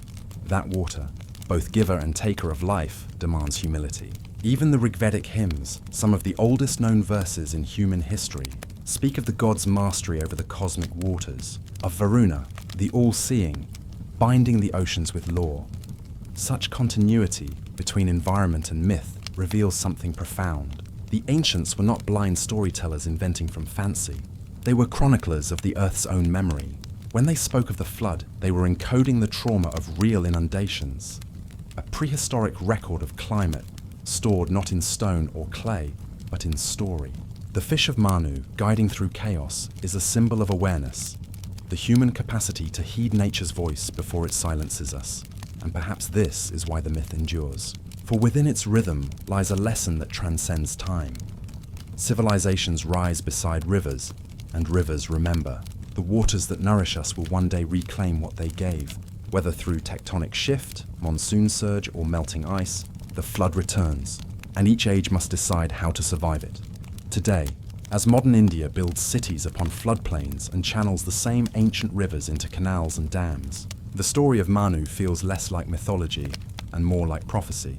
In the whisper of rain against stone, in the swollen banks of the Ganga after monsoon, one might still hear the faint echo of that primordial warning, a voice that once spoke through the mouth of a fish. Protect me, and I shall protect you. And so the flood of Manu remains suspended between history and myth, a memory of survival etched into the sacred geography of India. Beneath the clay of its ancient rivers, and in the verses of its oldest texts, the same message endures, that humanity, for all its wisdom, is forever at the mercy of the waters. The rivers flow onward, bearing both silt and story, and somewhere, beneath their shifting currents, the memory of the first flood still stirs. Chapter 26. Submerged Structures of Dwarka. Beneath the turquoise waters of India's western coast lies a mystery that has challenged both archaeologists and mythologists alike. Just off the shores of modern-day Gujarat, near the ancient port of Okamandal, sonar scans have revealed geometric patterns, streets, walls, and foundations resting quietly under the Arabian Sea. This is the site that many believe to be Dwarka, the fabled city of Krishna, lord of the Yadavas, described in the Sanskrit epics as a place so radiant that it shone like a second heaven. For centuries, Dwarka was thought to exist only in legend, one of the many mythic realms woven into the Mahabharata, where gods and men shared the same stage. But then, in the early 2000s, marine archaeologists from India's National Institute of Oceanography began uncovering traces of an ancient world beneath the waves. Stone blocks, circular anchors, and pottery fragments appeared in water 20 to 40 meters deep, spread across an area of several square kilometers. What had once been myth was beginning to take the shape of memory. The story of Dwarka begins long before its submergence. According to Hindu tradition, Krishna founded the city after leaving Mathura, seeking refuge from ceaseless war. It was said to be built on land reclaimed from the sea, fortified with massive walls, gates, and harbors for a fleet of ships. The Mahabharata describes it as a city adorned with gardens and avenues, where gold and jewels gleamed from every facade. Yet, at the end of Krishna's life, the ocean reclaimed what it had given. The texts speak of the sea rising and covering Dwarka in a single night, leaving behind only memory and silence. For many, such tales were allegory, the ocean as metaphor for impermanence. But when sonar imaging began revealing regular patterns beneath the waves, the line between myth and archaeology grew thin. In 1983, excavations led by S.R. Rao, one of India's pioneering marine archaeologists, identified submerged structures just off the modern town of Dwarka. Over subsequent decades, further surveys revealed more: massive stone walls, rectangular foundations, and rows of what appeared to be ancient wharves. Carbon dating of associated artifacts suggested human occupation between roughly 1500 and 1000 BCE, aligning, intriguingly, with the Late Bronze Age, the period traditionally ascribed to the Mahabharata's setting. Still, the evidence was fragmentary. The ocean guards its ruins with jealous secrecy. Layers of silt and coral have obscured much of what lies below. Yet even from these partial glimpses, a story begins to emerge, one of a coastal civilization deeply integrated with the sea, thriving on maritime trade, and perhaps undone by the very waters that sustained it.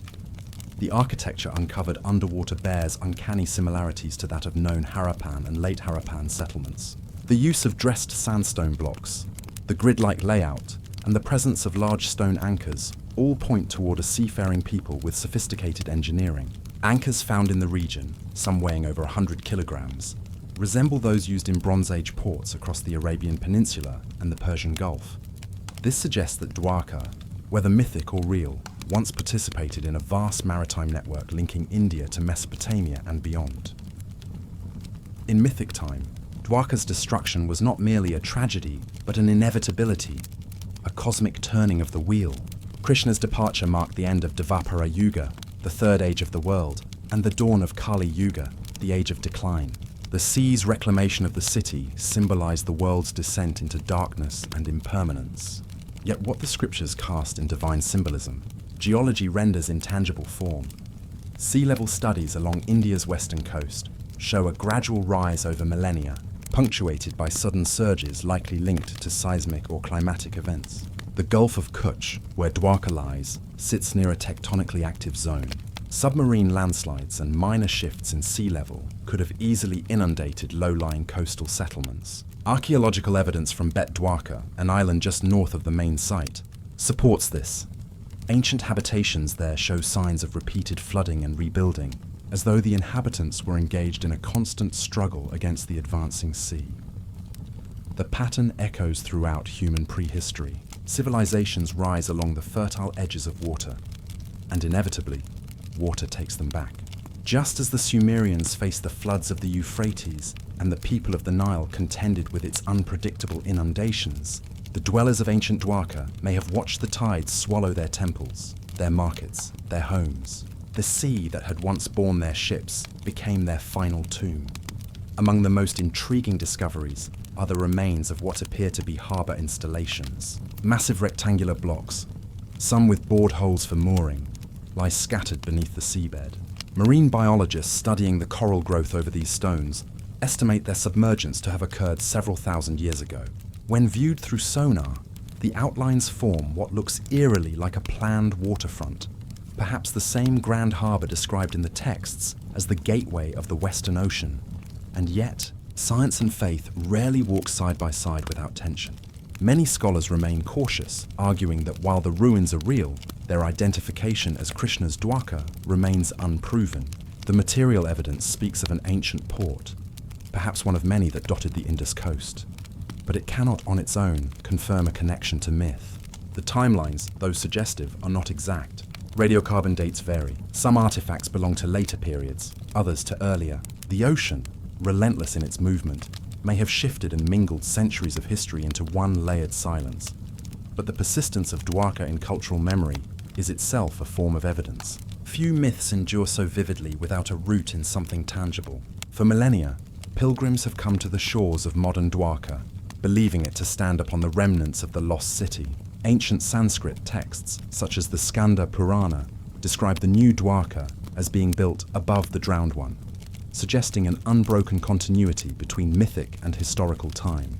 In this sense, the submerged ruins may not just mark a city lost to the sea, they may represent the sedimentation of belief itself.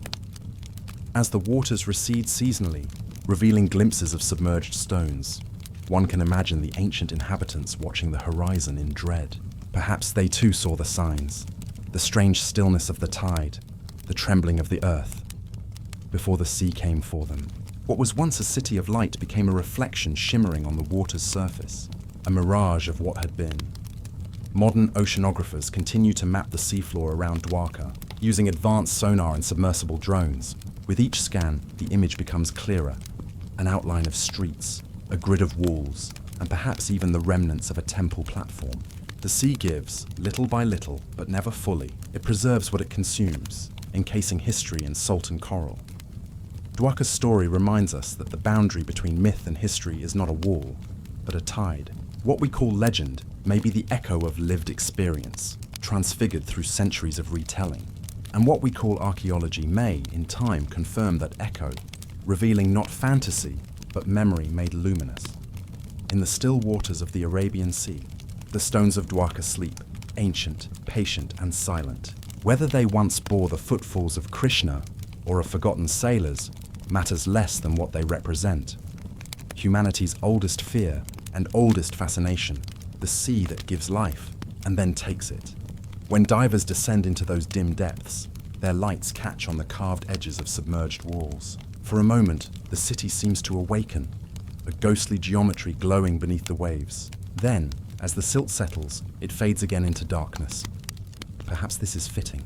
Some truths are meant to remain half-seen, glimpsed between myth and sediment, between memory and ocean. Dwarka endures not as a city, but as a question. How much of our past lies waiting beneath the sea, forgotten by time, yet never entirely lost? Chapter 27, Conclusion. The waters that shaped memory. In the quiet expanse between myth and history, one truth remains constant. The world remembers in water. From the banks of the Euphrates to the sunken plains of the Persian Gulf, from Anatolia's wind-worn plateaus to the deltaic veins of the Indus, the story of humanity is written not in stone alone, but in silt, the fine residue of floods that once changed everything. Archaeologists, poets, and priests have all traced their fingers through this same sediment, each reading it in their own way. To the scientist, it is evidence of climate, of shifting river courses, of rising seas. To the storyteller, it is memory made tangible, the aftermath of divine wrath or cosmic renewal. Between the two, we glimpse something far more haunting, the echo of real events that became the bones of our oldest myths. At a metre-thick band of clay silenced the life of a city. In Shurapak, homes were swept away and later rebuilt atop water-laid silt. Along the Saraswati River, settlements that once thrived beneath the Bronze Age sun now lie scattered and dry, their ruins bearing signs of both drought and deluge. Beneath the Persian Gulf, sonar surveys reveal ancient riverbeds, ghostly traces of a drowned landscape, once green and inhabited. And in the lakes of Anatolia, evidence of abrupt flooding and glacial melt marks the changing breath of the world itself.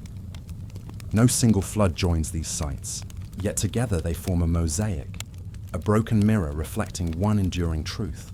Humanity has always lived at the edge of water and always feared its return. The myths did not exaggerate, they remembered. In Mesopotamia, the tale of Utnapishtim in the Epic of Gilgamesh preserves a vision of divine flood and survival. A man forewarned, a vessel built, a dove released into the horizon. In India's ancient texts, Manu survives a cosmic inundation, guided by a sacred fish to safety upon the receding waters. In Anatolia, the Hurrian and Hittite myths speak of divine storms that reshape the earth. And across the Levant, echoes of the same story persist. The wrath of gods, the cleansing flood, the renewal of creation. Each is unique, yet each remembers water as judgment and genesis. Modern archaeology reveals that these were not merely tales of imagination, but the distant memory of a species learning to endure a planet in flux. Sea levels rose dramatically at the end of the last ice age. Entire coastlines disappeared. Villages became seabeds. For generations, oral traditions would carry the memory of those vanished lands, transmuted over centuries into myth, ritual, and prayer. When the first cities were built, their foundations were not only laid in brick and bitumen, but also in fear, a fear carved by water.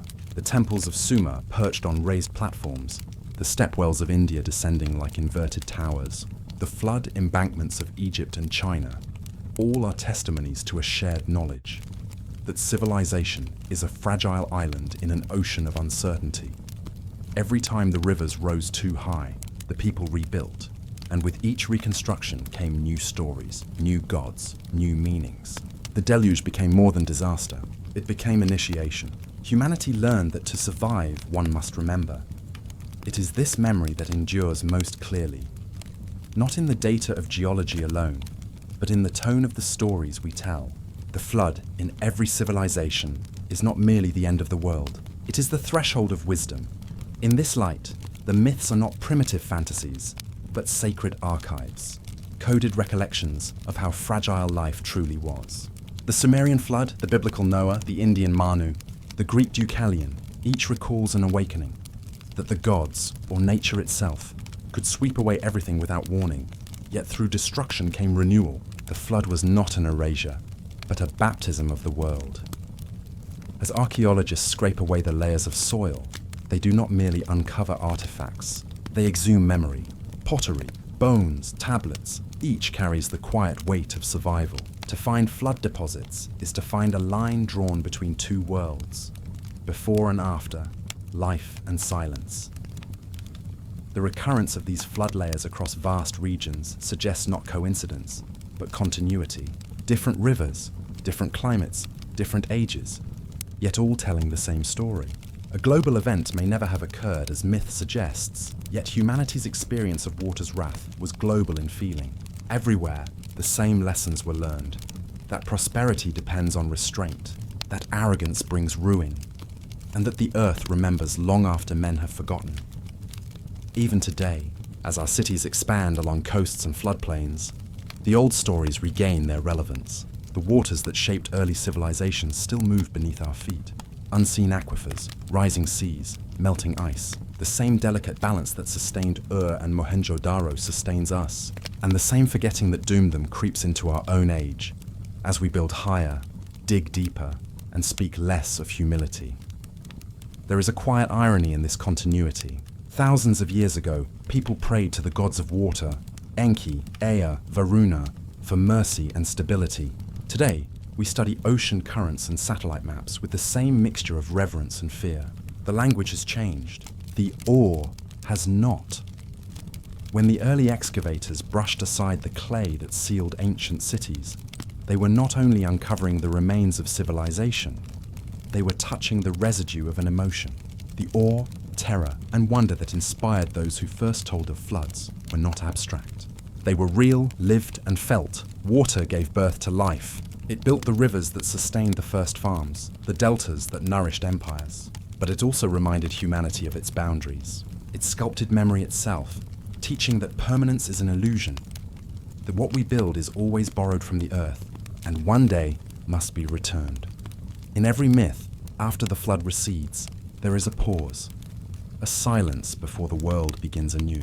The survivor steps from the vessel, looks across the washed horizon, and knows that everything has changed. That silence is perhaps the oldest part of the story. It is the silence the archaeologist feels when standing over a buried city, the silence between epochs, between the layers of mud brick and time. It is the same silence that follows a storm, when the air is heavy and still, and the earth seems to breathe again. The waters that shaped memory have never truly withdrawn.